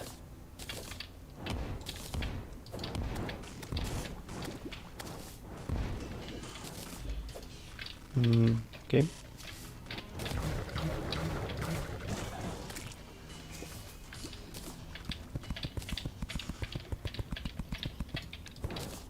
Yeah, everything goes quite a lot better than previous time when I kinda suffered from hellbats due to trying to use Night's Edge on them. It was probably the second most stupid idea I had in this series at all. Also, I can't remember what was the first one. The first one was starting playing that at all. Yeah, right.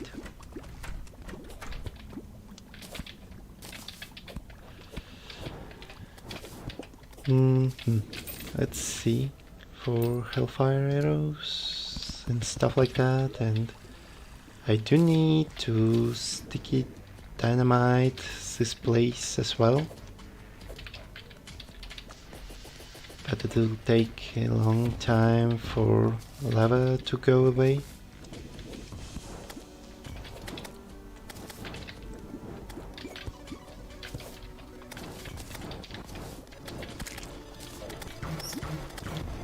Still kind of wish that true melee swords, the swords that don't have projectiles, would have been actually useful in this game of Terraria. It's a game where the more range you have, the more powerful the class is, apparently. I still have no idea why that happens, but you can look pretty closely and see that the class with the most range, Ranger, obviously, by the name, is the most powerful. Then comes Mage with quite smaller but still decent attack range. Then melee that kinda struggles to attack anything further than its nose. And after that, the worst of them all, Summoner, just cannot attack anything at all at any range, because minions just kinda mess everything up every time. Isn't that lovely?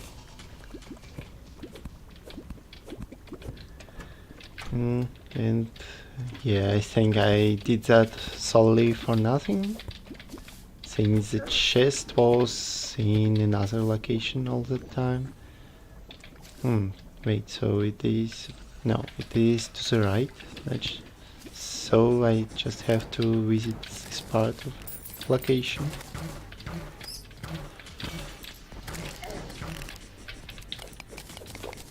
Okay.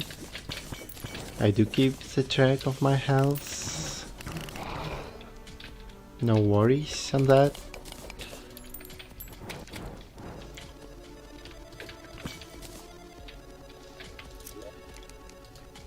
second looked magnet. Cool, not cool, manageable.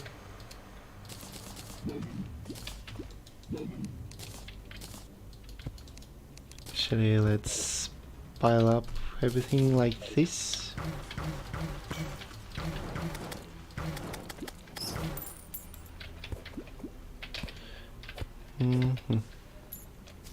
Okay.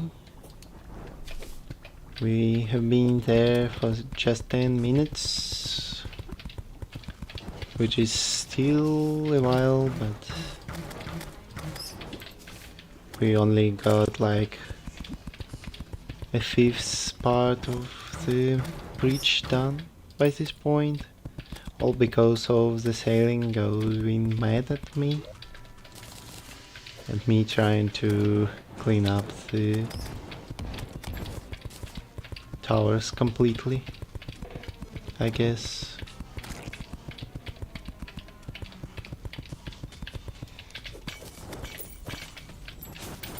Okay. Dodging probably the weakest attack in the underworld. Okay.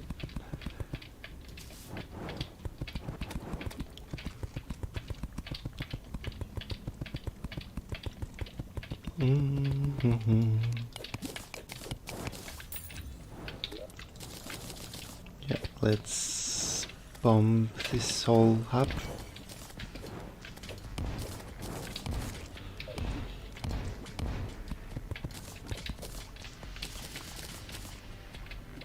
Doesn't seem like there actually are a few chests, even though I would like to see a few more. Just for the sake of selling loot, maybe.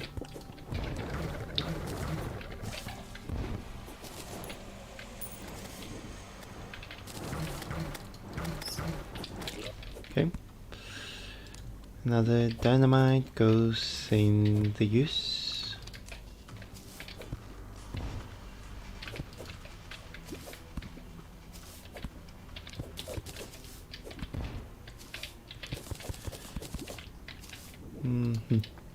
Okay. Let's continue.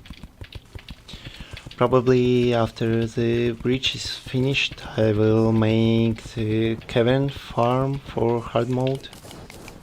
Although don't quote me on that just yet.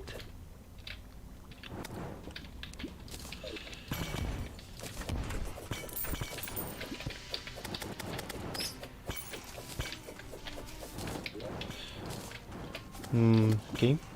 Dynamite, dynamite, dynamite, dynamite. Explosions.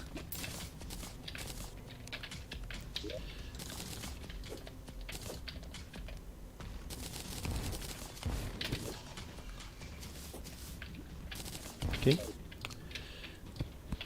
Yeah, the process goes quite a lot faster and quite a lot slower at the same time. Faster because explosions, slower because, well, takes me a long while to finish the whole bridge, which is like 6,000 blocks total. And you may see why it takes that much longer than even half of large world, which would be only 4,000 blocks.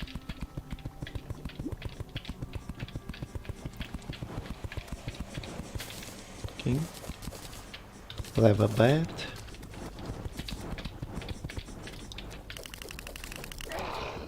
Talk about Muramasa being shit when you can do just that with any enemy that is a worm.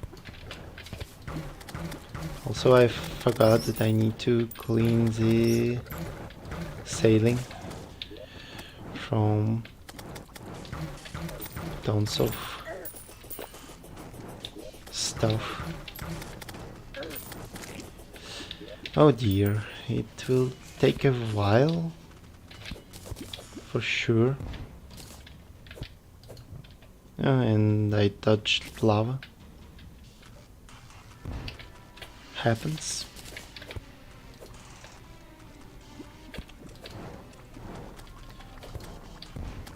For some reason I thought that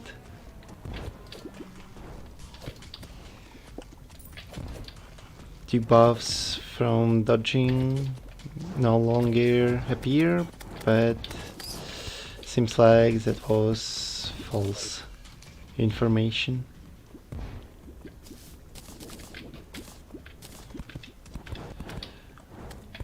Okay, let's just continue for now, and once we actually return, we will bomb away everything else.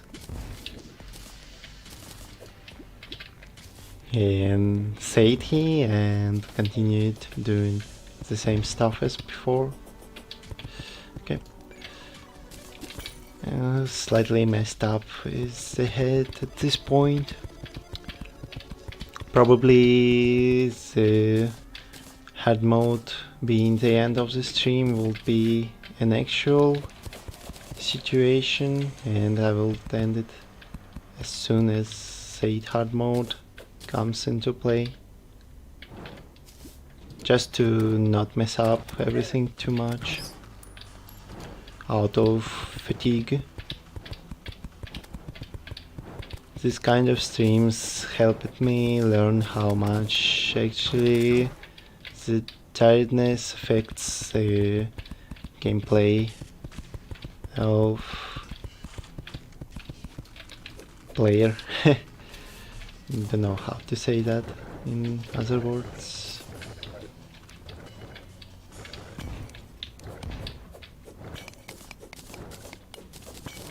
Basically, how being tired makes you a lot less performant than usual and tends to make you lose seemingly easy encounters easily.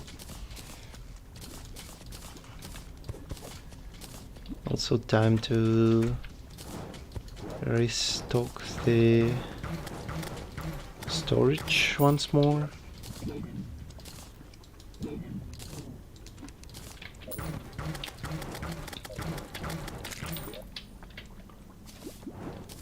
Alright.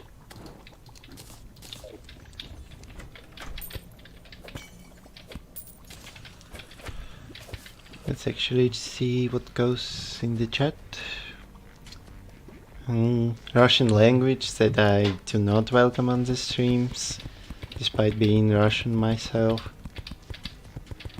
as usual. Time goes on, but Russians still use Russian language in English chat. I suppose it's some kind of, well, tradition at this point. Annoying tradition, but the one that I have to deal with, some other YouTubers have to deal with.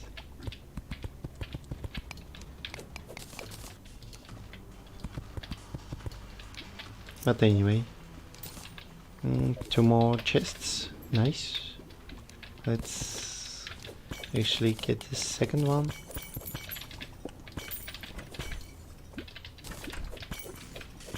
Maybe there's even another one hiding somewhere.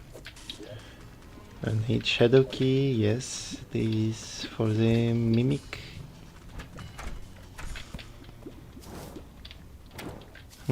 Weird, I definitely saw the chest at some point. Maybe it was the same one I picked up. Stuff like that also happens with my attention span.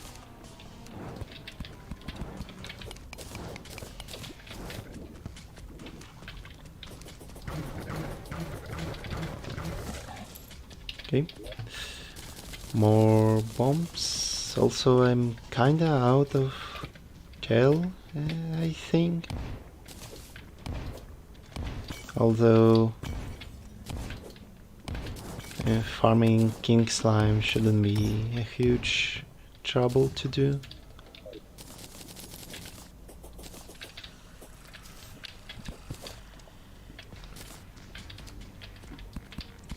Yeah, I will definitely fight a few king slimes just to make a few more.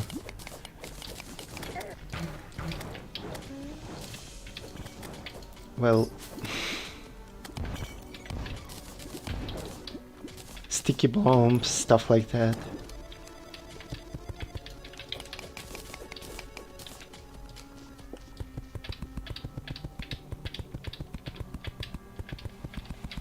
Another chest.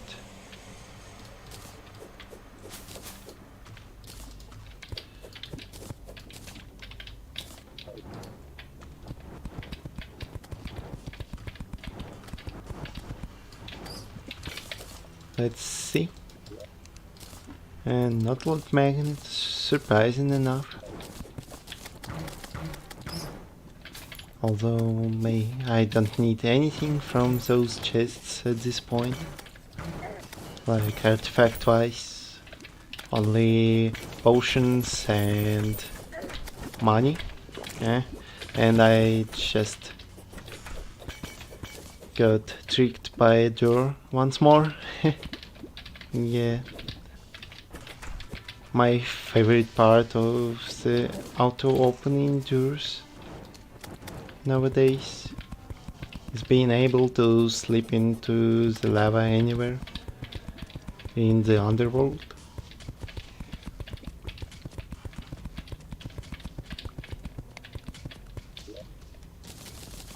Definitely something that keeps me wake up in the day.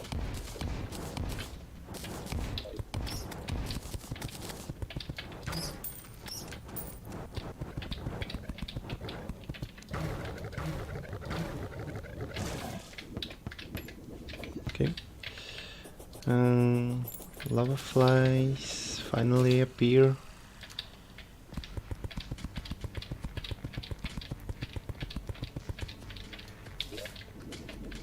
Okay. Fire Blossom once more assaults my inventory space. So for talking about something, I actually don't have anything. Just as usual. Except we did get the third obsidian rose.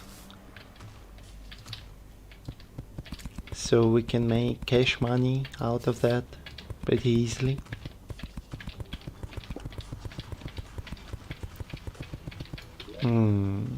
I see. Let's blow this up.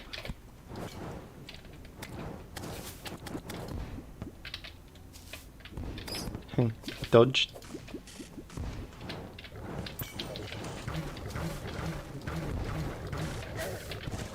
And not dodge. Happens. And now there is a lot of lava to obscure my progression.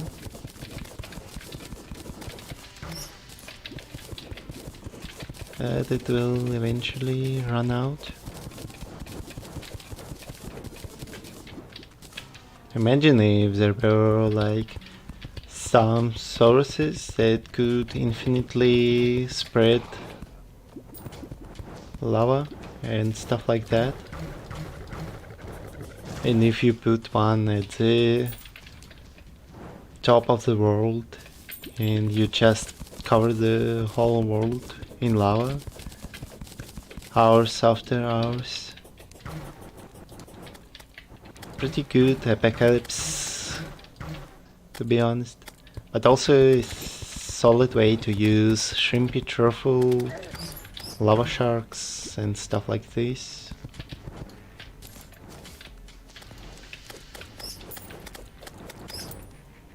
And yeah, Muramasa is a lot better at getting rid of hellbats.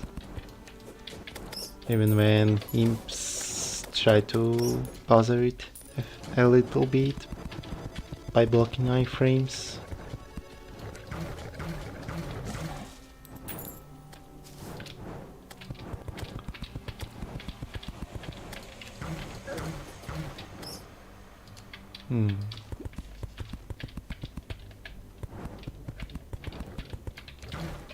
Let's actually try a few flame lash uses. Wow, and that's without the mage armor. That's certainly something concerning. Just look at that explosion. Fiery explosion go.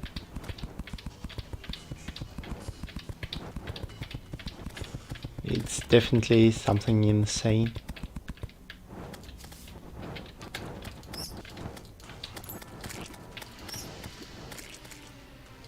And the homing is like even smarter than average glorified bullets and something, I think.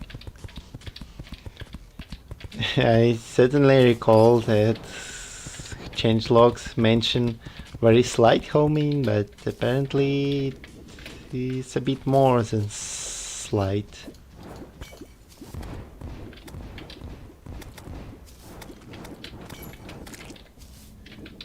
Not going to mind, because these types of weapons were my favorite from the very start, and now they're just shining even more.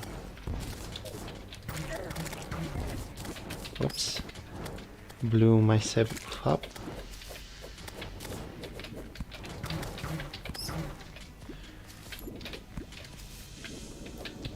Stuff like that also happens.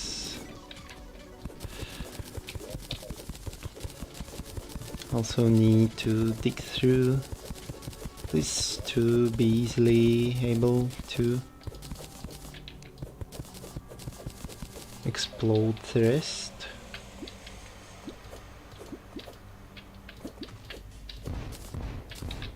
Also, I think I just... yeah, I slightly messed up, but... and I managed to mess up even more after saying that.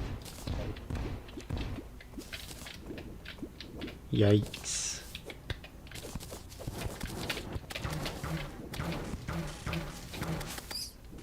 Yeah, I think we should take a little break from the jumping before it ends in a fatal way. Oh, the traveling merchant finally arrived. Impossible.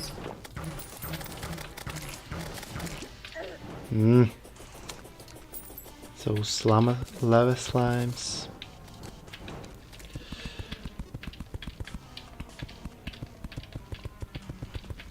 Okay, so how much gel do I have? Pretty lot, actually.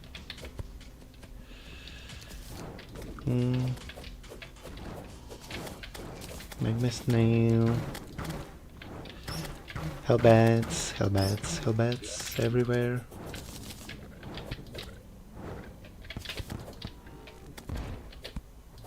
Oh, now this is... oh.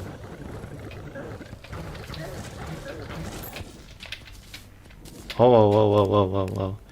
I was so focused on getting the voodoo dolls that I nearly killed myself. Yeah, that definitely happens with the best of us.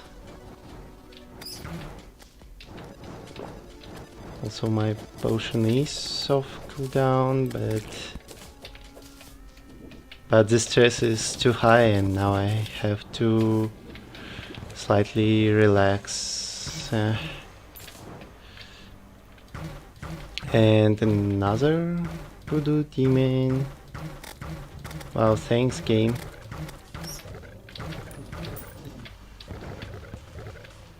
And imps aren't even willing to help.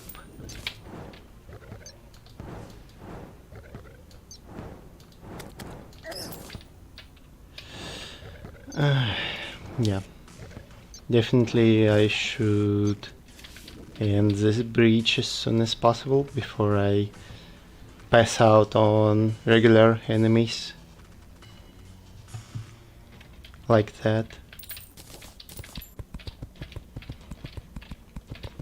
And then we will come back and actually solve the troubles.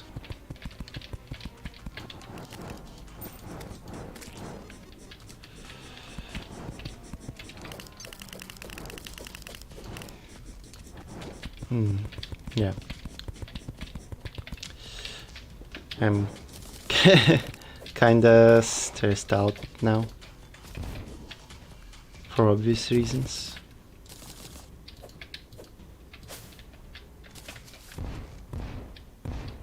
But it's gotta be okay.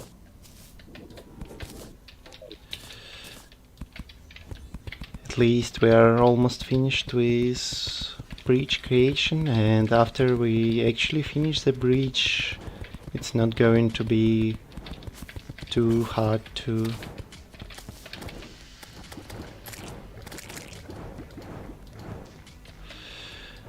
finish the wall of flesh itself. While in hard mode, the enemies will not be as threatening in Underworld itself, and it will be pretty much free time for me to explore the Hardmode ores, drops and stuff.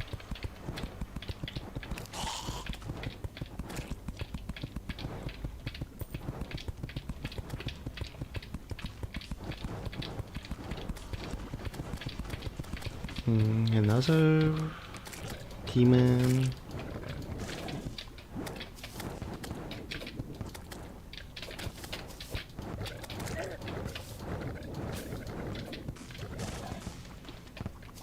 Yeah, the flame lash is pretty nice weapon to use. Although it may be even more valuable with mage set when you can actually restore some mana.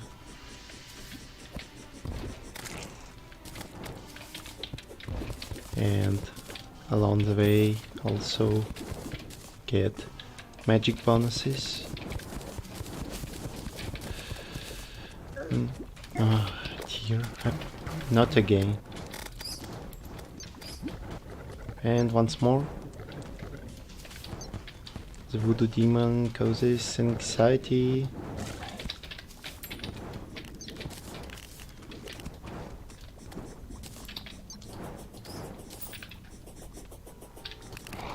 Wow. Okay. At least we can get to keep going.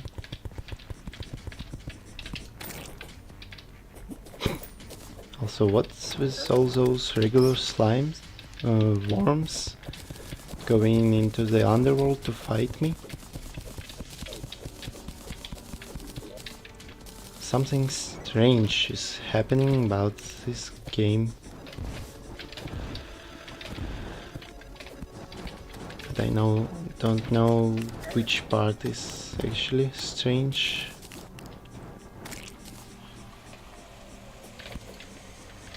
I just know that I risk my health too much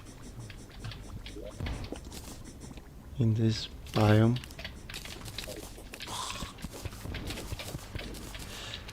Okay.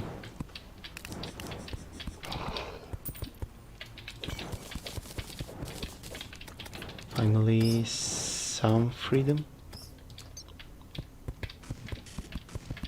Also, I should not forget to get to the Traveling Merchant before 6 PM. Since that may mean pretty solid loots he may give to me.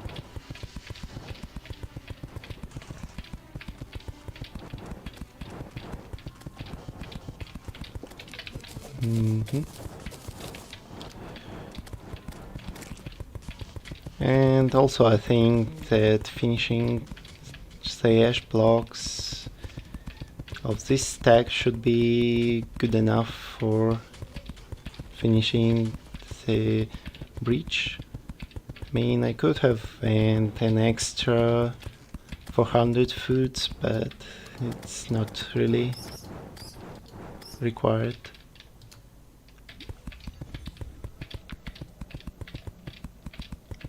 In fact, we may be even able to start from this side instead of right one.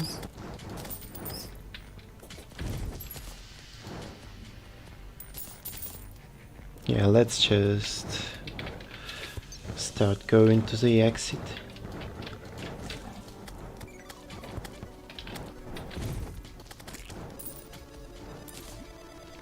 Otherwise we will never reach one.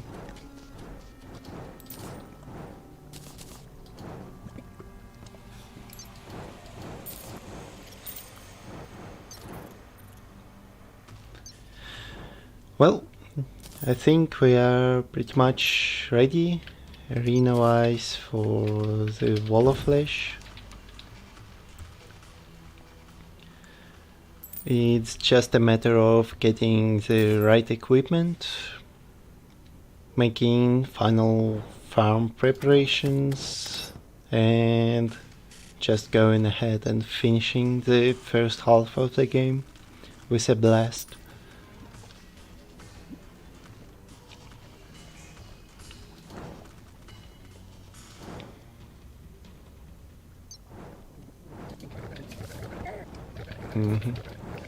And also with a bunch of kite voodoo dolls.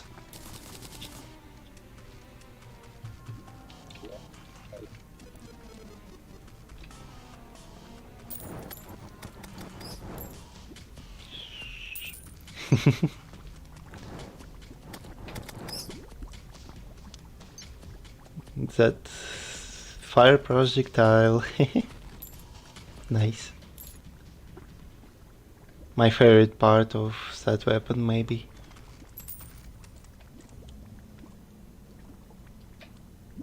All those fire trails. Okay, let's see. So he came to the desert. And he has nothing. Well, sake, maybe, but that's all I will ever buy from him this time.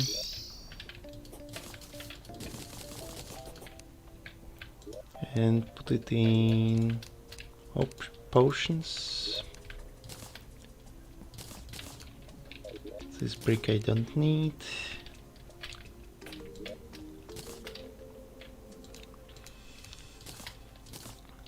Need shadow key. Slice of hell cake number 2 can go to sale.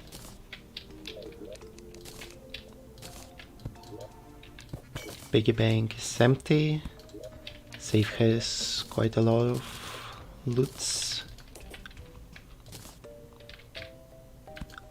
Also, I think I should move all those banners to some other place.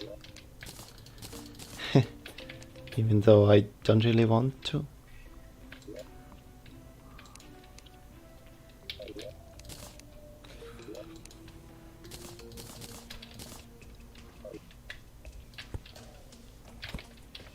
Okay.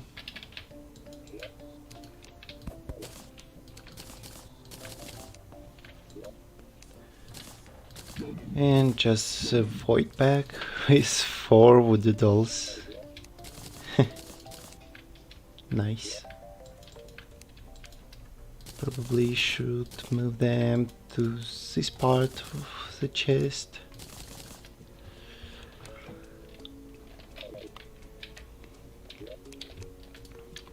And now just to check the fishing, maybe.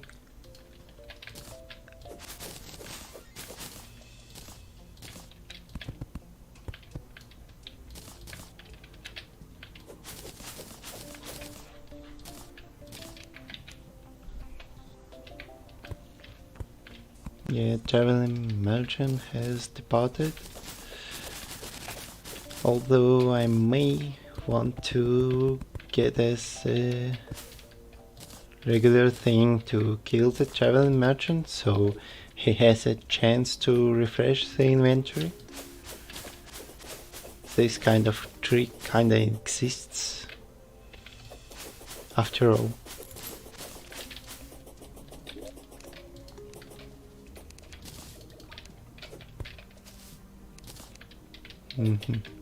Yes, and just fishing. Catfish, jungle surface. Wow, yeah, jungle surface. Poor jungle surface. I just realized that happened sorta to my jungle.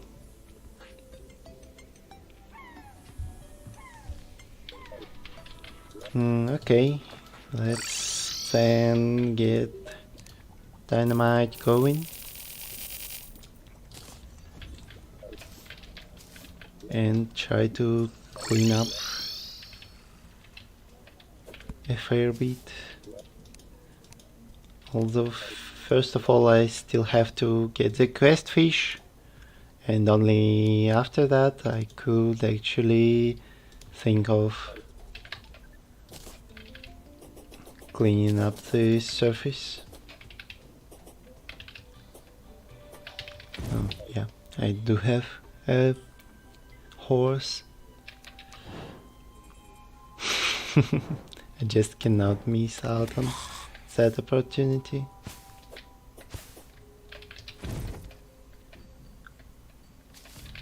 Okay. Jungle. And we need a bit deeper.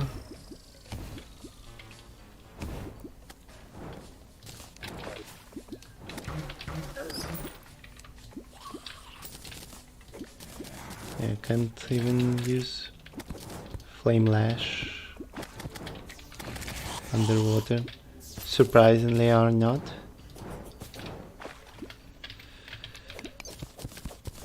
Or maybe this is actually enough for the proper pool to be. Let's see. We do have a liner, so might as well calculate that kind of stuff.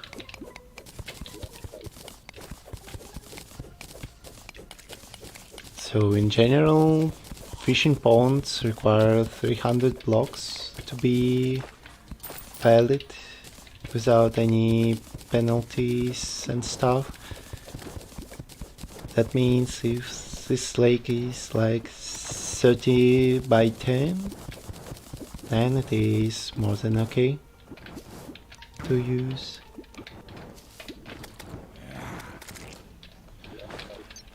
So I just realized I don't have weapons to walk in water.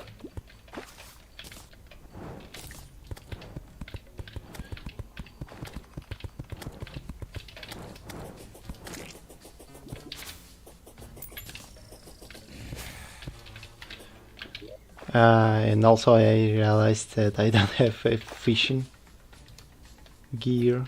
Yeah, it's 34 by 10, so it's more than enough. Good.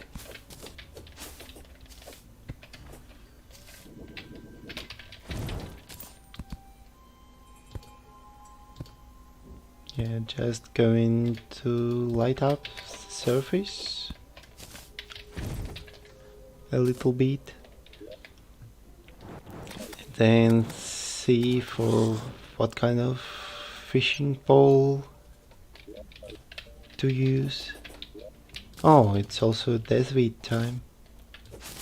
Didn't even notice.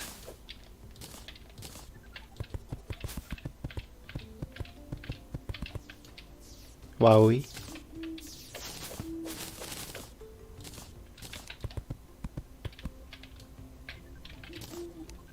Okay. Bamboo, scorpions, so much for a single fishing trip.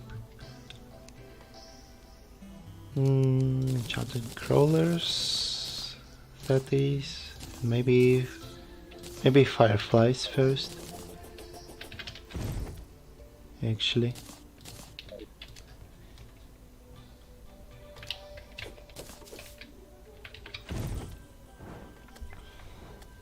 Let's see. Uzi is not underrated, I think, because it is the same as Mega Shark, and some people recommend Uzi over Mega Shark. Some people recommend Mega Shark over Uzi. Both are definitely viable and can last as far as cultist fight. Although personally I prefer Mega Shark, simply because Uzi is 1% chance from a mob you won't be fighting at the start of hard mode, unless you're insane.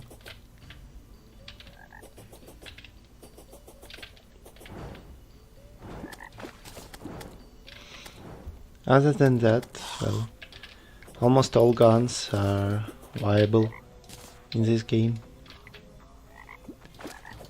Probably the worst one you could imagine is like flintlock pistol, and even it does get job done.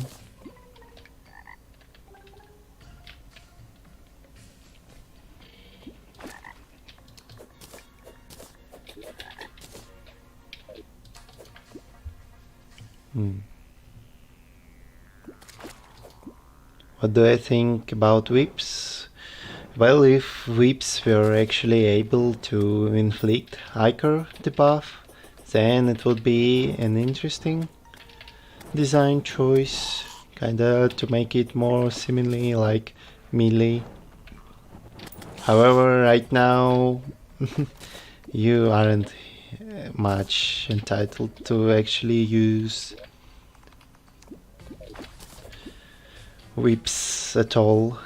It doesn't make sense in optimized stuff for the most part, unless it's Kaleidoscope plus Blade Staff, which is pretty interesting combo. Shy Guy Mask has actually recorded stuff about it,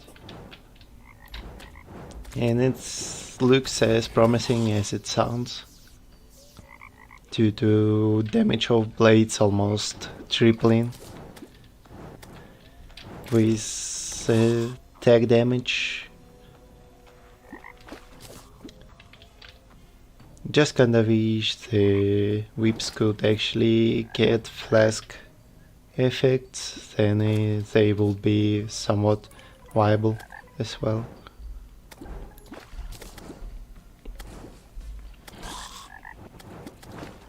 Seems like I won't be able to get another catfish in time.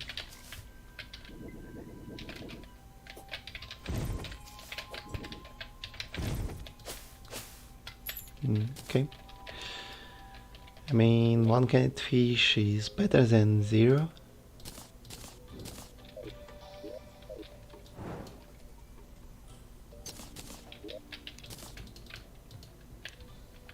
Okay. Lucky shekel. Let you go there.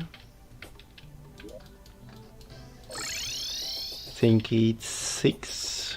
Quest complete. More master bait. Awesome.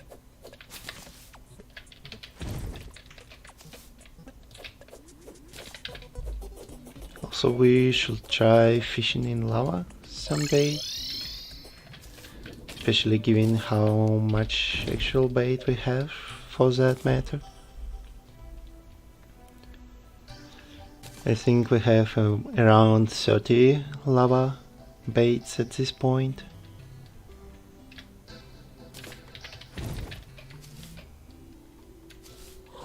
Also, I don't know why do I actually search for fallen stars. Might as well actually check for another angler quest immediately.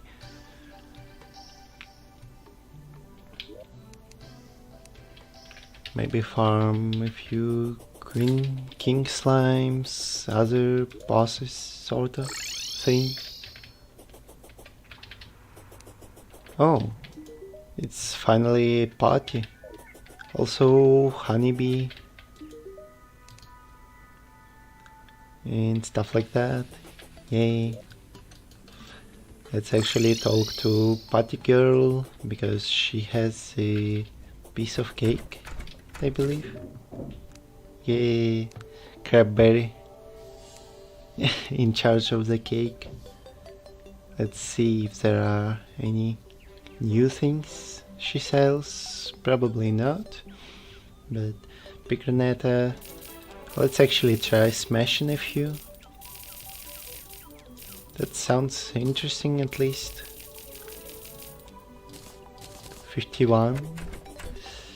Although I don't know where to place them at this point.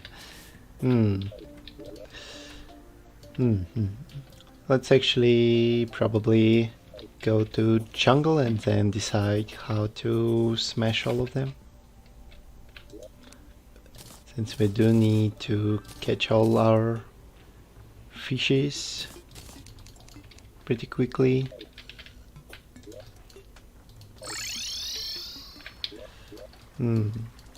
Okay, the first hive is probably good enough.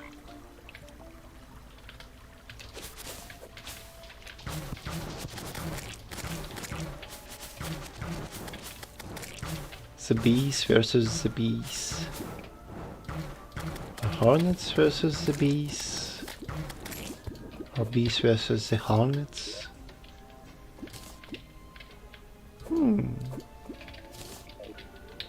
Let's... Oh, I forgot. Okay. This should be good enough. Lake of honey.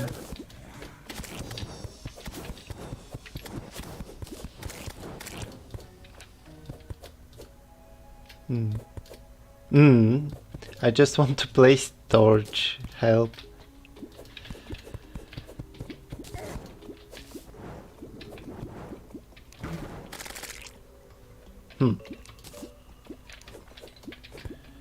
Okay.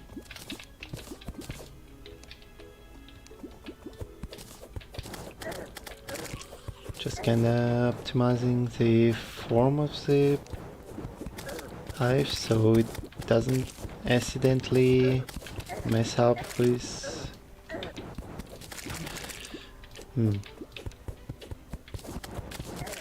the fishing power.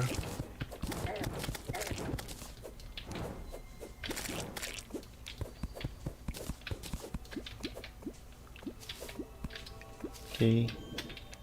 I mean, honey pretty much made sure I won't die from such horrible death as being stung by bees. But I do have to eat sometimes as well.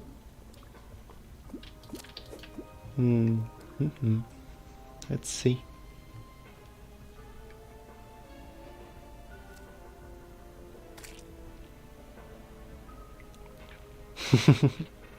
Yeah, wall of flesh fears pretty much nothing but bees.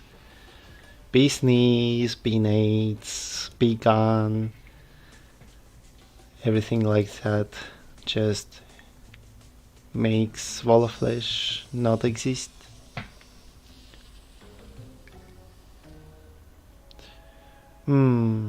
Also, this kind of fishing isn't really efficient.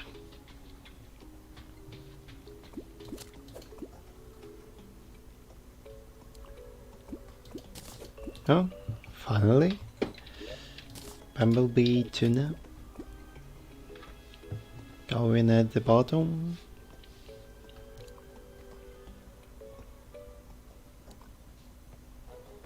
Also, it's kinda insane how It took 8 hours just to get to Skeletron, and it then takes 8 hours just to finish preparation for the Wall of Flesh.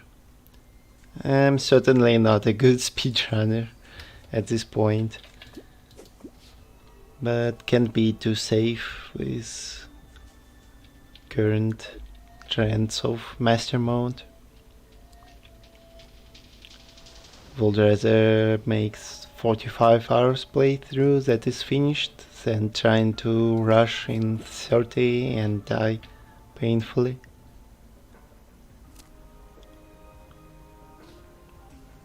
Also, for some reason, Honey just refuses to give me any fish whatsoever.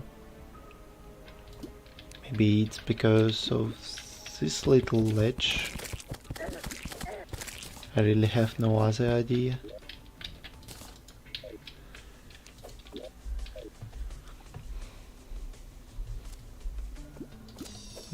Seems better.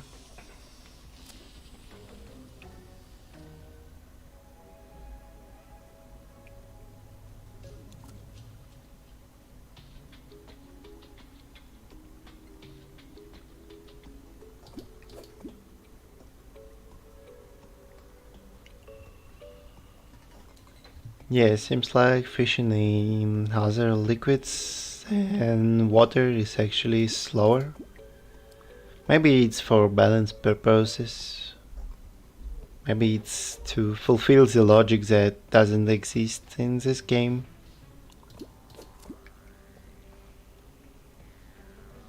But yeah, definitely. Seems like we will have to stop at like one bumblebee instead of two at this point. Or maybe I should just try a better bait. Let's actually do that.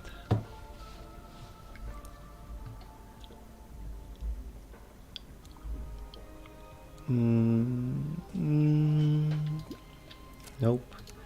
Well, let's then play a little game.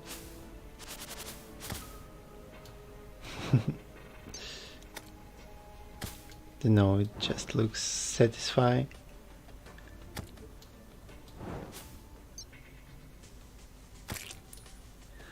Okay.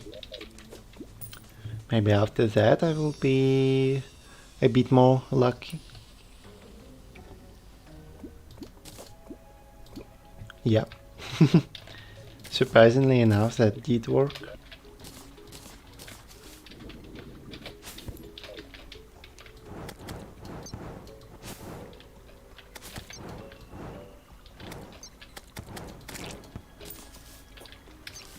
I do wonder how the Rainbow Road will feel like to use when Flame Lash is just that insane.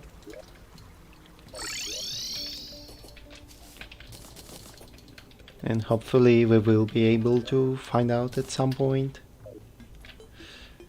Oh, right, I have to stock away all this.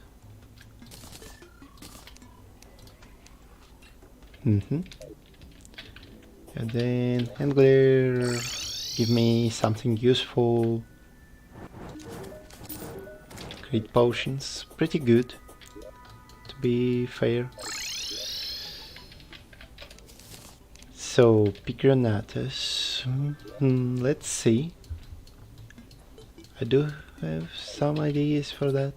Oh well, I may just break it in right above the party girl. For fancies. Let's just actually place them.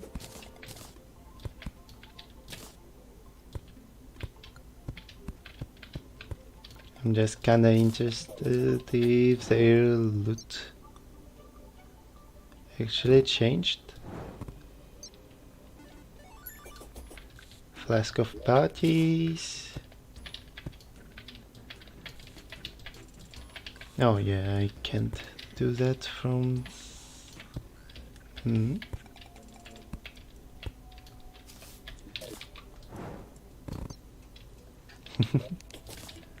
Yeah, that's so satisfying process.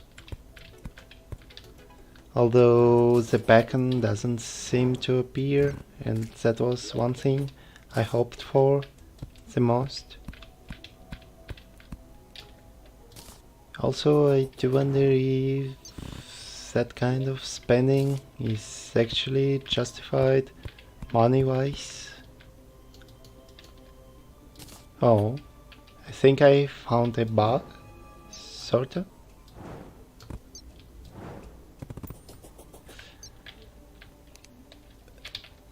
Let's actually pick that up first. 19 gold out of 30 pigrons, 35 pigrons that cost about... I forgot actually how much. 35 x 80 silver would be around... Yeah, that's certainly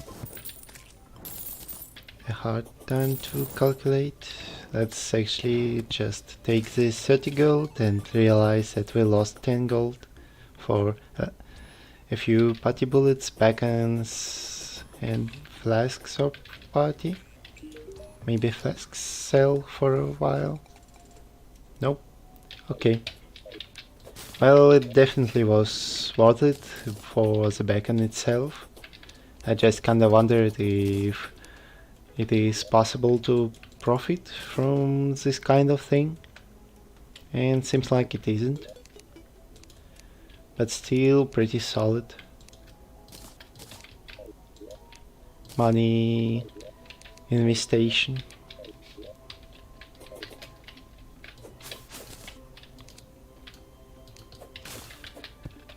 So what's the next part of our preparation? It is underground cavern for our mob farms and stuff. So let's see.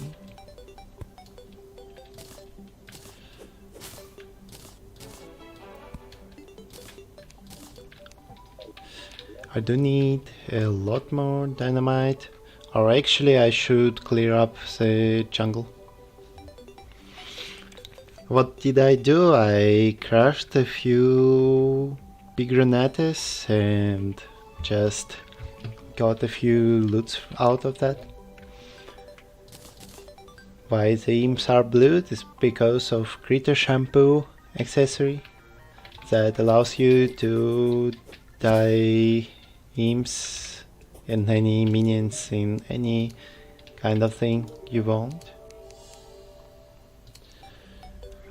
Okay, let's see. Nothing special appears in the shop. But I do have to clean up the crimson biome. And also I wonder where did all my dynamite go?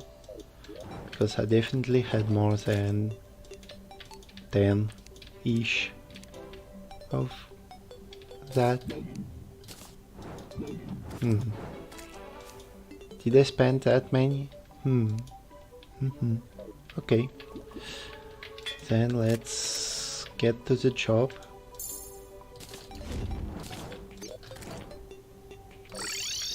And buy a few more.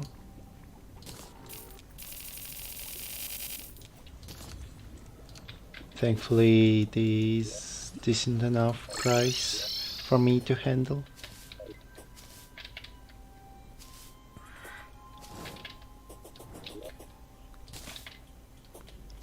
So why clean sexual crimson when you can just explode it? Right? Just gotta be careful with occasional crimson parts appearing off screen.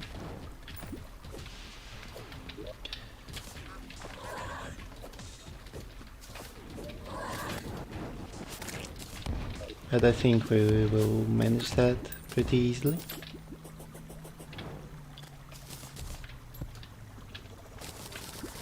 And also get a lot of blocks.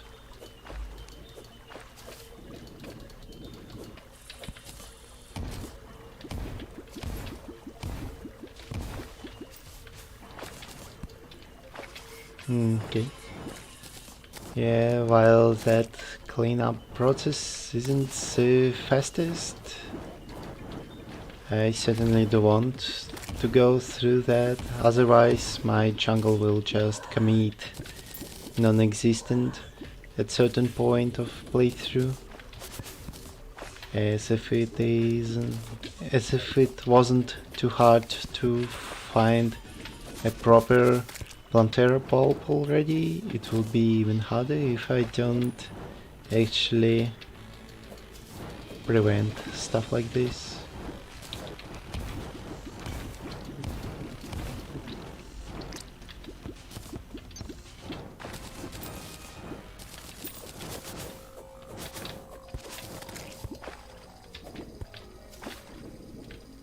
Okay. Seems like it doesn't go below anymore, so we can progress sideways now.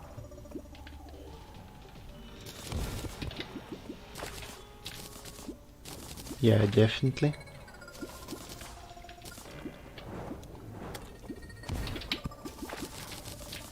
Maybe with pickaxe going sideways is faster. But I also want to be sure that no biome appears in the way below. Just like that. So we go down once more.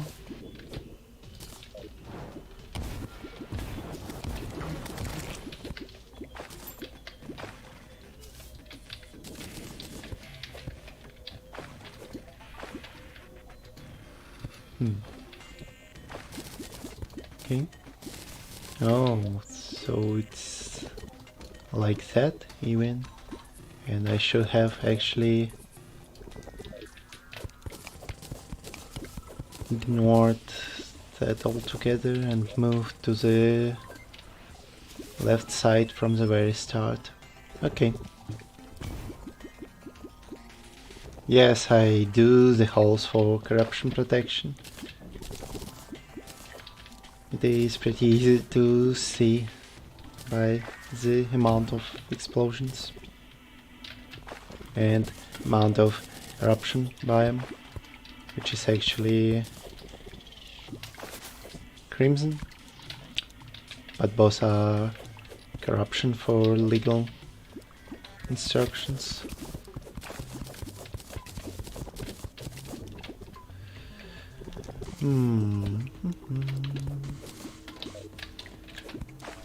Okay, so we do have to go through the left side quite a lot. Actually, let's blow this up as well.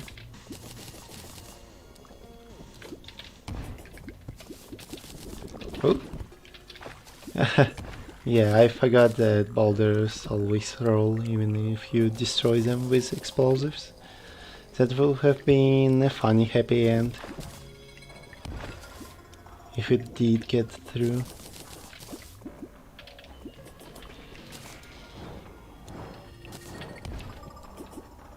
But it didn't, so gotta enjoy my annoying company a bit more.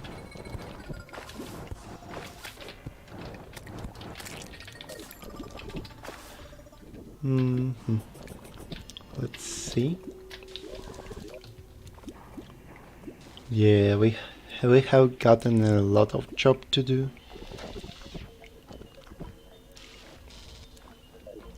How many days? Look at the number at the timer and subtract 1. That's how many days has already happened over the start of playthroughs like these. That is.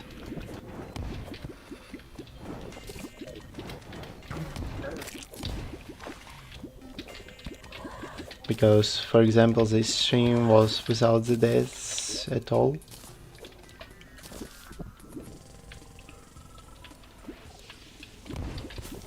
Actually, what I got reminded of is that I probably want to explore underground desert for stuff like ancient chisel and such before actually mining.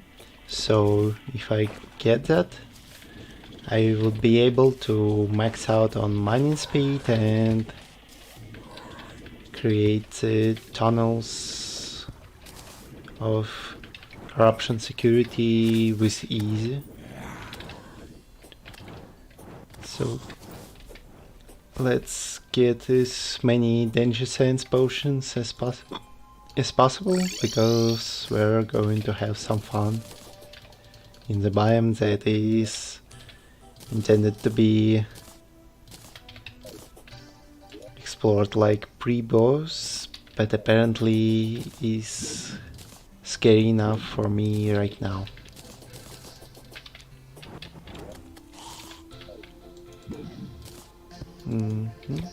Okay. What about the potions? Danger Sands. Probably Night Owl. I wonder what Danger Sands requires to craft. Yeah. Also, probably about the time we get the new sashimi supply. Okay.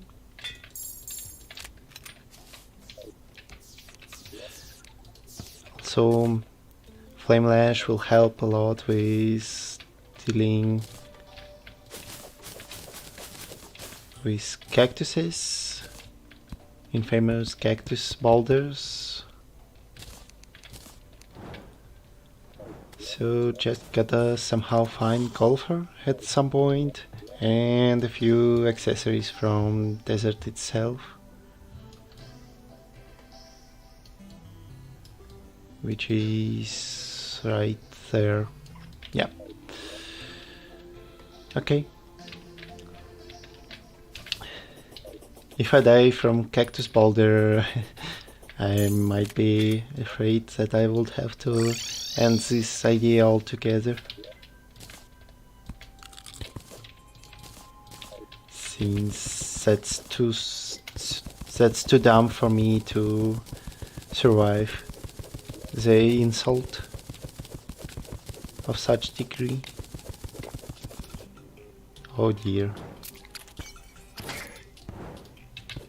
Seems like the Flame Lash will be used not only for stuff like that, not only for boulders, but also for all the eggs. Maybe Sun Fury can deal with them. Well, it kinda can.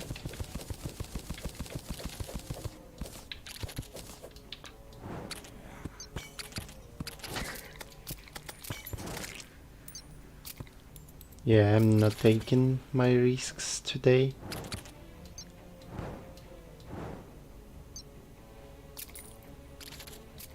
I'll just open all the lavas and then only start actually going somewhere.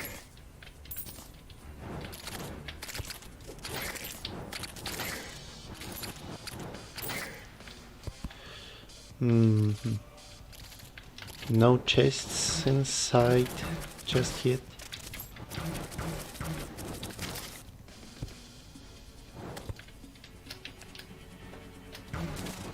Sand trap.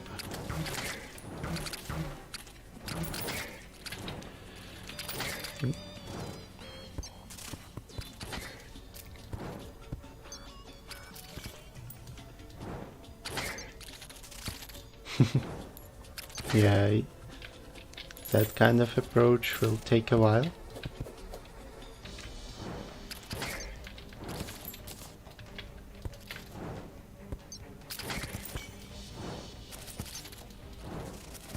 Also, his enemy health being out to hundreds.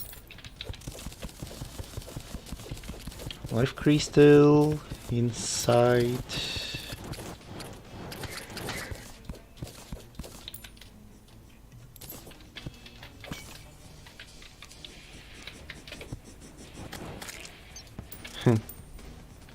When in desert, the regular worm is kinda weird.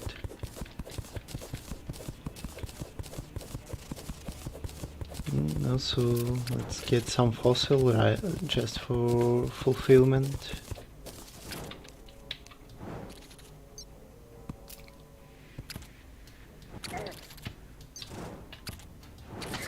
Well, antlions themselves don't really deal serious damage, but early on they can be pretty devastating, I would imagine.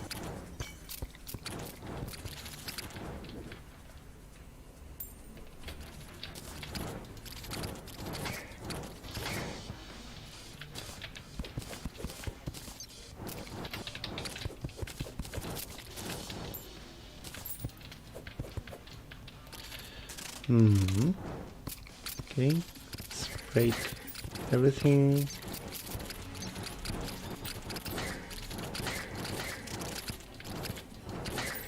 And yeah, that homing is pretty much insane.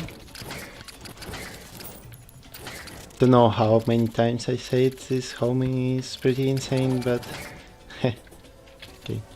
Also, thank you, Joshua Graham. You shouldn't really have donated if you are short on money.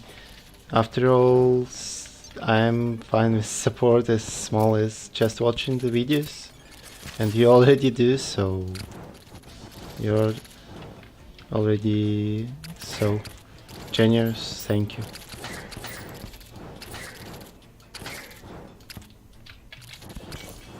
Yeah. Oh, the golfers appeared somewhere, but I likely won't be able to guess where he actually is. Oh, finally found him.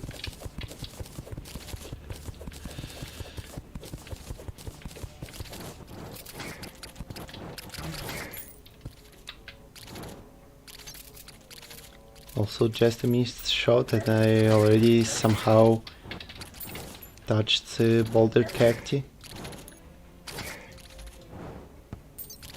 Also Lara has banners.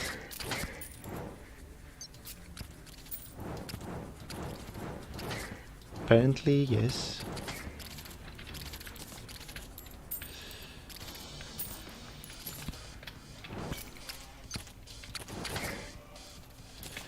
Also scrap bombs likely would help a lot with Crimson quarantine as well. Hey, yeah. Golf NPC, and we likely will get a golf course at some point. Although I'm not sure how hard I should make one.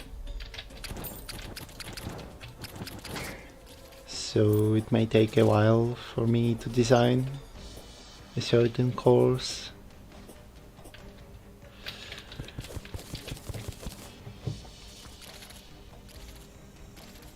What items am I looking for?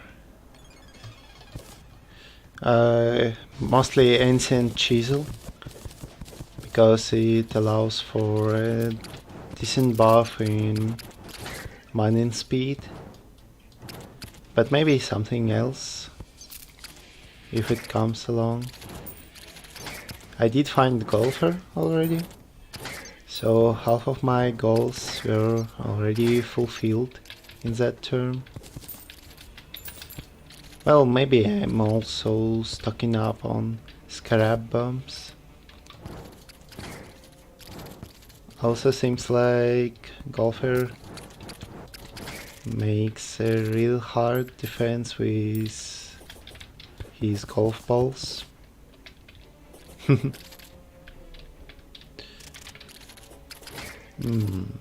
Okay, let's actually go through this section. Also, slice of cake as usual.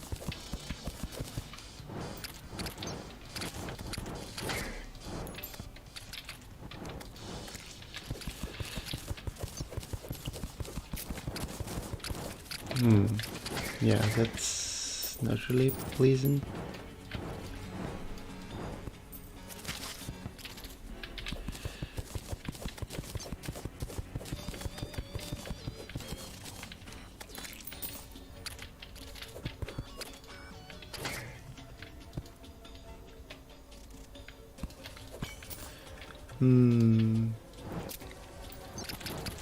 I think that's a biome with the most actual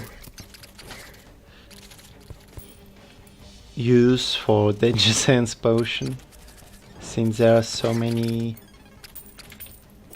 things that are considered dangerous as much as it is tautology.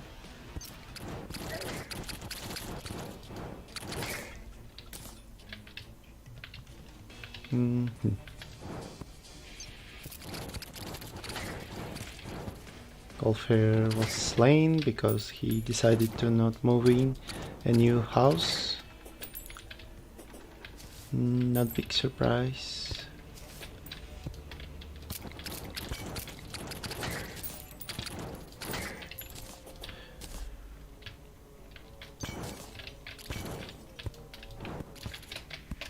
Oh dear. I almost killed myself that way. No? No, he just teleported through death, I guess. Life crystal is somewhere in that zone.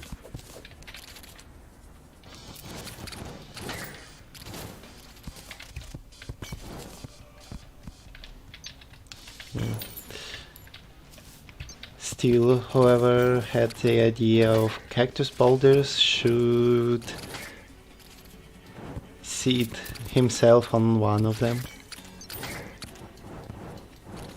I'm sorry, but that's just to demonstrate him how annoying of the feature that is.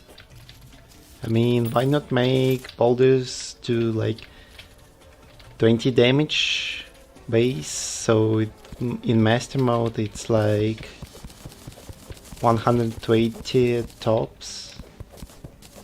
But no, we need to make them exactly like boulders, and then people will demonstrate their hatred against debuff like this.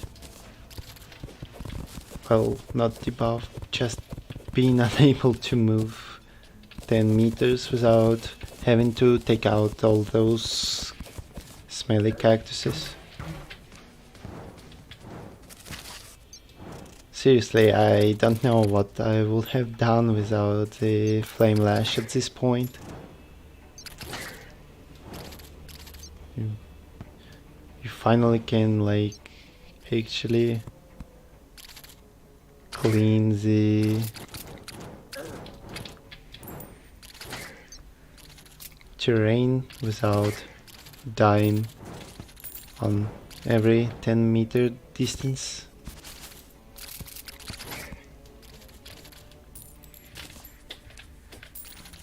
And also entland mandibles don't really have anything to craft out of them.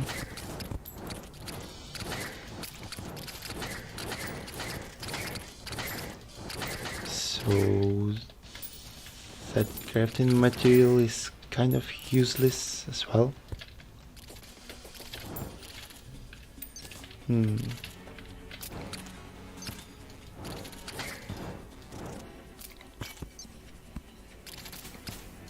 Yeah. It takes too long to focus like this. And also, have you noticed that I didn't see a single chest until now? Isn't that kinda harsh? And even then I still have to somehow locate that chest first.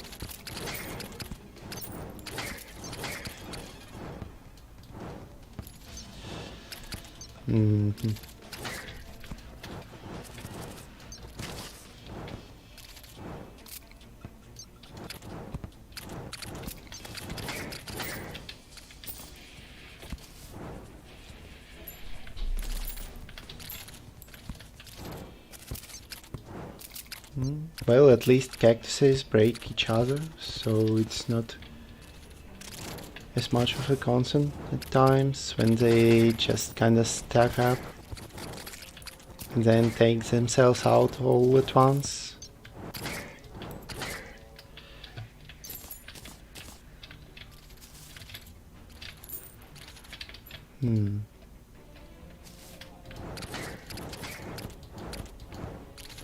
Okay, first chest found.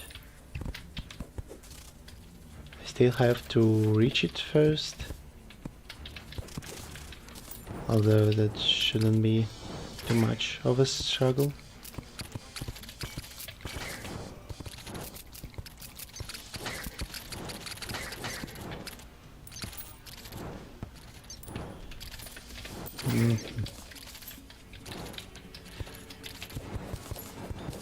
And this kind of a cactus is also extremely annoying.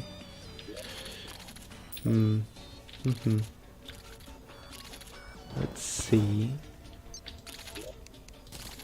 Oh, ancient chisel. Finally found it. Maybe I should even equip it instead of, say, band of regen. And get my slice of cake. Open this door and run away, because the cacti is going to fall right on my face. Another chest? Interesting.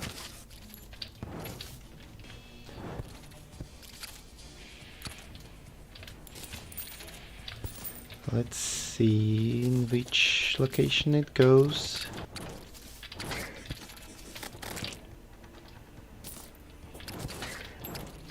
So far I can't actually locate it.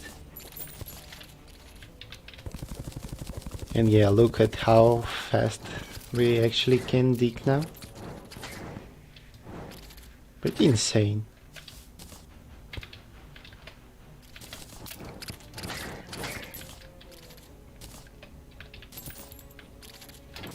Okay, life crystal blocks my sight. Yeah, now I wonder how soon in progression you can start digging with 1 tick speed, like 60 blocks a second and stuff like that.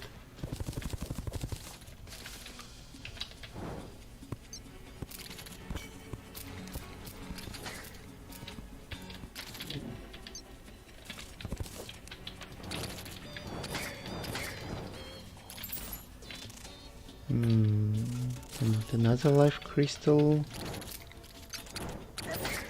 Blood moon is rising. Okay.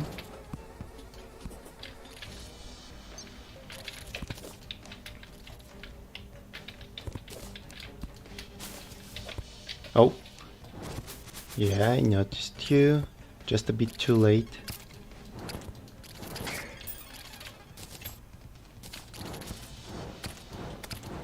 Let's use the homing.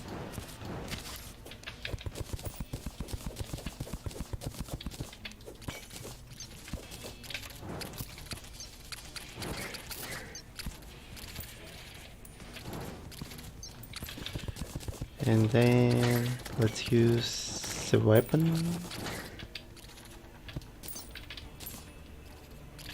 I still haven't located the chest yet.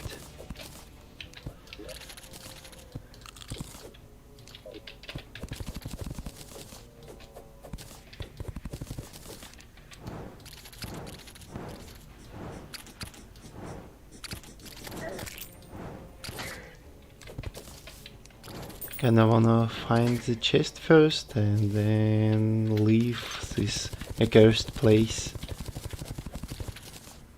to be honest. It seems like I would be actually unable to find the proper placement of the chest itself.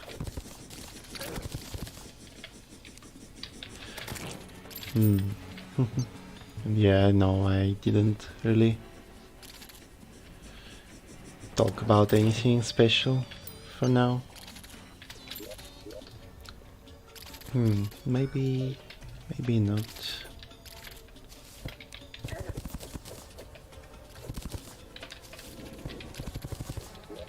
Time to clean up the mess.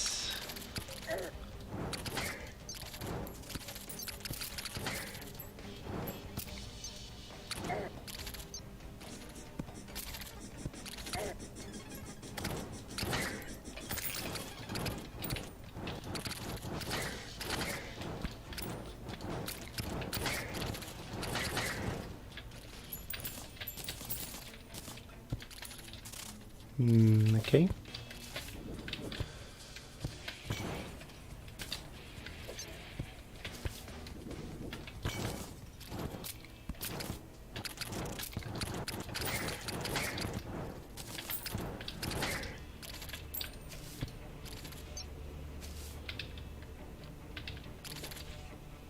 If there aren't any chests in close proximity after that one, I will probably take my leave.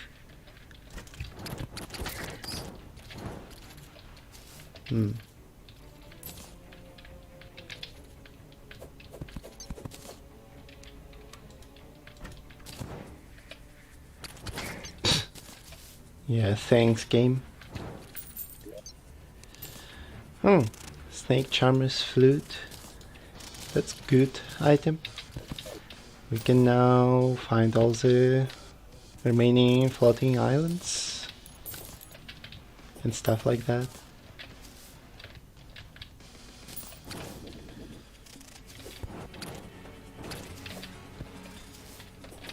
So the chest was indeed near that location. Alright.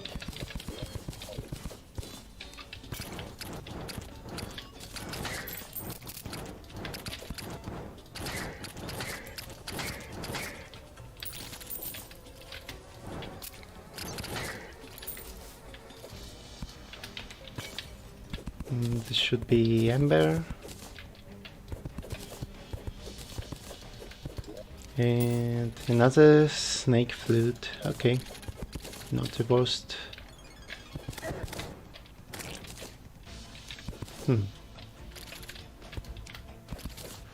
Wait, so imps actually can activate pressure plates now, right?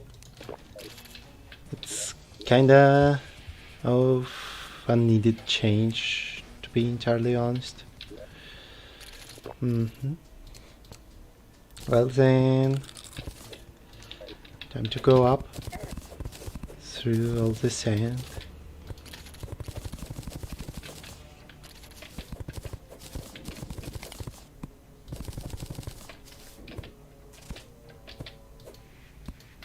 Oh, another chest. Seems like I just went through the worst route of them all.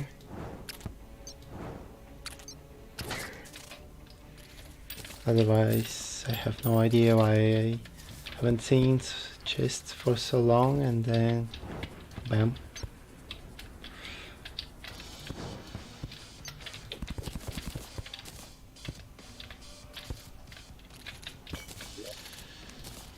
Dune Rider boots, awesome. I doubt I would actually be able to use them, but they are an interesting accessory. by itself.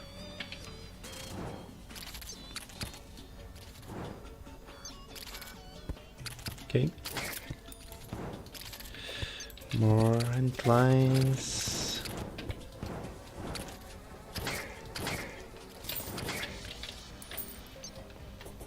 I still have no idea why this is considered early game biome, to be entirely honest.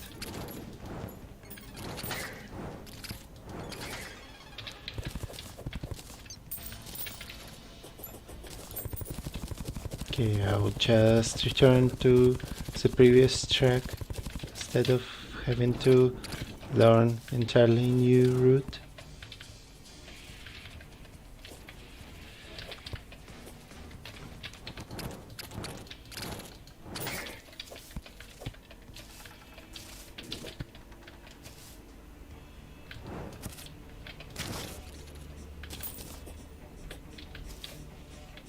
And also I hope that the cactuses themselves don't regrow over time. Otherwise it's just too evil.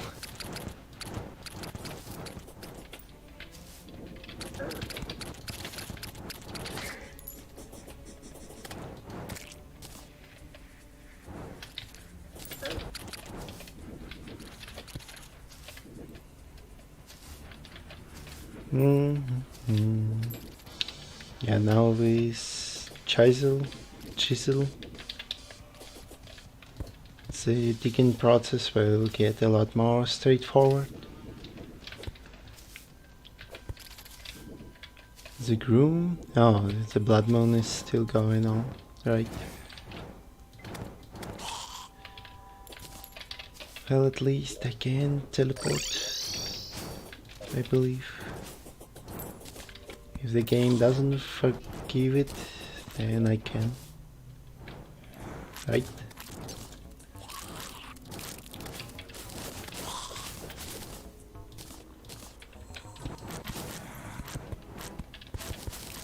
Oops, all the desert replaced.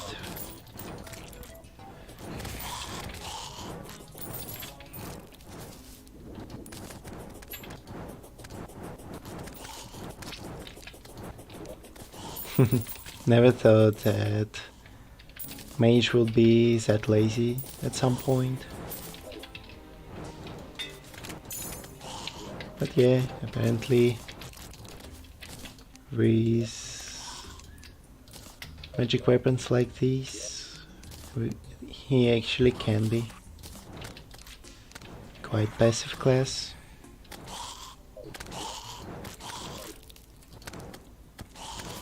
Oh yeah, also I forgot that I wanted the shark tooth necklace and stuff like that. Oh, I can change the style of the chests, and I completely forgot about that as well.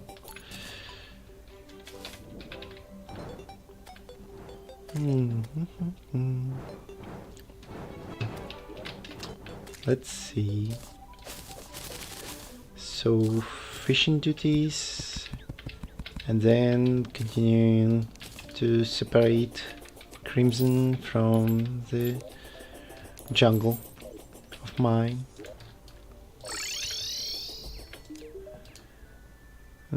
Desert Scorpio fish. I don't even have the oasis for that. Okay, let's see if this side actually has something. Well, it does have the funny tree, to be fair. So like that even? Interesting.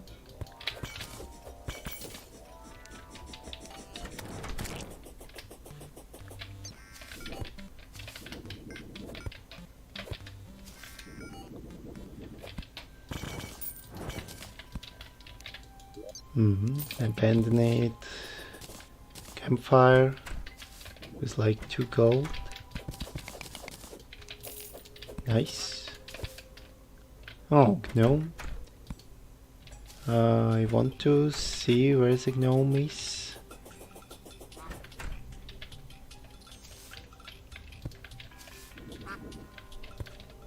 Oh, so it's right above me. Let's see. I want to... no imps, please.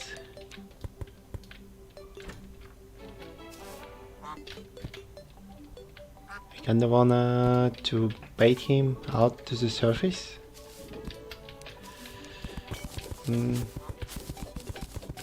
Probably would have to be like that too. Oh, I just lost him. Never mind. He's right here. Our little hero.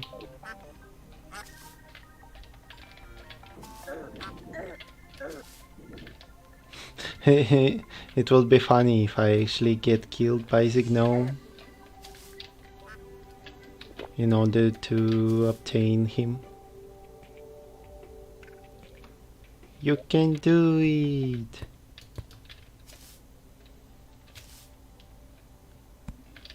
Yeah, just like that. Garden gnome. Let's go for wall of flesh. Well, not so fast. I do have to finish a few tasks before actually going for wall of flesh. Sorry. I don't wanna rush the enemy just to,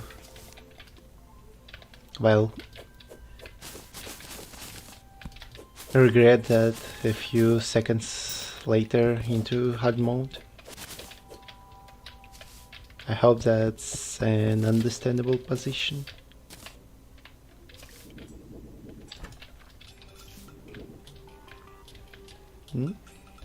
Hey, gnome.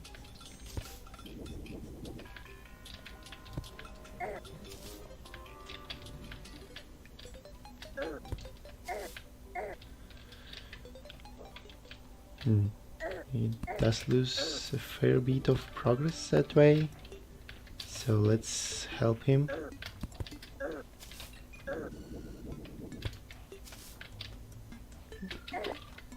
Okay. Also, I need to open.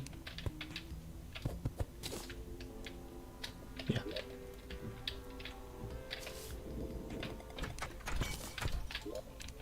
And surprisingly enough, or not, I still haven't seen a single finch staff. So you can only guess how rare that is in Summoner playthrough.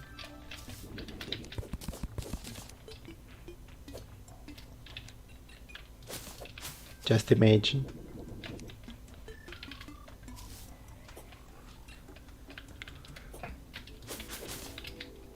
Also, I suppose I could have done the desert fishing session by just moving from ocean far enough. Although that's probably not the best idea, given I don't have oceans like that to abuse.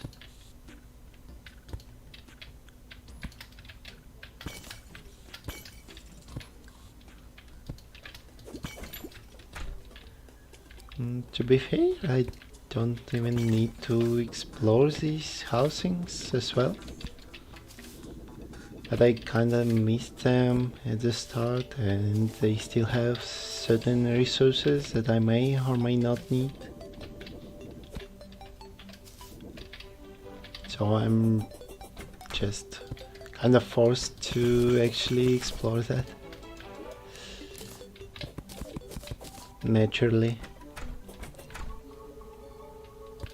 That's how Terraria works, after all.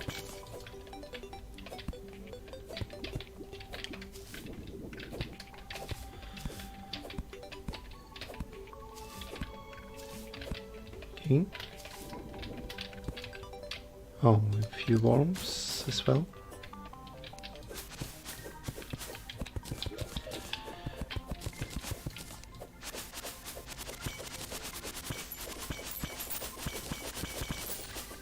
Oh, so the oasis is actually here. Great to know. I can fish for the quest after all.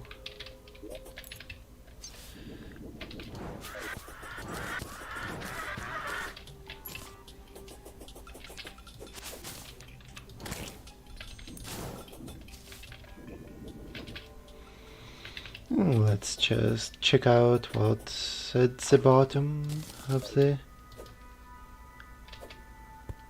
ocean.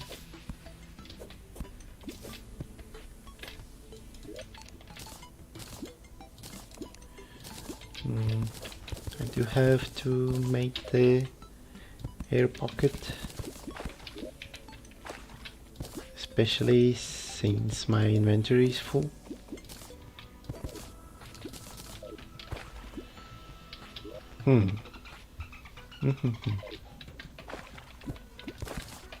Let's continue.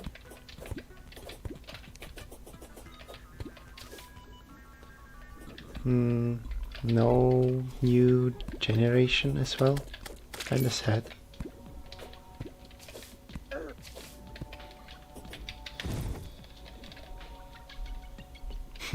Underwater pony. Okay. Now all I need to do is just return with actual fishing bait and get the fish. Scorpion fish. And then we will continue fighting the corruption. Crimson, that is.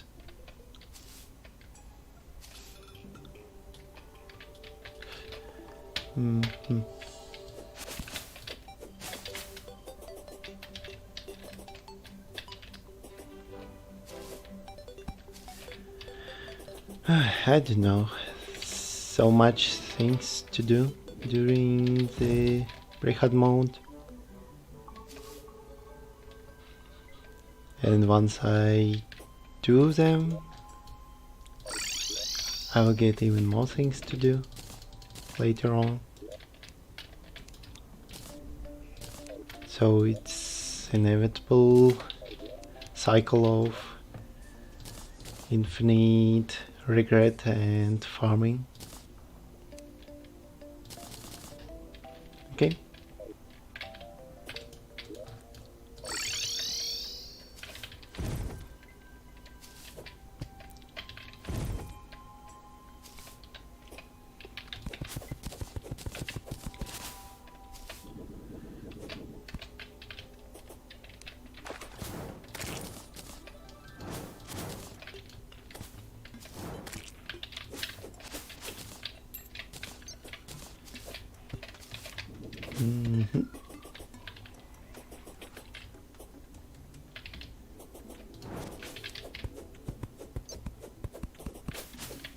Yeah, getting a few more worms is also pretty valuable.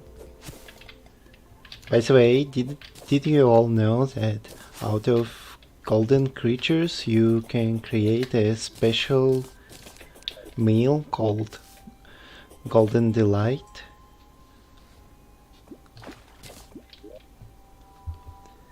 It is the strongest food in the game, but it takes so much golden critters that it is unlikely that you will ever actually craft it for real. And even more so, try to eat it. You definitely won't.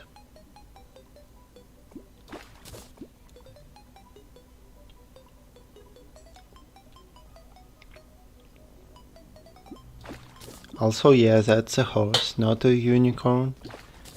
You can see because it runs a bit slower and doesn't ram enemies as much and doesn't have sparkles.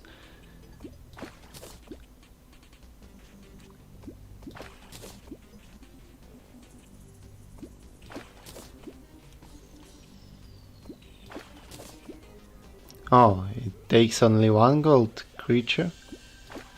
I see. For some reason I saw the explanation be like 10 creatures instead of one. Maybe it was just a list of ore. Like any of these could get you a golden delight. I see. Also I fish for another Scorpio fish, so I don't have to do that in another day. Pretty much. Nothing too fancy in that term.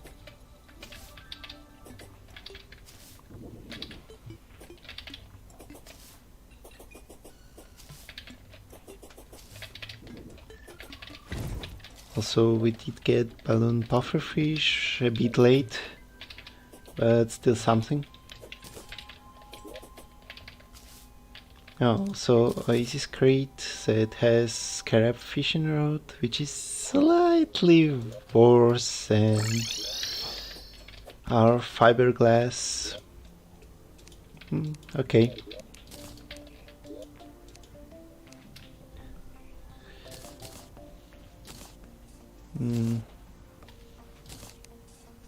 Yeah, I think it's about time we move the quest fish to some other place. Okay. This for sale, this for sale. Short round balloon, just in case we need one. And another chest just for quest fish.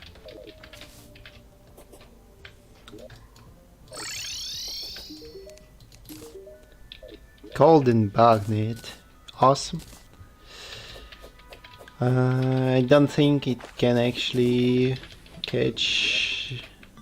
Oh, it can catch lava critters too. I see, I see. Wow, that's so hard.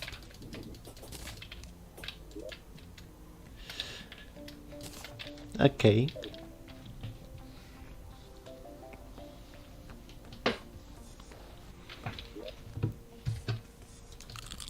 So our plan is to continue separating Crimson from our fellow jungle.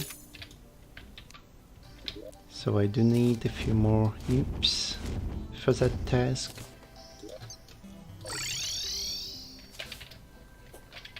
And I do need to explore the Crimson Cave itself first, just to see how much I need to dig in certain directions.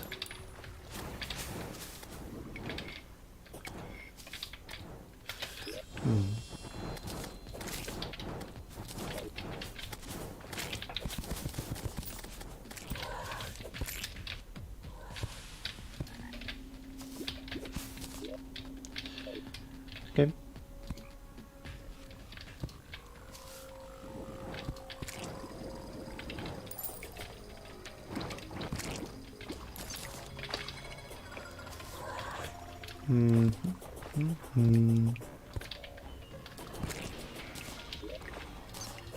Yeah, that seemed like a lot of work to do.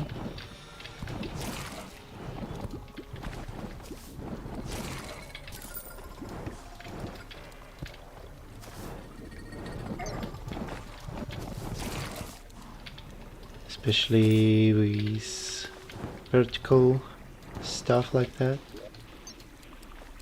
So it's like a line through the whole thing.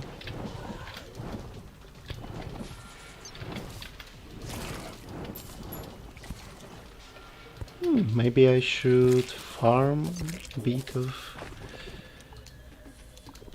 Brain of Cthulhu as well. while we are here. Or maybe not. At least not until I make at least a decent starting arena.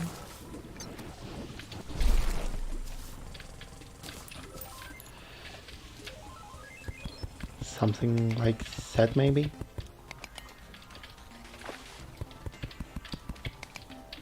Doesn't even need a platform, just something so I don't fall and get stunned and killed immediately.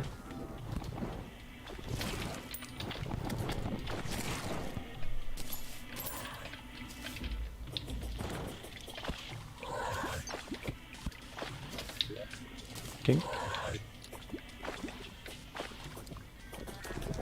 Time to spam our demon's keys.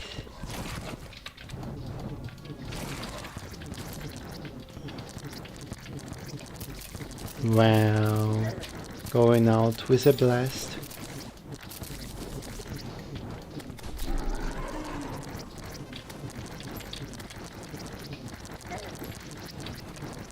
And yeah, he still deals insane damage at this part of playthrough. So certainly not something to underestimate.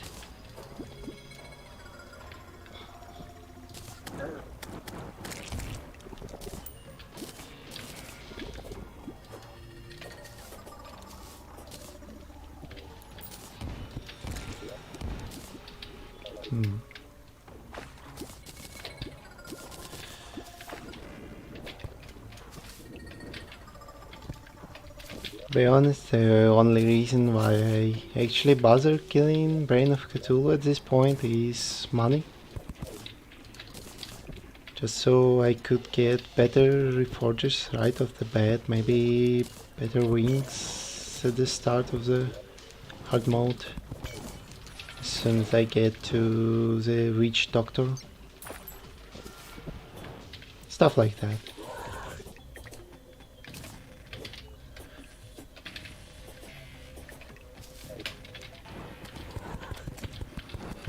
Seems like the dynamite actually missed the herd a fair bit. Oh well.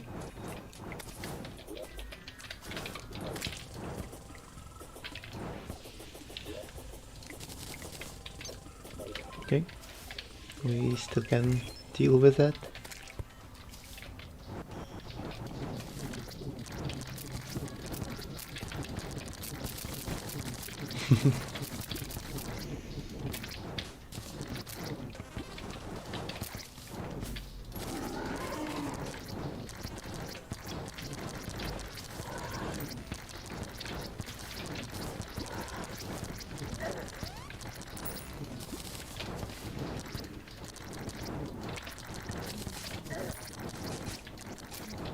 Yep, another brain.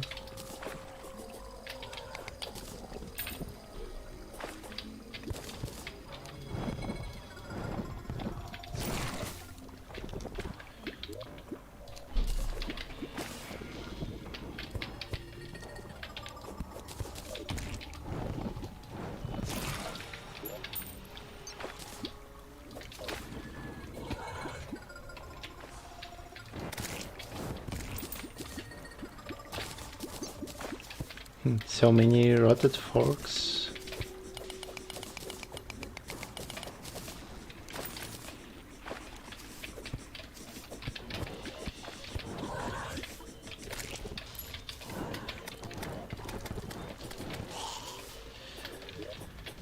Okay, let's see. We are finally moving to another section of Crimson Caving.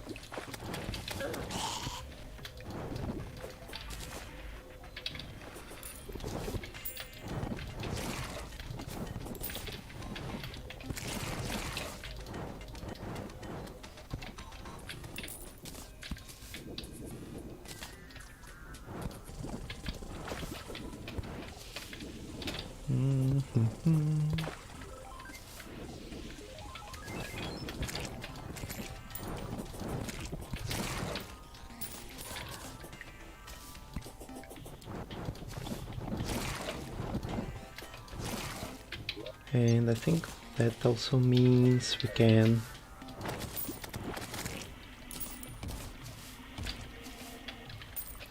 summon the brain like that.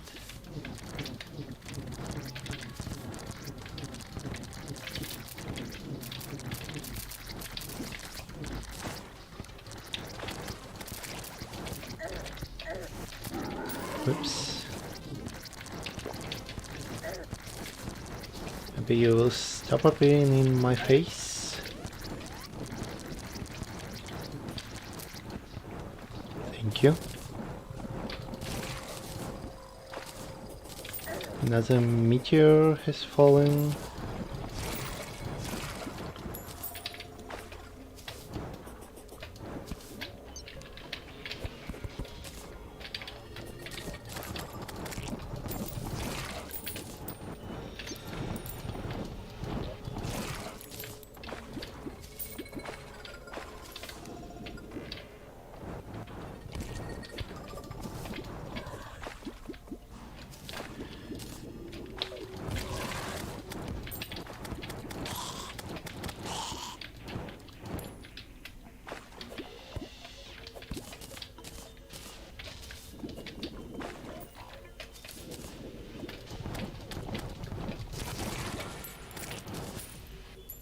Okay, so the real depth takes quite a lot more than I expected.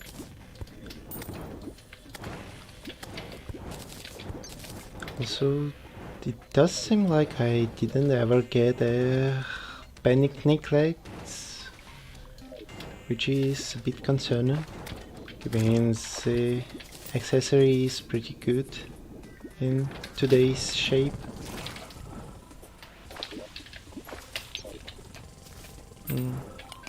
But that's probably okay to miss out on.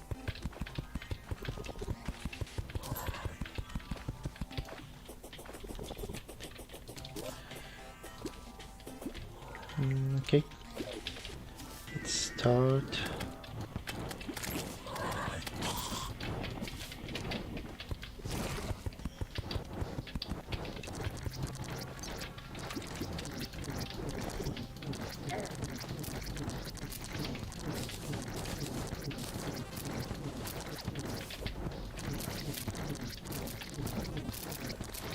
Yeah, I think that's the last Reign of Cthulhu.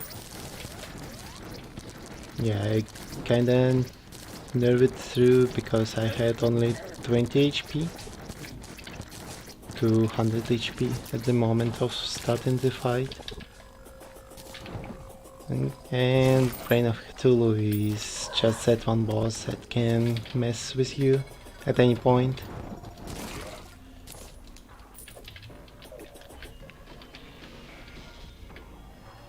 But yeah, seems like we're okay this time.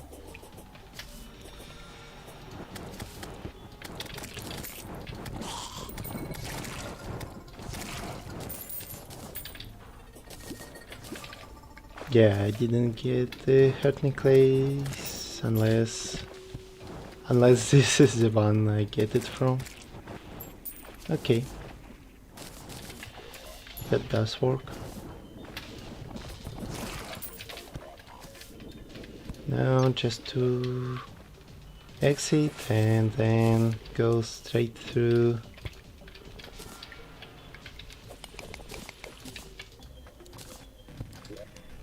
Cleaning up the mess created by Rolled Chain.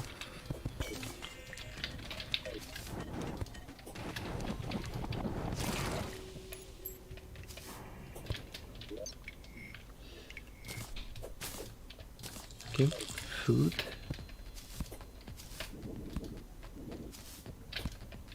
Chest located nearby.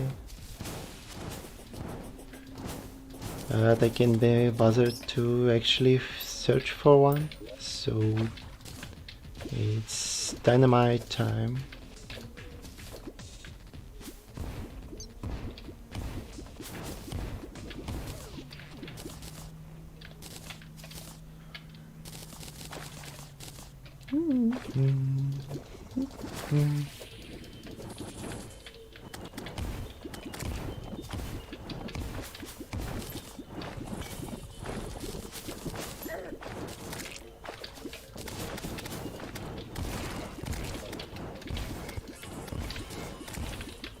Also, that will kinda prevent jungle mobs from going rampage on my face every time.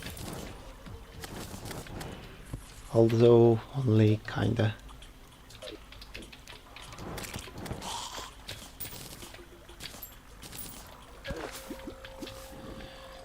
Okay, so this place should be pretty free from Crimson affection.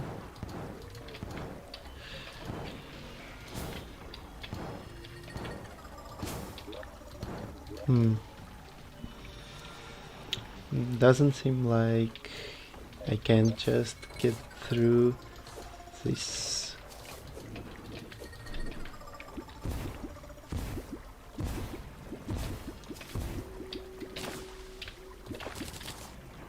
I do have to descend to a certain point.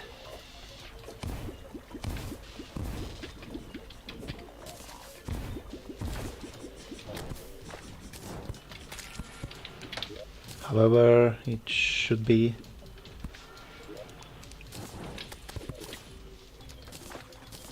pretty straightforward with scarab bombs later on.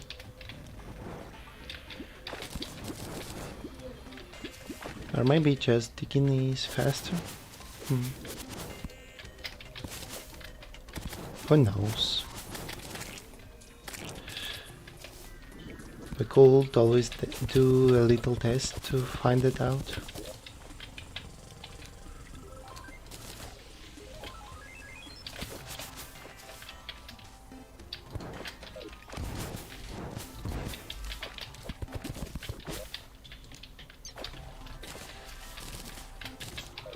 So it would be funny if vines would spread the crimson biome, and so to me to do another cleanup sooner or later.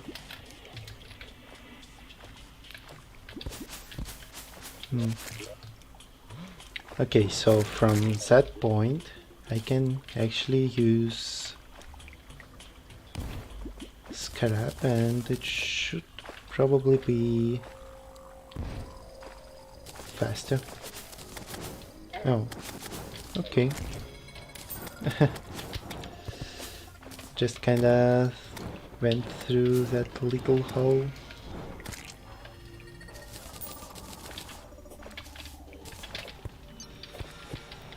I wonder if scarab bombs actually have a recipe though? Because if they do, they are godsend.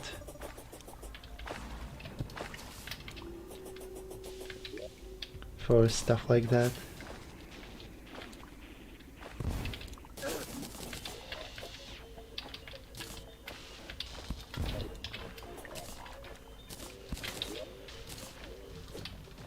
Just look how quickly that process goes now.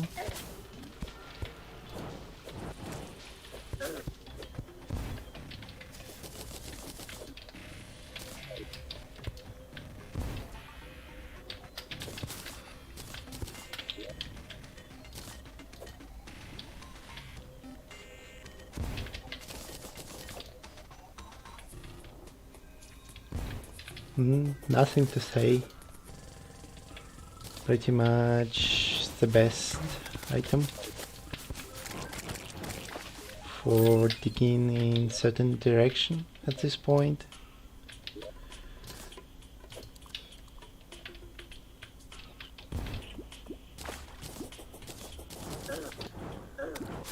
Oh, some face kinda set on my face.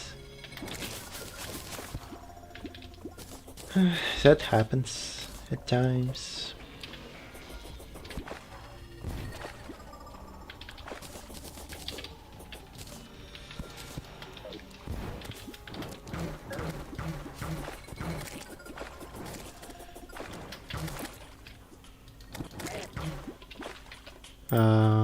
What? What hit me?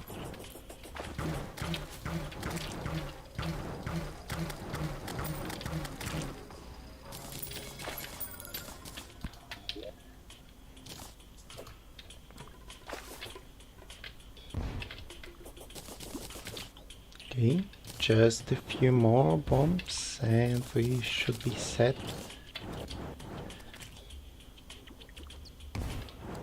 Although we actually could have just went up at some point like this.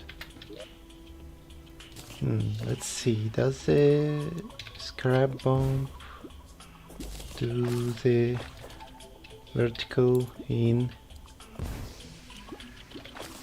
Oh, it's 3 blocks wide, I see. Pretty good as well.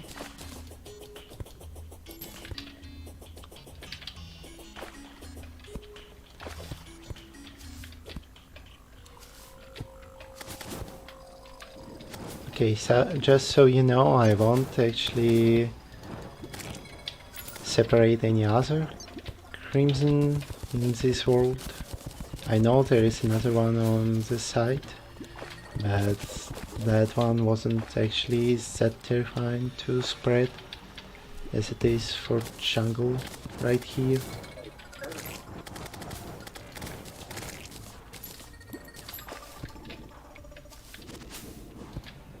So it's pretty much done. Just gotta get a few more clarifications in form of sticky dynamite.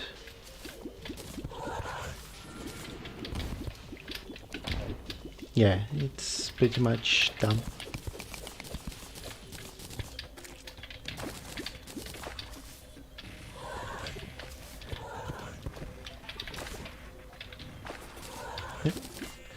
Okay, let's go out of here. I'm kinda tired of such boredom.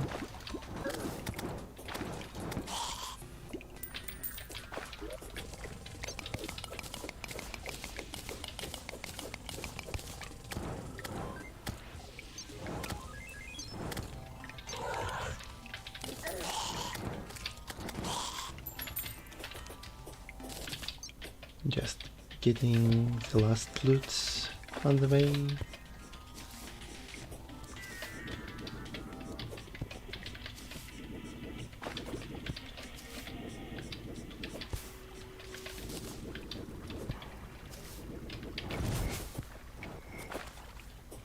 Alright, now back to fishing that no one enjoys. Well, maybe some do. Probably not me, however.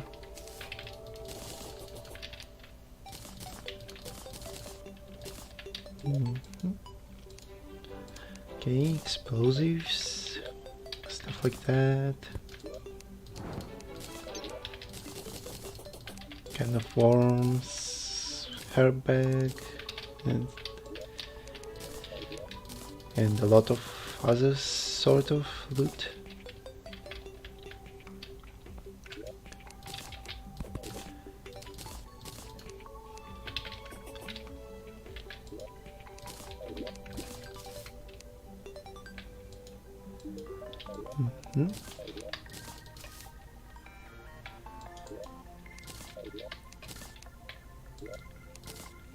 Oh, it just stacks in the same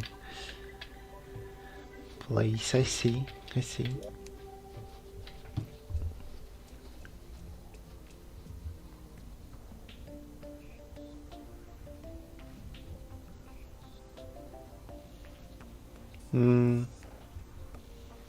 So the vines do spread the crimson. I see. Well, for now it shouldn't be a big concern. I could probably work with that during the other time. Maybe during the Hardmode itself. I kinda just wanted to make sure that it won't burst immediately.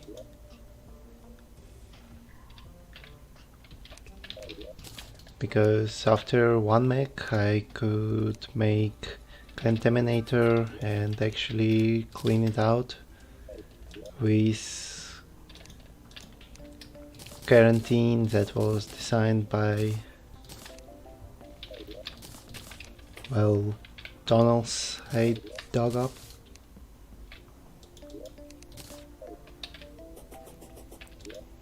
Okay. Selling a few.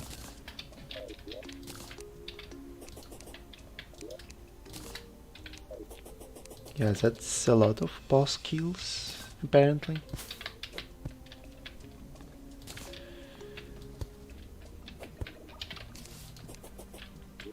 And a lot of mud as well.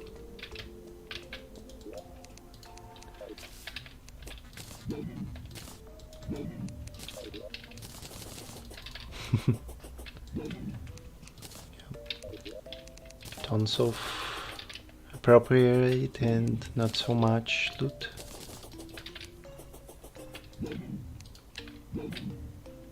So this goes.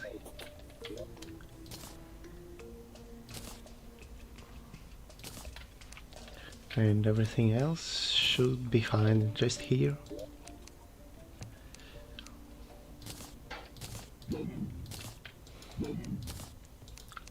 Now we can actually sell all of that to the goblin or mechanic.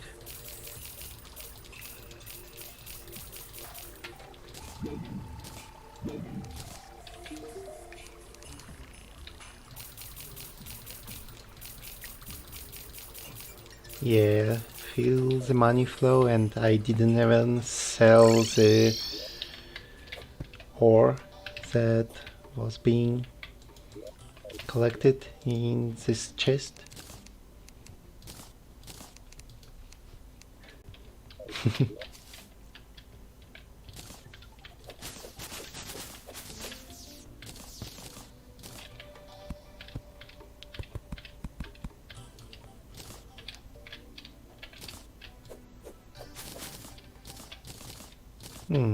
Or should I actually make the cavern farm?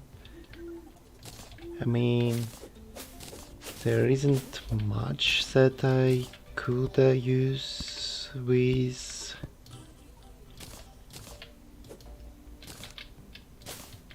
farming enemies in caverns. Maybe magic quiver and that's about it. But if I do care about that, I may as well build that in hard mode. So probably we're going to finally attend for Wall of Flesh fight. Everyone brace up. We're finally doing the thing. Well, at least preparing for it. Can't really tell that we are going to do it right now.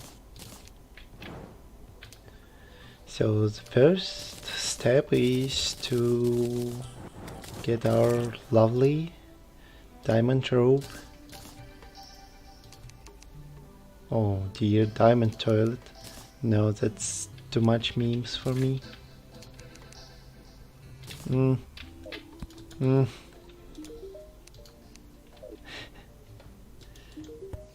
Okay, might as well.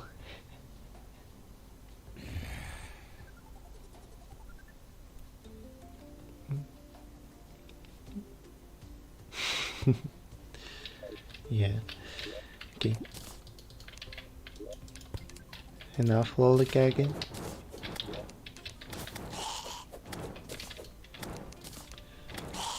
Also, did get rid of Band of Regen.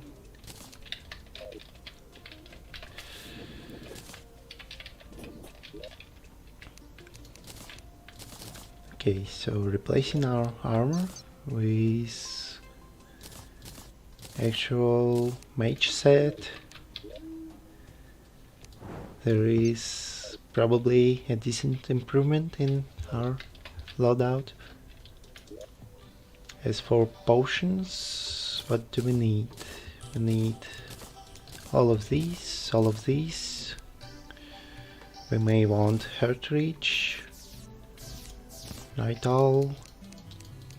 I certainly won't be greedy for Wall of Flesh fight today. What else? We need just Rage and Endurance. And while Endurance we can craft with Armored Cave Fishes, I'm not sure if I could actually make something about Hammer Piranhas.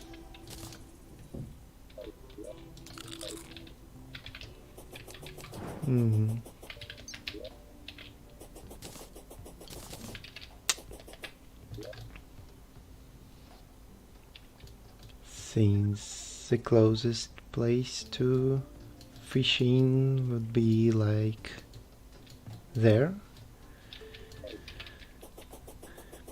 But I definitely should take the Rage potion eventually. But yeah, let's see if I missed something from Angler. Oh, see, why do I actually store the fish? So I can just come there and claim my quest for pretty much free. Pocket guide, pretty good. At least it's the most helpful out of 3 that the Fisherman Finder 300,000 is. Okay, then we should get a lot more enchanted night crawlers. So that's some weird food, seafood dinner. Stingfish transforms into seafood dinner. I see. Also, Neon Tetra also is pretty solid state because of that.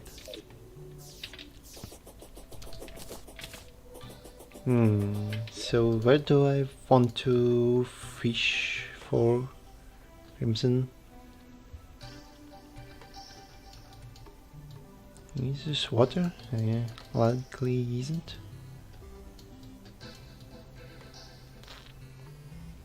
Probably it will be easiest to collect all the water down there. Yeah, let's actually go for that.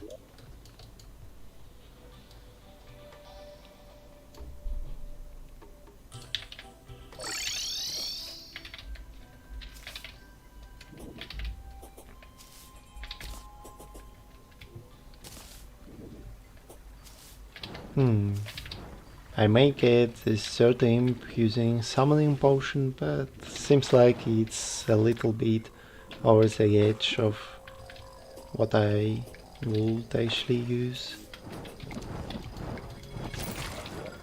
So let's swap the priorities a little bit. Also, for the first time, Pinky appeared. Nice.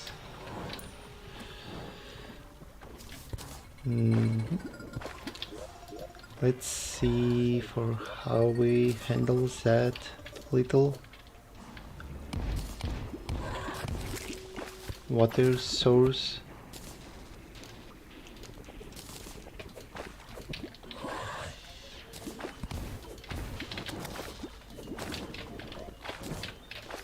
Yeah, we'll likely need a lot more bombs, or alternatively could just use the mining power to do stuff like that. Yeah, that probably is a bit faster than throwing bombs.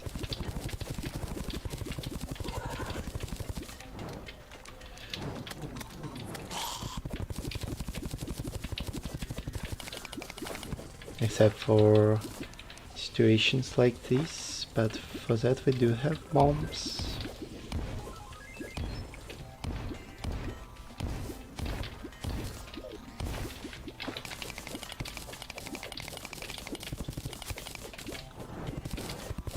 Also, since this is combined biome, I may be able to get a Lordfish for summoning potion.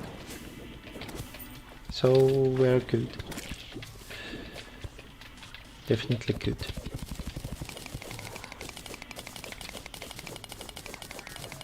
And just a bit more water from the other side.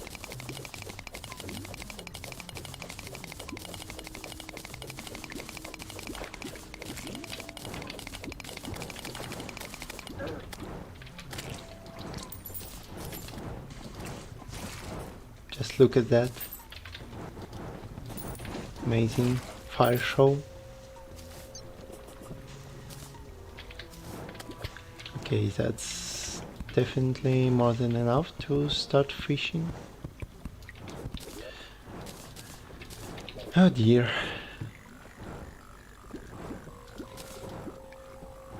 How many hours do I have? It was about 2,900 hours, I think. Which is pretty much a lot. I'm not gonna lie. Probably should have spent less on a single game. And yeah, the fishing goes pretty well now.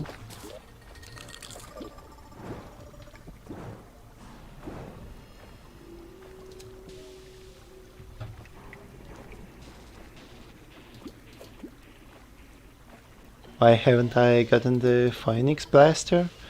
Because I accidentally sold the handgun. I mean, I do have business, so it's not a big concern.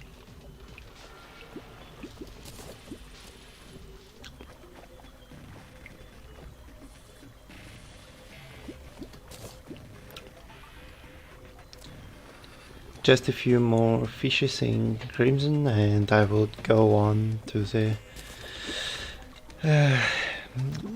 pain, the struggle, the wall of flesh fight. I'm a bit too nervous about this, even though wall of flesh itself likely won't be any of struggle, given the power of Demon's Keys. Seas. Not sure how to spell that either. Yeah, just a few more.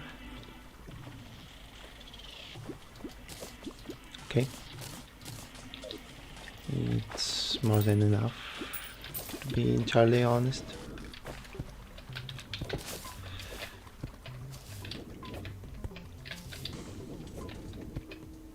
Now we just get our rage potions and brace ourselves, since we're going to the absolute hell and murder of Underworld.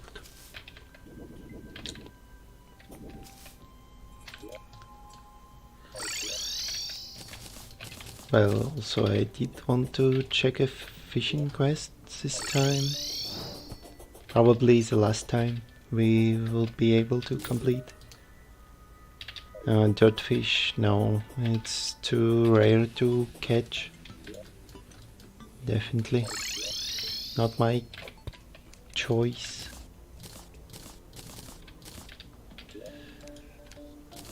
Okay, so white bag has fishes.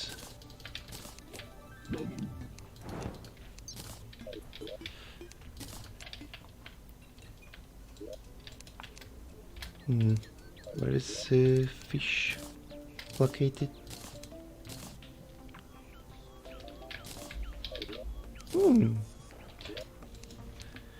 Falcon Blade that was nerfed for some unexpected reason. I guess they really hate true melee, don't they?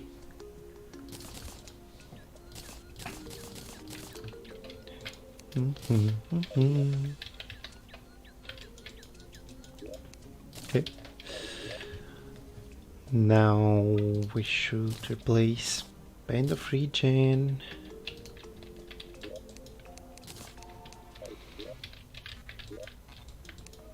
And just probably go ahead.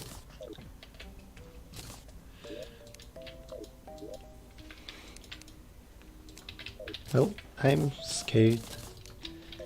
Nothing short of scared.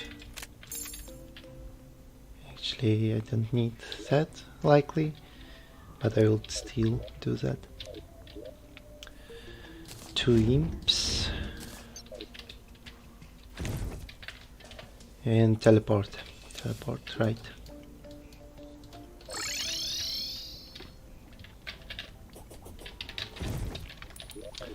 And now, well, the final countdown.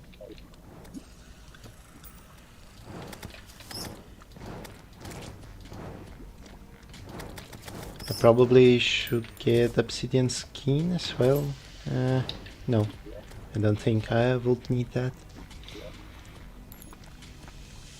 So let's see, 11 potions and a maximum of a few slots, buff slots that is. Traveling merchant. No, I won't return for you. You aren't worth it.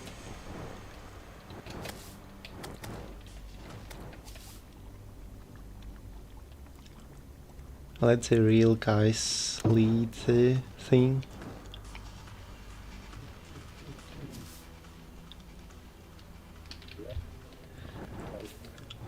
I use jungle leggings instead of meteor ones because crit matters more on mage, and because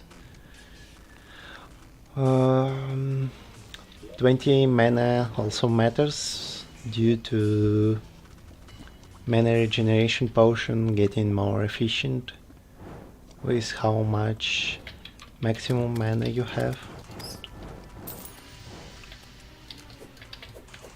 So that's an obvious choice for me. Okay, obsidian shield, everything is in place. Think we are ready. Ready to start a new era.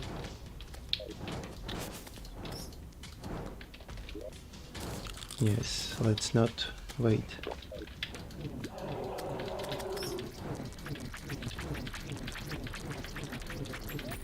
I'll keep silent just in case something wrong happens.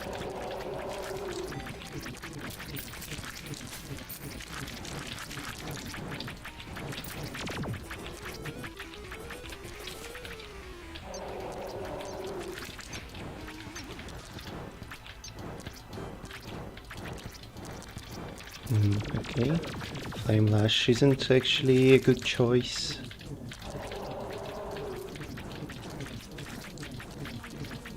Because of homing.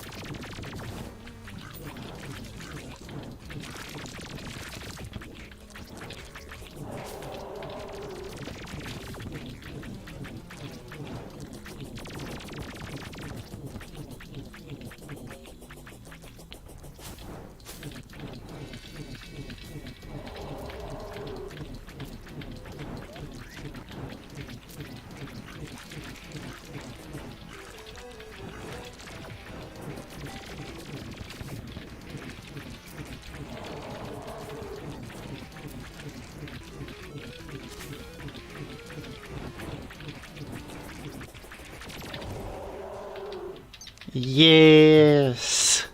Finally.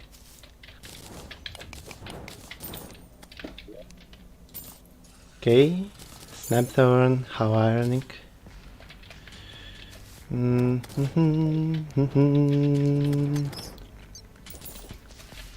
Yes, this is it. I can't believe we actually pulled that off. with such easy as well, but it's better to not risk stuff at all.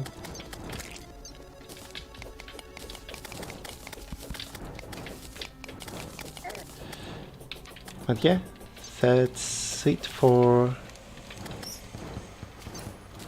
the pre-hard mode. Say hi to hard mode. Not sure how much harder it will be, but it certainly does promise to be interesting experience.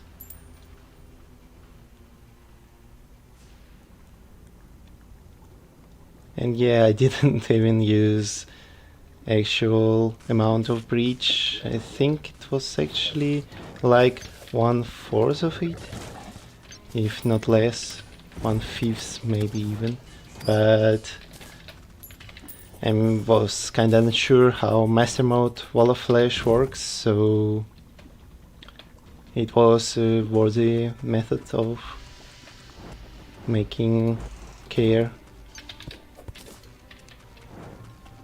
Yeah, anyway.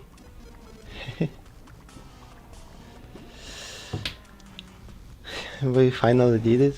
Now I kinda want to first farm for spiders and then end the stream on a good note. But we'll see. Yeah, I definitely want to do something else just so it isn't as, well, empty. Also we can check out how the spread has happened in our world. So the halo appeared to the right. That's good. Probably would let it appear as well. But what that makes me concerned about is that means... yeah, exactly.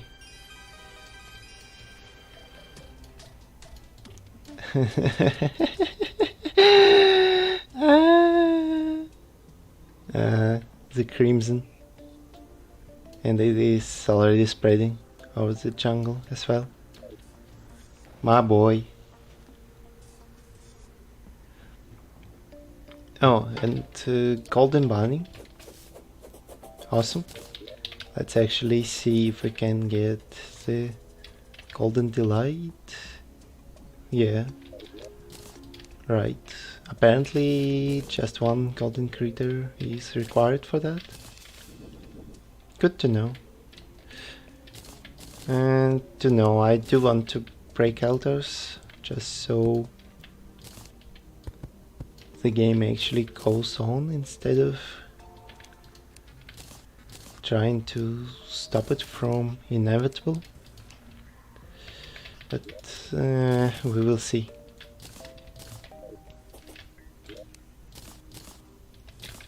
Let's stockpile the bunny away and check how far it is to reach the web.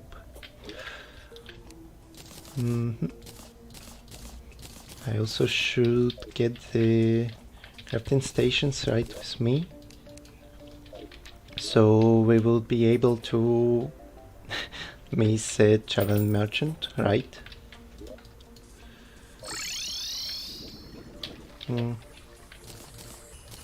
I want to just make sure that spiders will get killed as fast as possible, so I don't spend too much in the snow.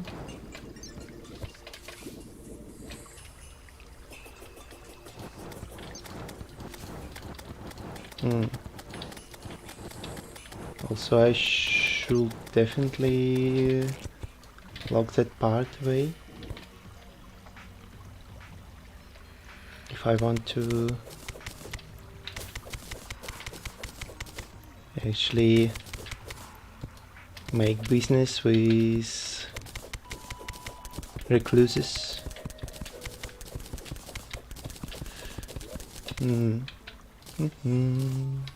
And yeah, we now have 7 accessory slots because expert and master combined.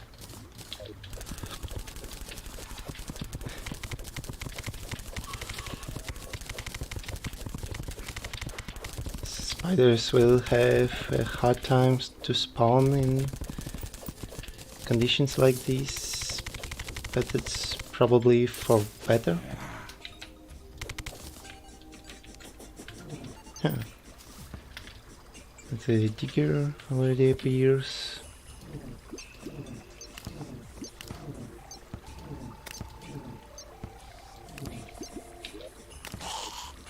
I don't wanna keep him without attention because they are damn fat boys. Okay. Let's actually open this pocket a bit more.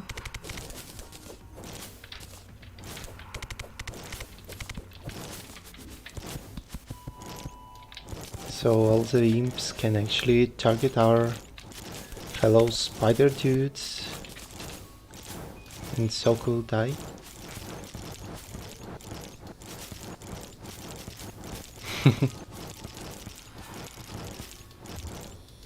Oh, I'm out of mana set quickly.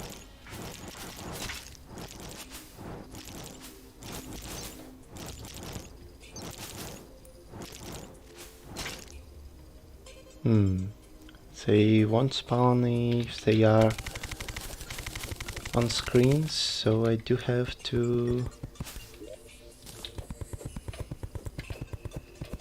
make a little deal with that.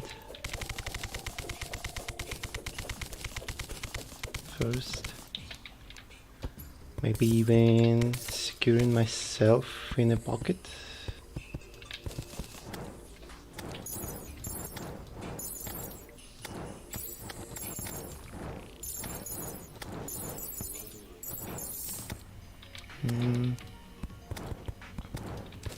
Yeah, this part of the biome definitely needs a decent lockup. I'm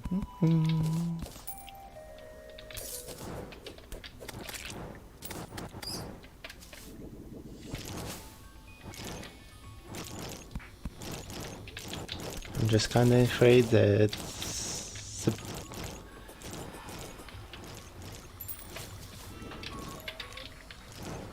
the spider may fall on my face. Although never mind, that should be okay.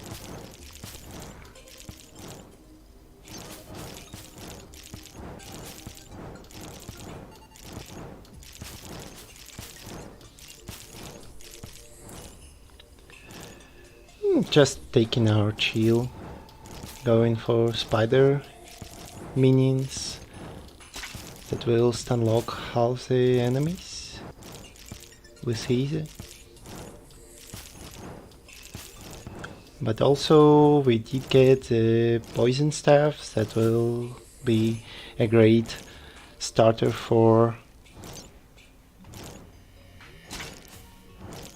our journey as well. Frighting. Let's see.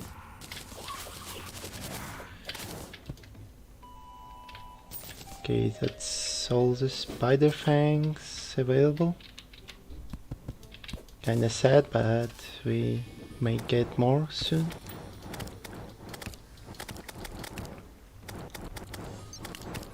Also ice mimic somewhere. I don't want to test where at the moment.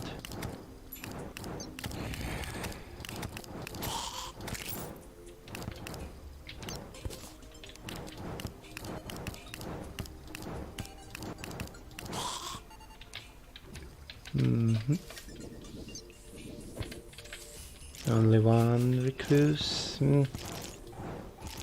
Yeah, that's kinda whack. Probably should get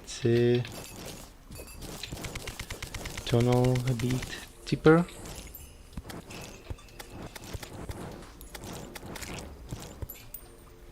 Just to spawn a few more recluses. And yeah, we're in hard mode after all. And yeah, I think that the poison staff kinda looks like a peak, even though it is a bit of a weird comparison at times.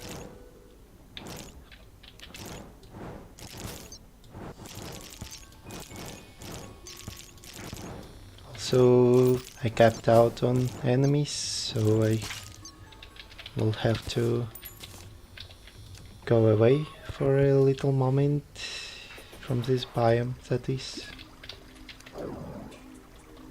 Oh, so the poison staff works like that even. Limited range, high cost, but at least it can hit everything, I guess.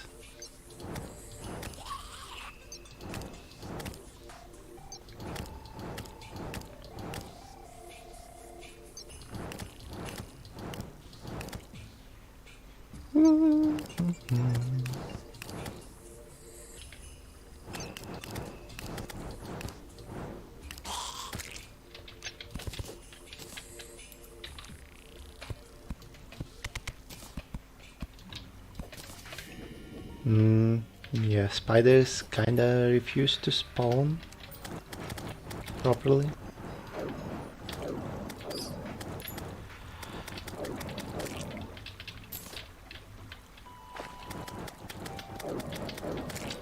Also, regular iframes make imps a bit too annoying to use when with, well, other stuff. Still no spiders. Maybe I should take a vacation and go right at the top instead of being at the bottom, so the spiders can actually take a surface to spawn. Yeah, most likely that's the reason why I am not able to find any of them right now.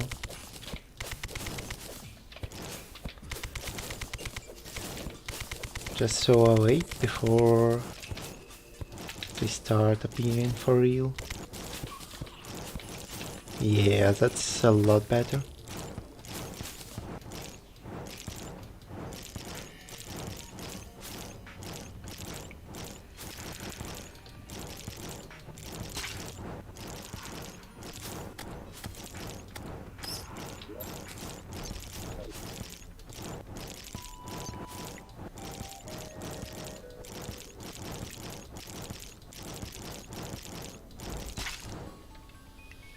Okay.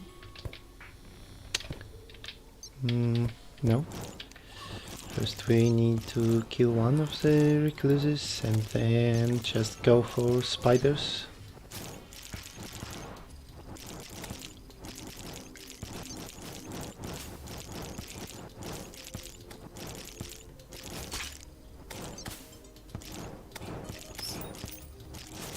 Although they will keep respawning with that tempo.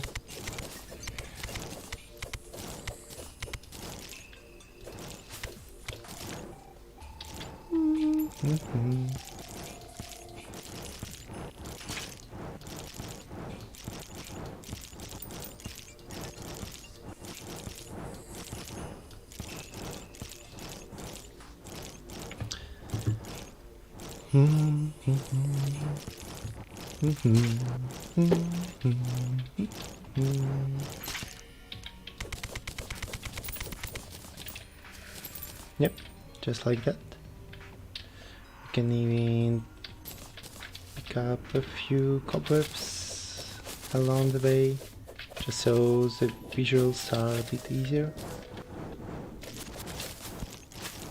Well, except for when we are going to be surrounded by spiders that much. Obviously.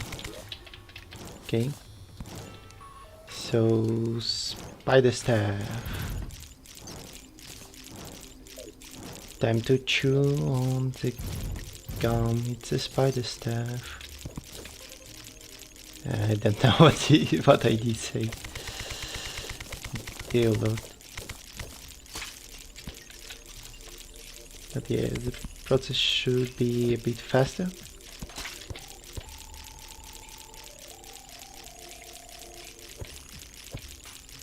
Unless spiders will refuse.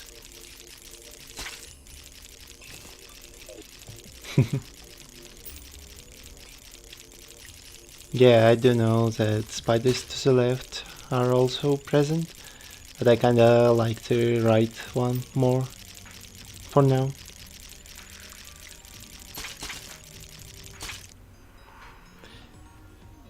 Okay, now we can actually go to the left.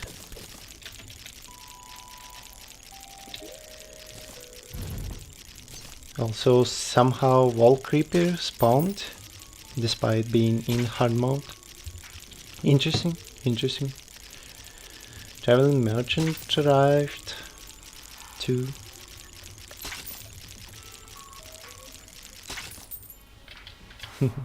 Also farming food like that as well.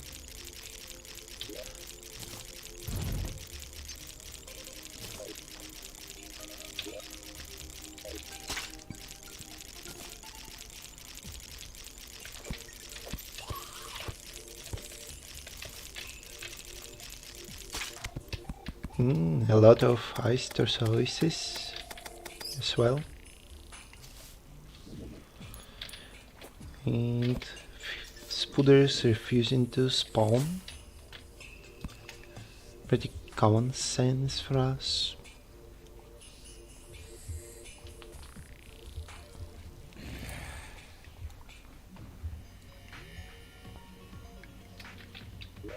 Oh, so pre-Hardmode enemies now spawn readily for so you can feel the bestiary. That's a real cool addition, actually.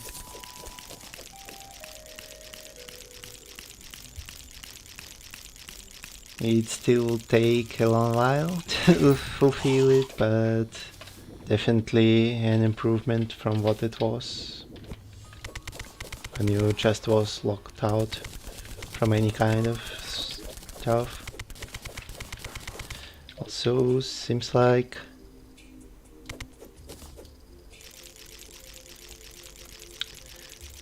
I should get Queen Spider Staff next.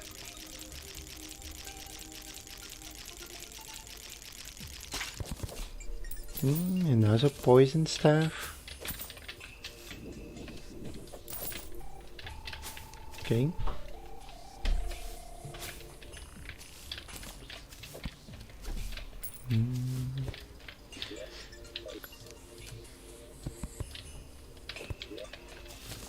And now queen... No, actually I can't get queen just yet.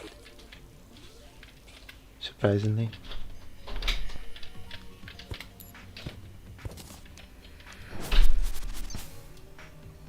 Oh, 5 spider fangs, let's get that. This amount surely should be enough for... well, Spider Queen, which is quite a nice sentry to have. Well, no, he actually can't reach there, I just panicked too much. Happens to the best of us as well.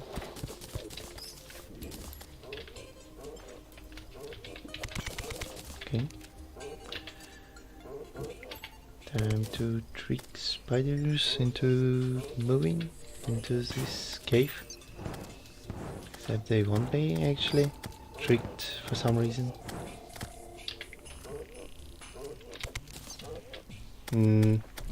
The painter drowned again. How does it do that?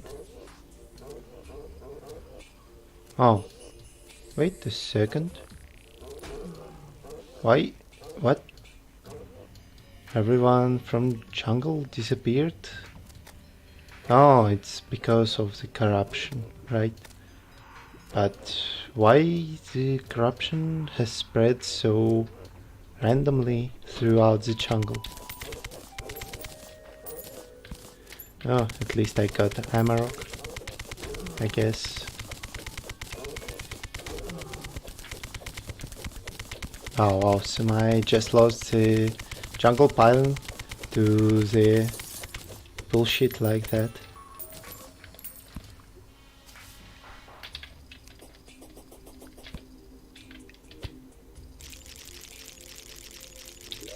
And it's going to be even worse than before, simply because of how far the crimson actually spread in the jungle itself.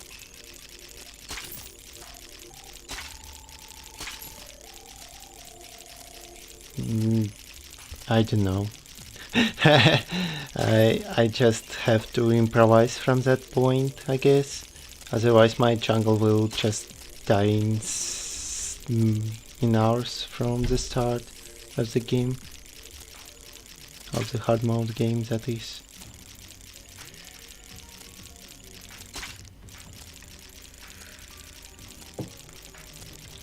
Dear Lord.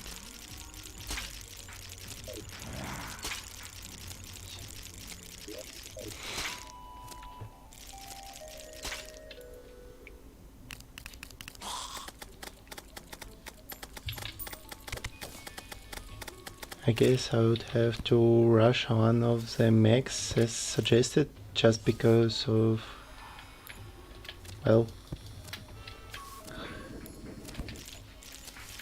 being able to use Contaminator and free out the good old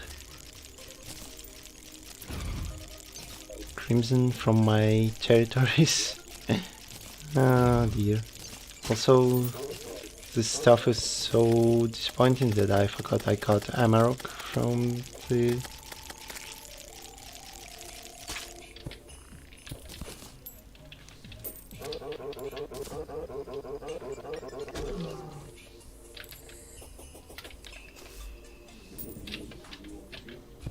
from some of the first enemies.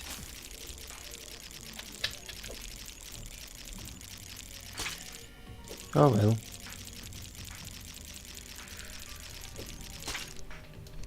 Reality is often disappointing. But to be entirely honest, that was the first time I actually saw the corruption biome to spread so far in jungle, which is real weird. I'll be dead honest with you.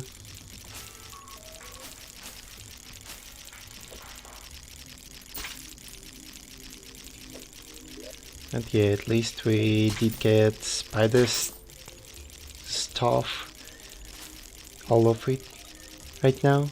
So it would get a bit faster from this point.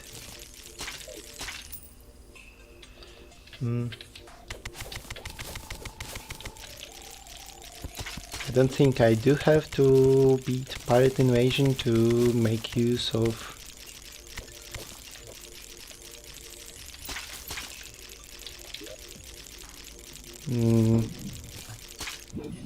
Black Spot to defeat Destroyer, because Destroyer is simple enough to be beaten with regular ways. But we'll see, just as usual. Okay, is this section locked?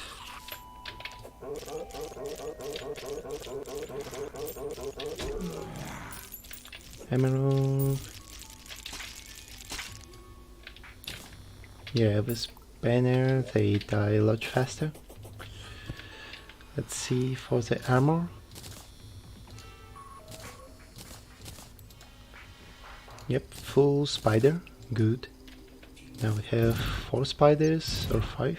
4 spiders. For some reason they patched that cool thing that spider minions cost a bit less than...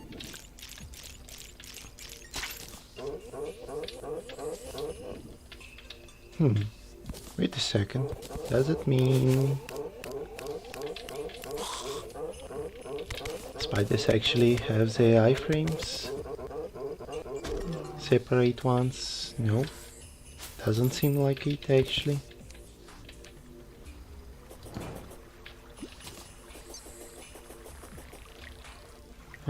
So anyway, I think I will take my leave from now. And probably this is where our adventure ends for today.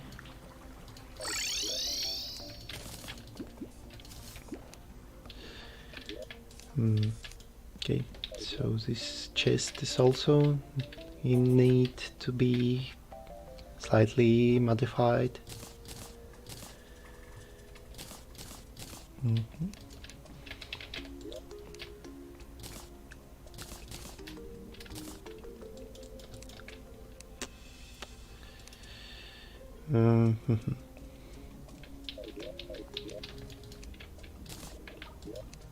Yeah, I'm slightly lost because of how Crimson has happened to murder the jungle. Sorry for awkward silence all this time. It's just too infuriating to be true. Like really? How did that happen? Even. But either way, I have no choice but to continue the struggle.